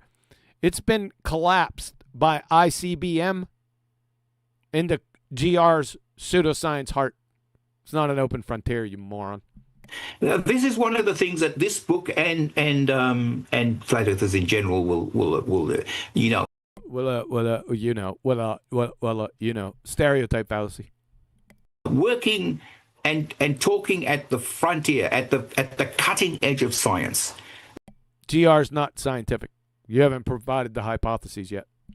These are people who can't do basic trigonometry. Trigonometry is not science, and I aced trigonometry at university. I got the transcripts to prove it. Idiot fuckstick. That's what you get for making baseless claims and a stereotype fallacy.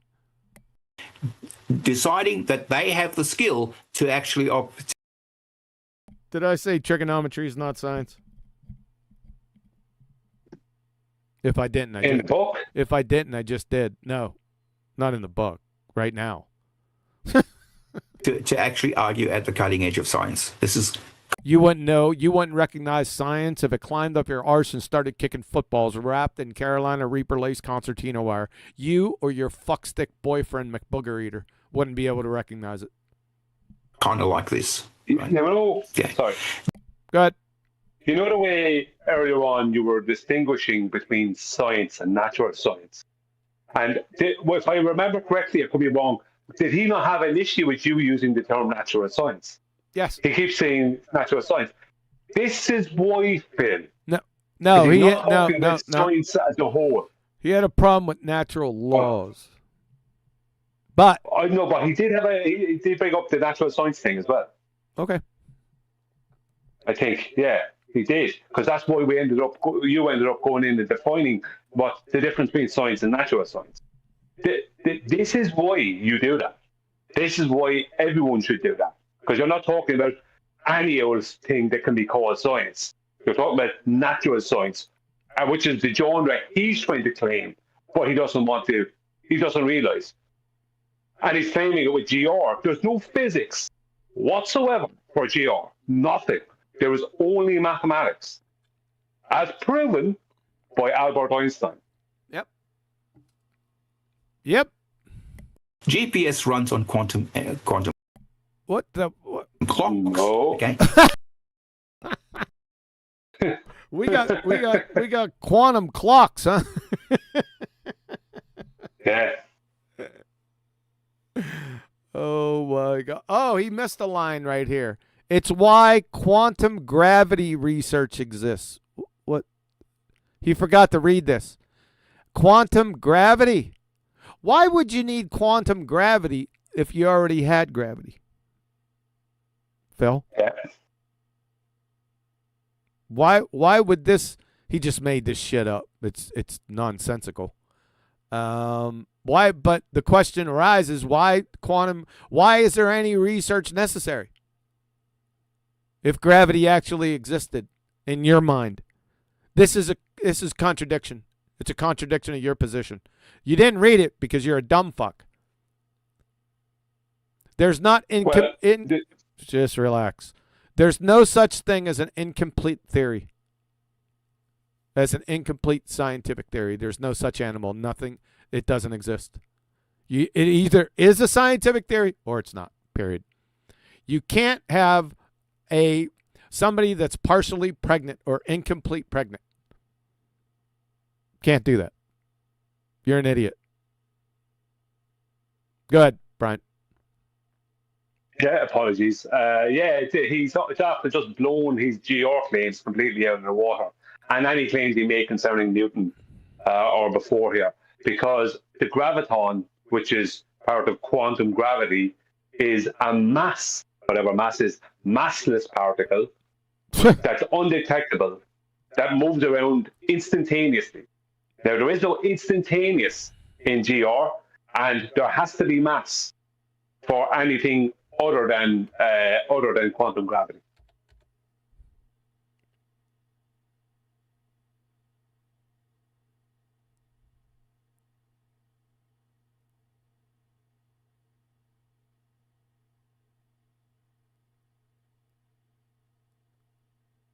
I'm trying to remember. There we go. Gravitons, right? Renowned physicist Freeman Dyson. He's passed away. Interviewer. The quanta of gravity, graviton, is a fiction. Freeman Dyson. Yes. You can study it mathematically, but you can never study it in the real world. So they just made this shit up. This isn't quantum mechanics anyway. No, it's not. Yeah. Made it up. The fact that those two... Made it up out of thin air. Those two what? The fact that those two are now appealing to it, they're appealing to it, and it completely contradicts the necessities within GR and anything they were claiming before. Yep. Yeah, we already went over that. Yes, you're correct, though. Yeah, you're right. Yeah, they don't realize they're contradicting themselves because they're morons. Listen, bringing up quantum mechanics with these two idiot fucksticks is like Mr. Magoo and Elmer Fudd giving the keynote address at a metabolic pathway convention. That's at the position that we're at right now. That's why it's laughable. And general relativity at once. Okay. Every single second. Every single second, we get dumber listening to you dumb fucks. I'm going to have to read an encyclopedia after I'm done with this video. Could we get a J or two? Say again? Could I get a J or two, please? Why? Just what he just said there. Just to lead in beforehand, because he brought up quantum gravity. All right. 2 J's. You haven't asked for any, so I gave you 2. They have the skill to actually argue at the cutting edge of science. This is kind of like this, right? Okay. GPS runs on quantum clocks, okay, and general relativity at once. That cracks me up. I'm sorry. Yeah, that's not true. That's false. Yeah. I've proven this to him personally. Like he's just gone completely against it. Can I see a general relativity clock, please? Where are they for sale? Are they on Amazon? Are they under the impression that time is in clocks? Yes, they think clocks are time. Yes. And I want to see this cutting edge of science. Yeah, me too. Thinking that clocks are time, you ball-tarred morons, is tantamount to thinking yardsticks are football fields. In America. You're morons. Okay. Every single second. Next.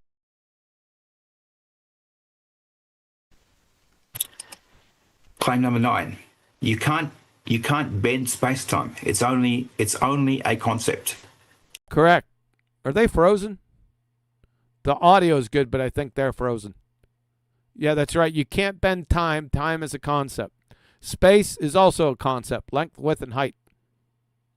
What's the length of height?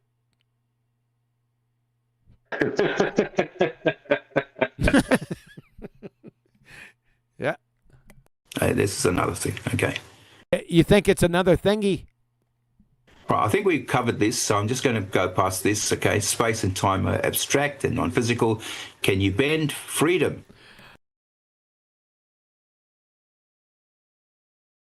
You're muted.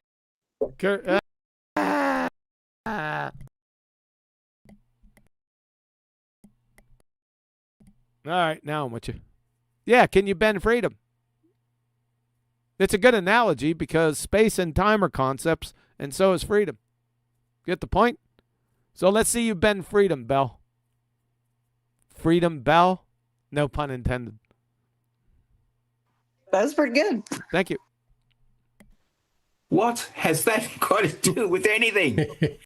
Well, it has to do with dilating space-time, Phil. You know what dilation means? Or bending. Phil, do you know what that means? That's what it has to do with it, you ignorant dumb fuck. Okay. Calling. Think about. he's still laughing. What did he think the contention with it was? He doesn't. Like what? He doesn't. Yes, calling space-time warped is a reification fallacy. It's textbook. That's a textbook reification fallacy right here. Because you're concretizing concepts as having some type of physicality. You can't warp a concept, you dumb fuck. That's what it has to do with it. About the rubric when you He can't even speak. You listen to that, the language, okay? So when you listen to that, the language, that's a complete, and I'm just astonished at that assessment. Calling space-time What warp kind of language have we been listening to from him? Retard language. Is a reification fallacy. Why? Why is it a reification fallacy? I just told you. Reification fallacy is taking something that's not concrete, like concepts, and treating them as if they were concrete. So space-time are both concepts stuck together by the lips. You can't warp non-physical concepts, Phil. That is a textbook reification fallacy. He only picks. Forget it. Oh, forget it. See, how was that a reification fallacy? You committed one earlier, Phil, when you brought up gravitational waves. That is the bending of space-time. Yep. It's a wave through space-time. I don't know if he understood that. No, he didn't. Okay, all right. I'm not going to go through all of that. You can read this if you like. I'm just going to go to the bottom line. You can't measure. Why? Yeah. You're not going to read all that because you didn't write it. Okay, listen to this. Reification means treating an abstraction as real with no measurable consequences. No. You got it almost.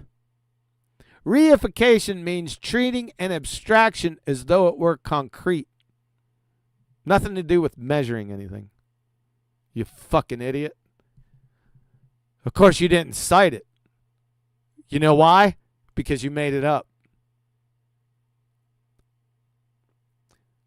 Can a cause be an effect? This is what. Hey, Brian. Yeah, we busted your asses.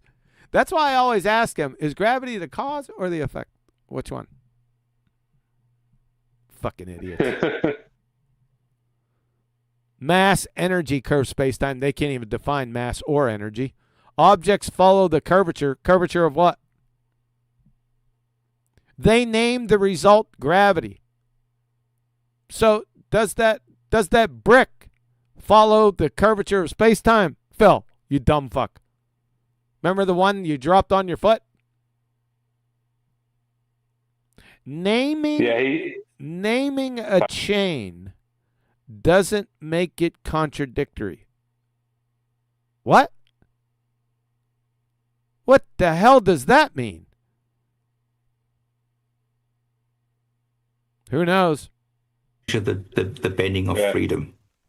Big deal. So how has that got to do with anything to do with space-time? How's freedom and space-time the same thing? They're both concepts. Okay. We do measure the bending of space-time. Just on what was written there when it was going to come in a second ago. Yeah, what was it? Objects follow the curvature, right? It means he doesn't understand. Like if he understood, he would specify that is in heliocentric outer space. He's talking about geodesics. Yep. Not talking about something here on Earth, an object on Earth. Yep. That's not what it's. If he understood that and he wrote this, he would have stated that. Well, it's 43 inches, Brian. Space-time the same thing. Okay. We do measure the bending of space-time. You do? What are the units of measure?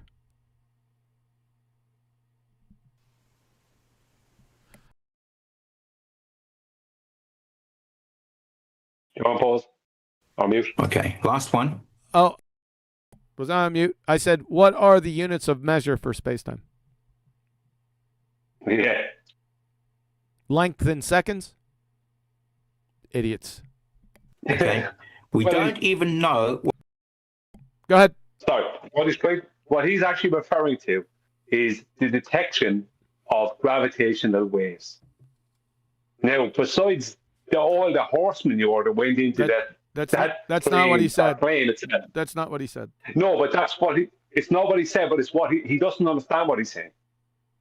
Right? What he doesn't realize that when he's claiming to measure space-time, what he's actually referring to, he doesn't know this, is the claimed detection of gravitational waves, which would be the detection of the bending and warping of a concept. It's been a joke. Even in pseudoscience, that has been a joke for quite some time. Okay, last one. Okay. We don't even... Oh, thank the Lord. ...even know what energy or mass is. I said thank the Lord. Yes. We don't even know. Okay, he's got this in quotes. Now, this is true, but is it in the book? We don't even know what...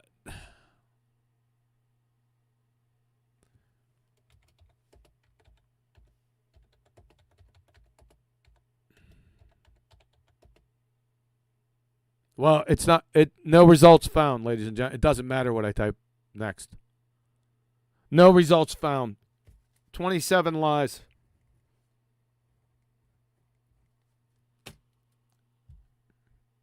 That was easy. Is in capital letters. Okay.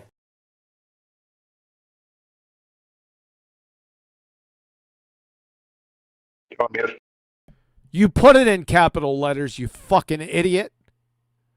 So he's making fun of it in capital letters because he put it in there. Where's the punctuation on this that's not in our book? You see what he's doing? You idiot fuckstick, you bell. This isn't in our book. Why is it in quotation marks? And why are you making fun of something that you made? Yeah, because in the book, it may be, I could be wrong, but it's very likely stated that neither mass nor energy are clearly defined, or there's no clear definition for energy and mass, or mass. That, something like that may be in there. But what's written here is obviously not there. Yep. This is in the book. They put their name to it. This is in the book. No, it's not. Dumb fuck. Okay, No, it's I not. didn't put the capital letters there. They did. All right. Okay. He said he put the capital letters in when they did. That's what he said.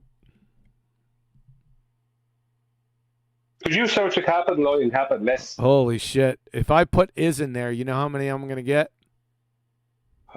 Even if it's capitalized? I don't know what it's going to do with that. Is 710 times. I'm not going through them right. Forget that. Yeah. Yeah. So, but I don't know if it catches on to capitalizations. Let me hit spacebar. let's put.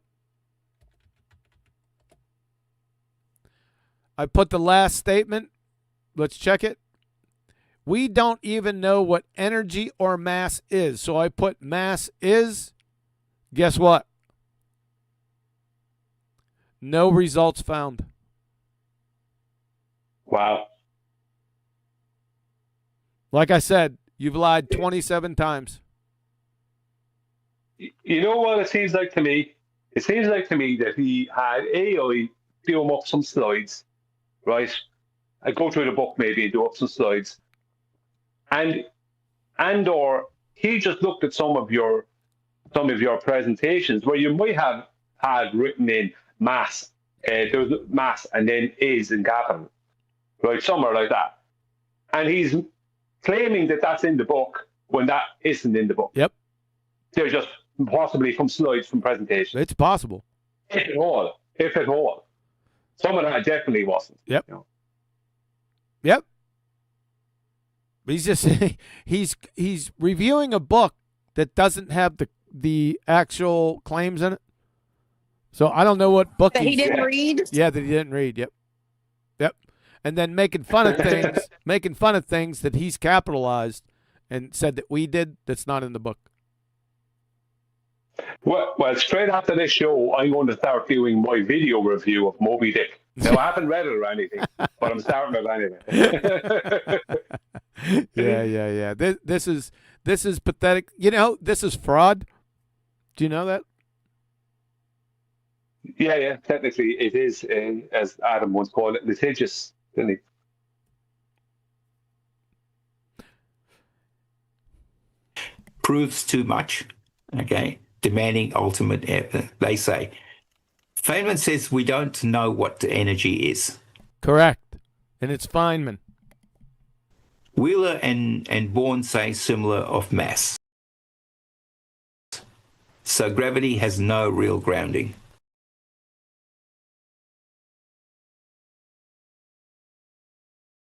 I mean, I don't You're know. on mute. We haven't said. Shut up. We didn't say this in the book. This is a summary. But Feynman says we don't know what energy is. That's correct.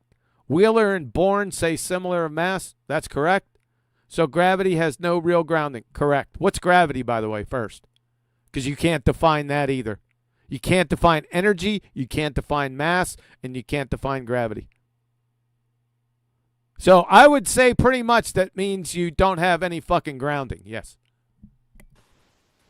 So this person and that person say they don't know what's... Not just persons. Those are high priests of your fairy tale fuckwit heliocentric baltard religion. You can't get much higher than these guys. Stuff is. So therefore the stuff doesn't exist. Correct. Don't know what that train of Don't know what that train of what the fuck? Train of what? Let's get the whole thing. Don't know what that train of objects is flying in the sky that's going to...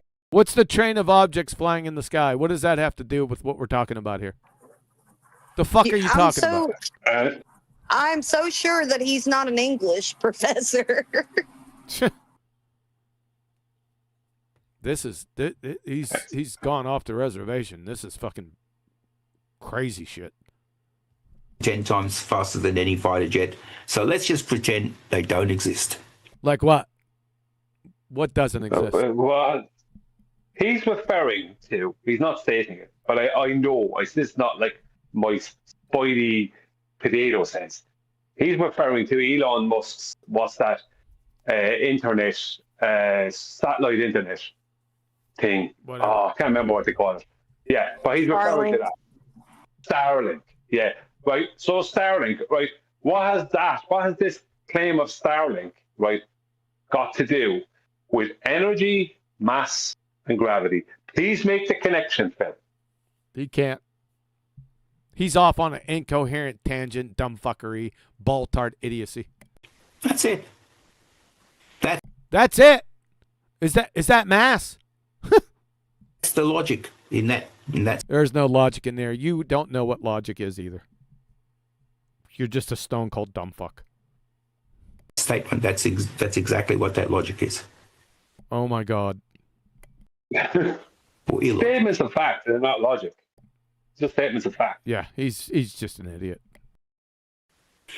All right, so why does it collapse? Not knowing the ultimate essence never blocks measurement. Not knowing the ultimate essence never blocks measurement. So how many people you know measured things that they are fucking clueless of? Yeah. That first statement makes no fucking sense whatsoever.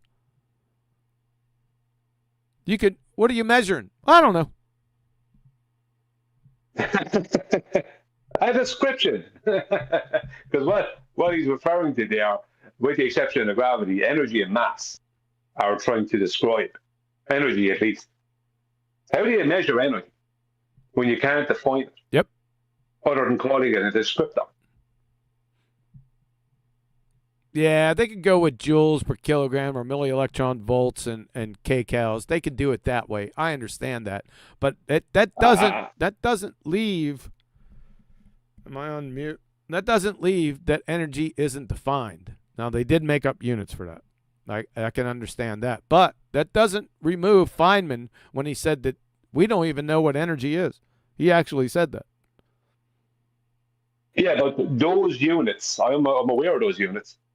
Those units are specific to certain, let's say, things that we refer to as a type of energy.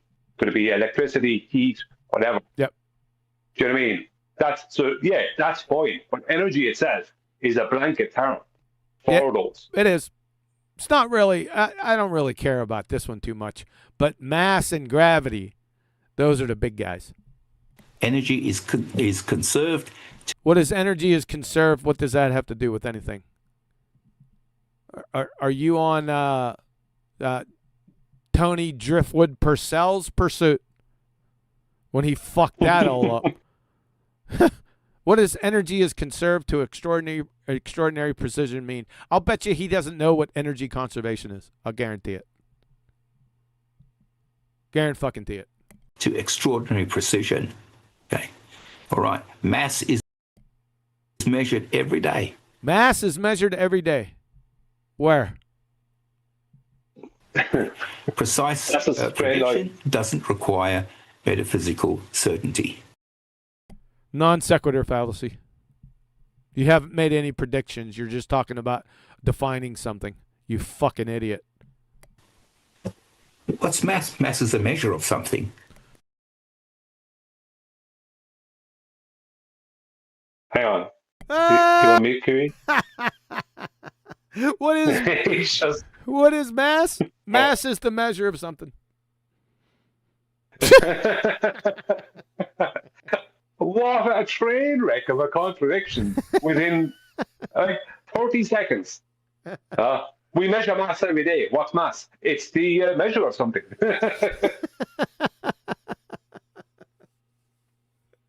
Circular reasoning nonsense. Yep. Well, you can decide that it's a measure of your ability to move something. Really? Is that mass? Of your ability to move something? Citation, please. Inertia. Mass is not inertia, you dumb fuck. That's why there are two different words. You idiot. Mass and inertia are defined. At least inertia is defined. Mass isn't. So it measures a particular. It's some way that we use. It measures a particular. It's some way. Sentence fragment. Used to measure particular things and compare it. It's used to measure particular things and compare it. According to Phil. Just thingies. You got to love that scientific language. To other things. So if I move the mouse, I move the glass, I require a different amount of energy to move that mass. To move that mass. He's a rocket surgeon. So you're not mouse and that glass. Go ahead. Sorry, so he's not measuring mass then. He's just describing the glass or the mouse or whatever as having mass, and then him using energy to all he's doing is describing what he's doing. There's no measurements taking place. Nothing is being validated other than the description of what he's doing with his hand. That's all that's happening now. Brian, he's retarded. Let him go. What's the difference between those two other than, their shape and everything? Their mass. Their mass is different. So what's mass? That's the thing that we measure. So now I can... It's another thingy. Mass is... So what I got out of this is mass is a thingy. Measure the mass of both of these things and I can make a comparison. And then I can use that comparison to decide how much... I'm sorry. No, you can measure the weight of them. That you can do. Nothing else. You're not measuring that's a lie. That's a straight lie. Now, I don't know if you want to put it down, but you don't measure mass. You can't measure. It's undefined, number one. Number two, what he's just described was the measurement. The only way to measure them and compare them is with their weights. Yep. Maybe their heights or something, but that's you're just measuring the height of something, whatever. But you're not measuring mass at any point. Yeah, I can't put it down as a lie because he's just dumb fuck. This is Hanlon's razor. Energy I need to move this compared to how much energy I need to move that. Look, he's looking for confirmation and shit. Hey, I have to tell you, I'm about to be in the car, so I won't be able to unmute if you round out while I'm in the car. Well, Just say it. Well, then Brian has to round up. That's fine. what we talk about that. That's why we use it. We use it to make those sort of comparison. And one of the things about this that's not mentioned in this particular text, and that is, regardless of how much energy I need to move that or to move that, if I drop them, they'll fall at the same rate. What a moron. No, they won't. Nope, they will not. And we want a helium balloon with all of your examples right there too, and we're going to see if they fall at the same rate. Idiot. They'll accelerate at the same rate. You got a problem. There is no acceleration in general relativity. You want Veritasium to slam you again? Yeah, we do. Yes, I do. Here we go. According to the general theory of relativity, gravity is not a force. There are no gravitational fields. Gravity is kind of an illusion. What the hell did you just say? Gravity is kind of an illusion.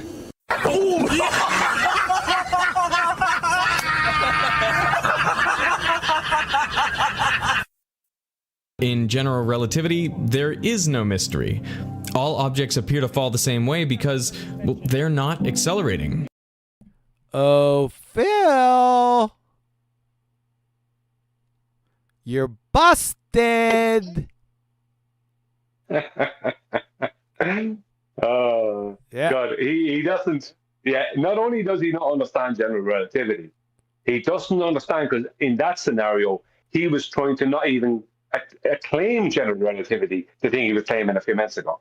He was trying to claim a force of attraction. And when the 9.81 meters per second squared is attributed to that, it is an average. A complete average. It's not a measurement. It's an average. Yep. And that's what that is as a calculation. Well, gravity falls to the ground.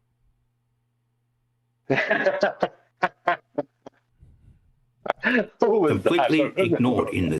Say again? Yeah, I can't remember who said that. Phil! I remember it was for because... Phil! Oh, it was him. Gravity falls to the ground. Mr. Thermodynamics.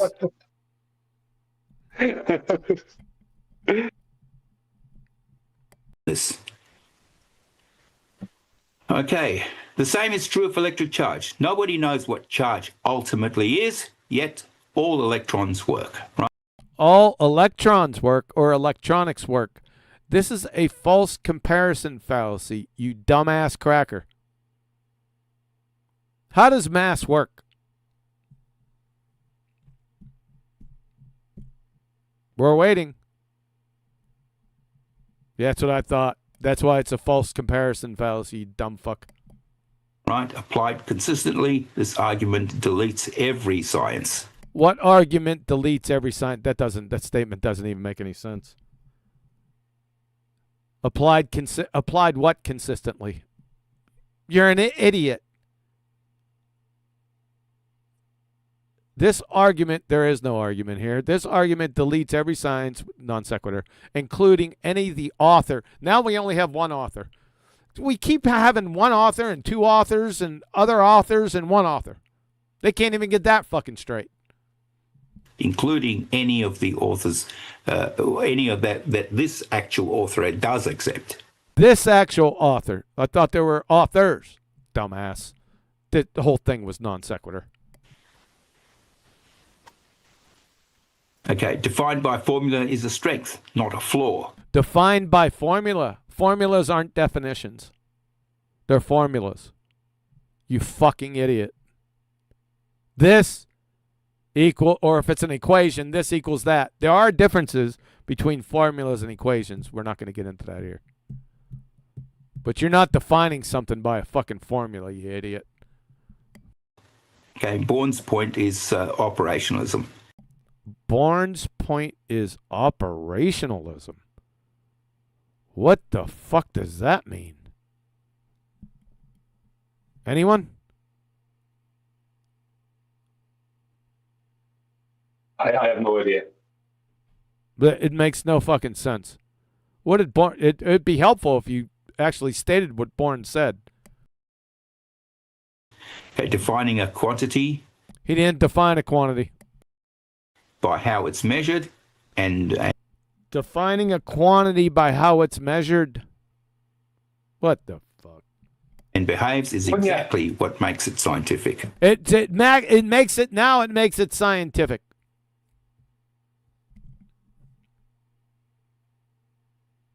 If you would have said it makes it a banana split, it would have been more coherent. This is just incoherent gibberish. Nothing makes sense here. Go ahead. Maybe I'm wrong here, but how do you have a quantity without it being measured? I suppose you could have an undefined quantity. You could have an undefined quantity. Yeah. Or not undefined, but unmeasured quantity. Yeah, that's better. Sorry, undefined is not correct. This is always a case in point about science, and that is we can't necessarily, for instance, I have to find out. Sentence fragment. I have to find out whether or not I have an infection. Oh my God. Yeah. I can conclusively say you have a brain infection. That most definitely for most of your life. Okay. So I could go through another stage where you chop it all open. What's he chopping open? I don't know, but it doesn't sound like something I want to be seen while I'm eating food. This is making no fucking sense whatsoever. What are you chopping open, Holmes? The infection? Take out some cells, look at them under a microscope. Oh! All right, so you're looking at some cells under a microscope.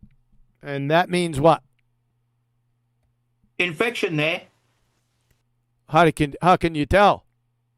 If you're looking at cells, what happens in cells that are infected?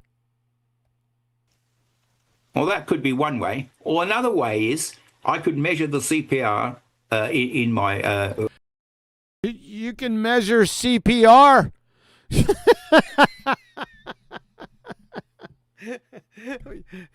Cardiopulmonary resuscitation, you can measure that. You absolute dumb fuck. It's not CPR, you dumbass cracker. It's C-reactive protein. is what you're searching for. I mean, what the fuck, man? You know, I don't know anything really about chemistry and biology and stuff. I've basically no experience in it. And even I knew that what he said there was wrong. Like, that's wrong. That's just wrong. Just knew what he was stating was wrong.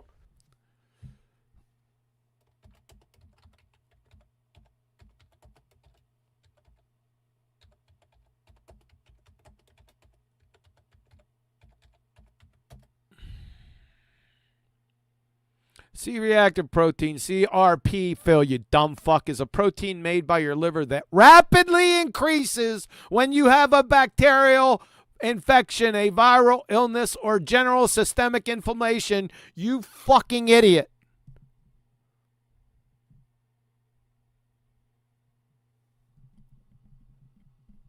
Hey, he brought it up, folks. The marker for my liver. The liver. It's not a mark. Cardiopulmonary resuscitation is not a marker in your liver, you dumb fuck. Yeah, am I splitting hairs? Yeah. Yes, I am. He's supposed to be a professor of physics. He should know this or not speak to it. He's a fucking idiot. It expands when it's got to deal with when you. It expands, huh? The CPR expands. You ass clown. Body's got to deal with an infection, so please. No, this is not because I'm on your show or I'm friends with you or you tutored me or anything like that. You just write. Like, he's going to be talking about these things publicly. You can't be getting stuff like that wrong. As I said, even I knew that's wrong. That's just wrong, right? Even I knew he had something wrong there. I didn't know exactly, but I knew what he was saying was wrong. You can't be doing that. You can't be coming out here publicly making statements like that. But more to the point, why you should jump on it is because he has now red herringed away from proving the things that he was supposed to prove, which is measuring his mass and defining energy and measure the things he was attacking you for. Or us, I don't know who. Was it the authors? Are we the authorians? You know what I mean? What's going on there? It could have been it could have been earrings for all we know. Yes. Yeah, exactly. Inflates, okay? So that change that change in your liver is actually measured as a marker in your blood. So there are certain markers in your blood that point to that particular phenomenon taking place, and that tells you that the reason for this happening, this inflammation, is because of an infection. Oh my God! So the CPR tells you there's an infection. So the CPR, the cardiopulmonary resuscitation, tells you there's an infection. The CPR tells you there's inflammation. It's the inflammation there that tells you that you have an infection. Holy shit. Use that with your white cell count. Put the two of them together and you can now have a picture. Do you have an infection or not? Okay. So, and there's a whole bunch of other things, of course, you can measure, like your temperature and all that sort of thing. But you put all of those things together. And so none of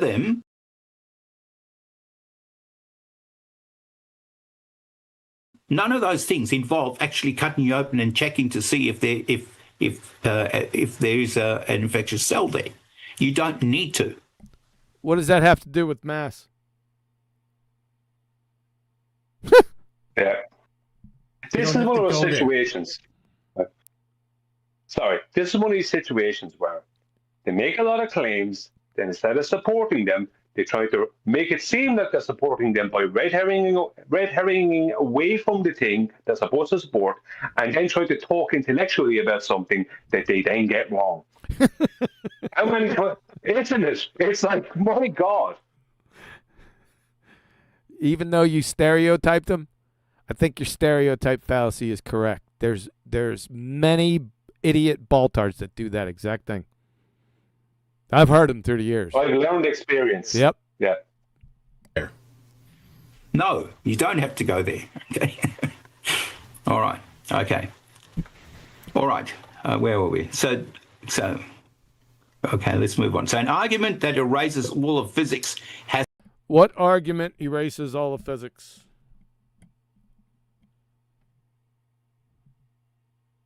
Listen to this. An argument that erases all of physics hasn't refuted gravity. It's refuted itself. Ladies and gentlemen.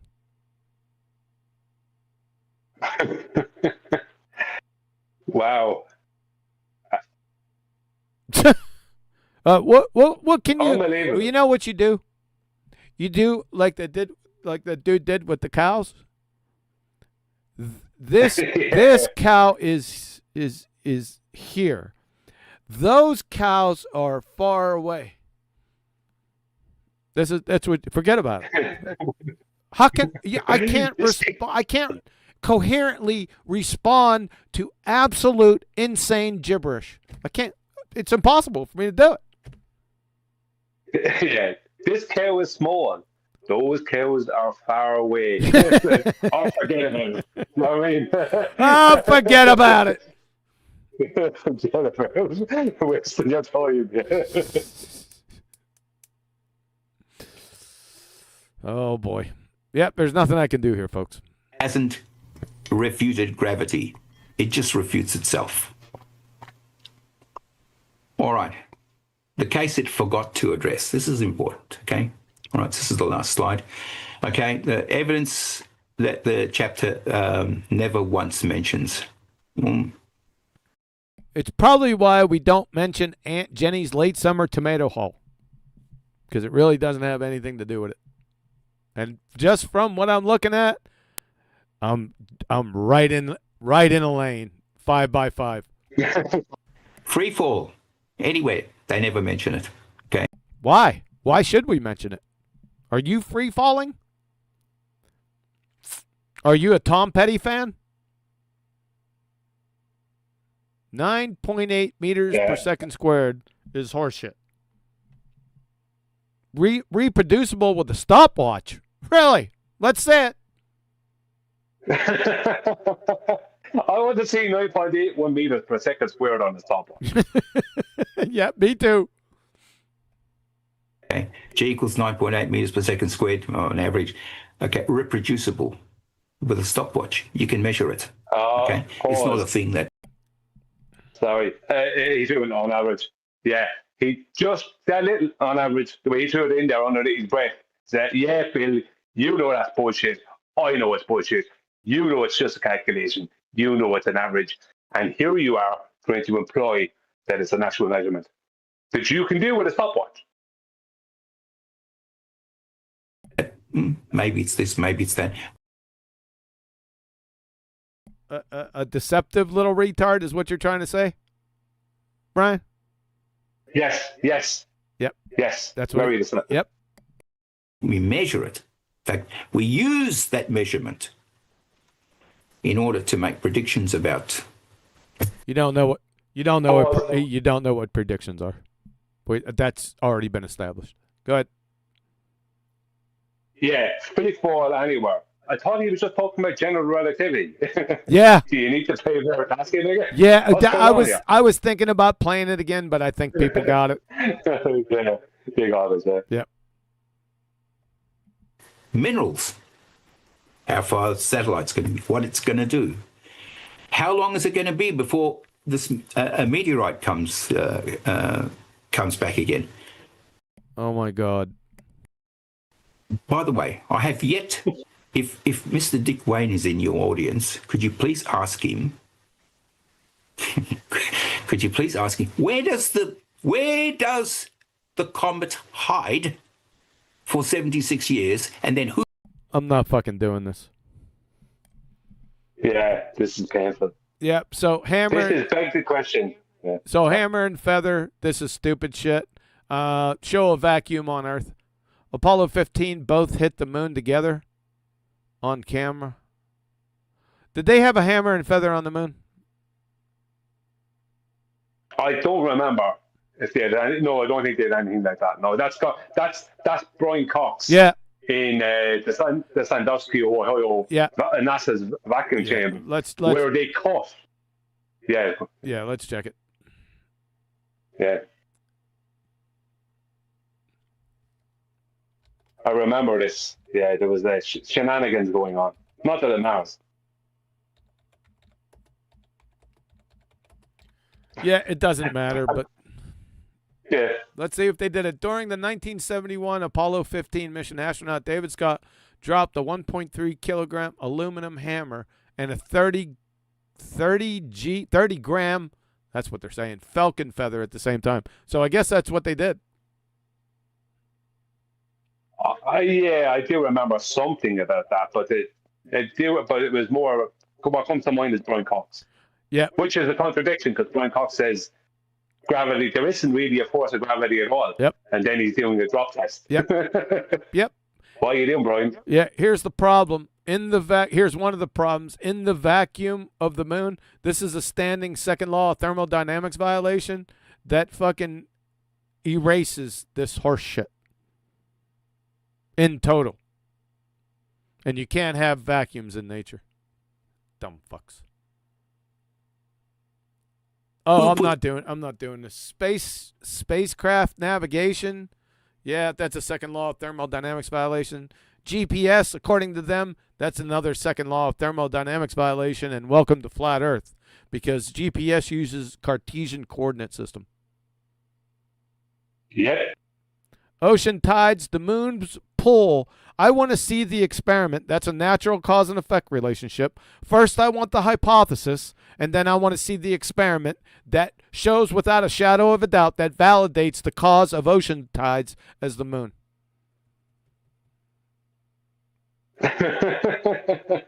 You need to be. Remember we were laughing? Yeah. Sorry. Yeah, they need to be institutionalized. You're fucking idiots.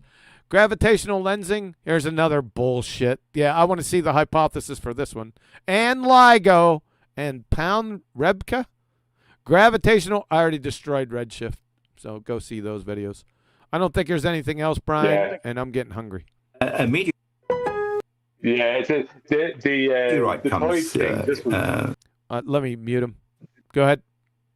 So this whole thing is a train wreck because they're switching between pre-Einstein and post-Einstein claims concerning gravity. And the toy thing is that if they could show a one-to-one, even correlation, perfect correlation, which they can't, between the moon and the tides, then they can't prove that the tides are controlling the moon if you use their logic. They can't. You can't prove which is controlling which at that point. If you're claiming one is controlling the other, I could claim the opposite, and you can't. With your logic and your methods, you can't disprove me. It's a joke. Let's just go through these real quick before I go get something to eat. What the chapter actually demonstrates. It never touches the phenomena. What's the phenomena? You can't say that things fall because not all things fall, so your phenomenon's fucking horseshit. Every argument targets a word, a model, or a piece of history. Through all of it, things keep falling. Yeah, what about clouds and helium balloons?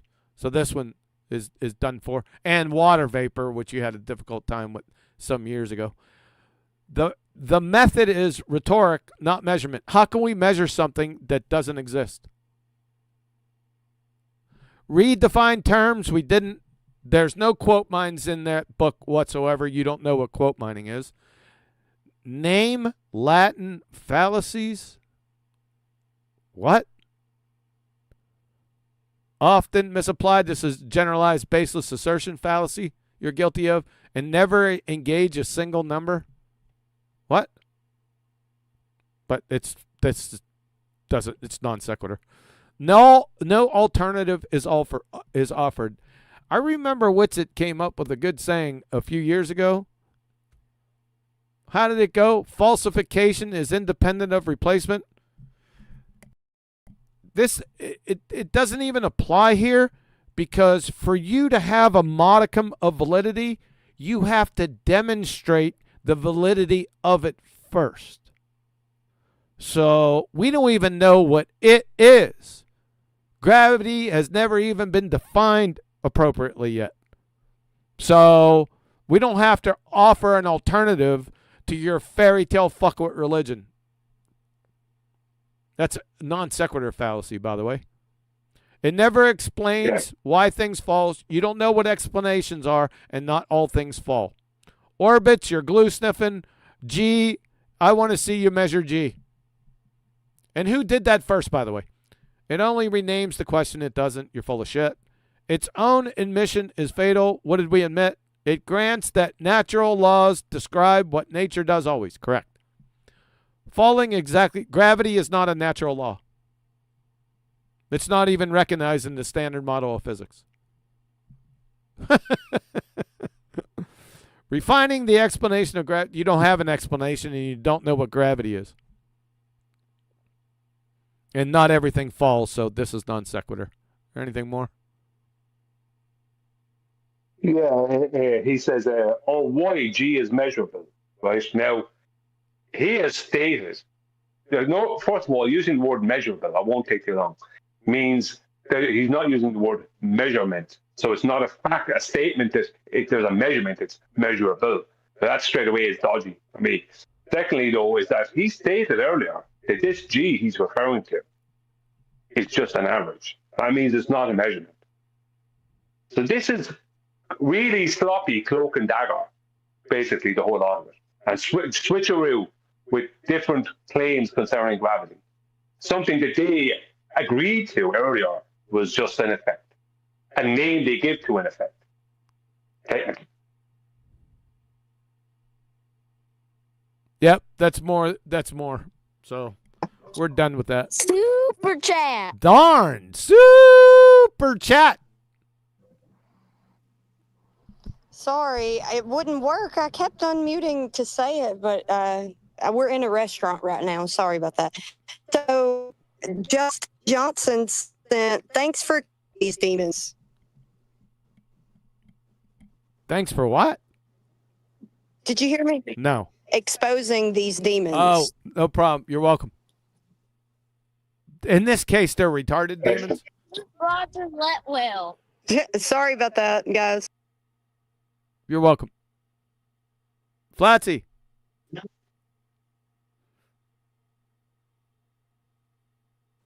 Yes. Take us home. Thank you guys for coming out today, and have a blessed one. And God bless. See you next time.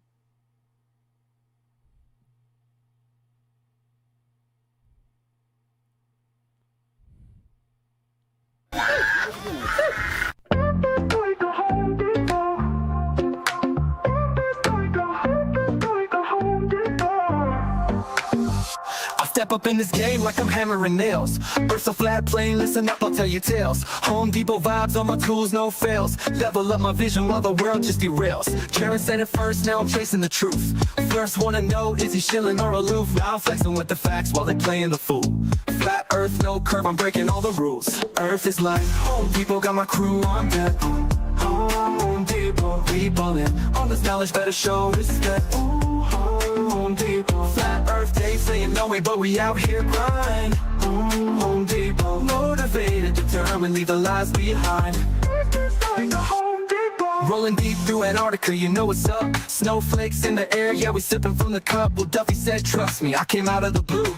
Started from the hustle, now I'm building my crew. Wait, I'm stacking up truth like I'm lumber from the store. Got the blueprint, baby, I'm ready for war. See the horizon straight, no dip in my sight. Thug life on the flat, bringing knowledge to the fight. With this line, Home Depot, got my crew on deck. Home Depot, we ballin'. All this knowledge better show respect. Home Depot, flat earth, they saying no way, but we out here grind. Home Depot, motivated, determined, leave the lies behind.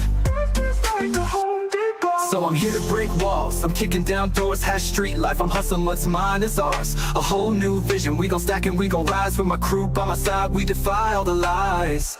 Earth is like Home Depot, got my crew on deck. Home Depot, we ballin'. All this knowledge better show respect. Home Depot, Flat Earth, they say you know it, but we out here grind. Home Depot, motivated, determined, leave the lies behind. So remember this hustle, keep your eyes on the prize. Earth is flat like a board, like the ones on a 5. We'll build this place together, ain't no mountain too high. Home Depot mindset, we gon' reach for the sky, yeah.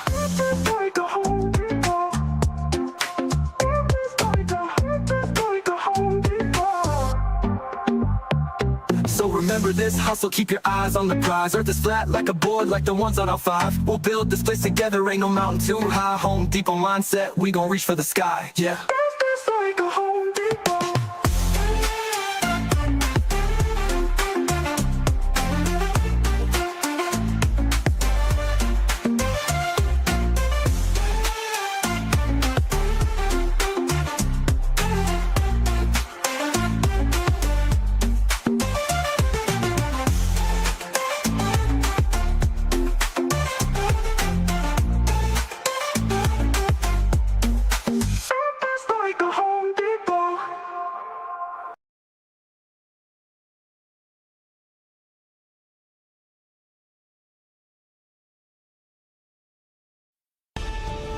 According to the general theory of relativity, gravity is not a force. There are no gravitational fields. Gravity is kind of an illusion. What the hell did you just say? Gravity is kind of an illusion.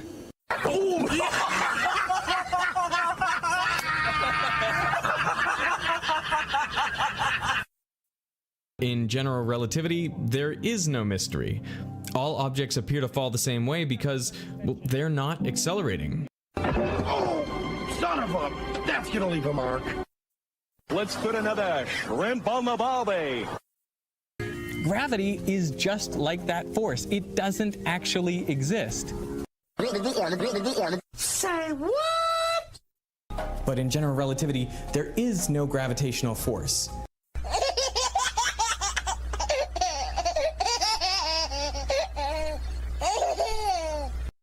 There is no gravitational field. Gravitational fields do not exist.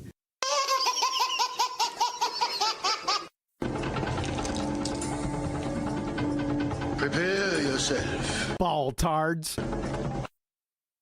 In standard Newtonian physics, we draw your weight force, the force of gravity pushing you down, and the normal force from the floor pushing you up. We say these forces are equal and opposite, so there's no net force on you, so you are not accelerating. But in general relativity, gravity is not a force. You have no weight, so the only force on you are these normal forces pushing you up. Gravity is not a force. There are no gravitational fields. You have no weight. Well, they're not accelerating.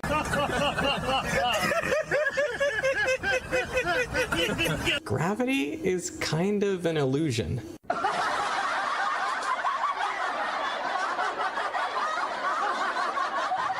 Gravity is just like that force. It doesn't actually exist.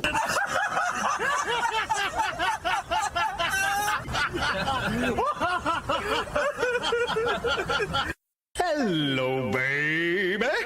Well, everybody's heard about the bird. The bird's a winner.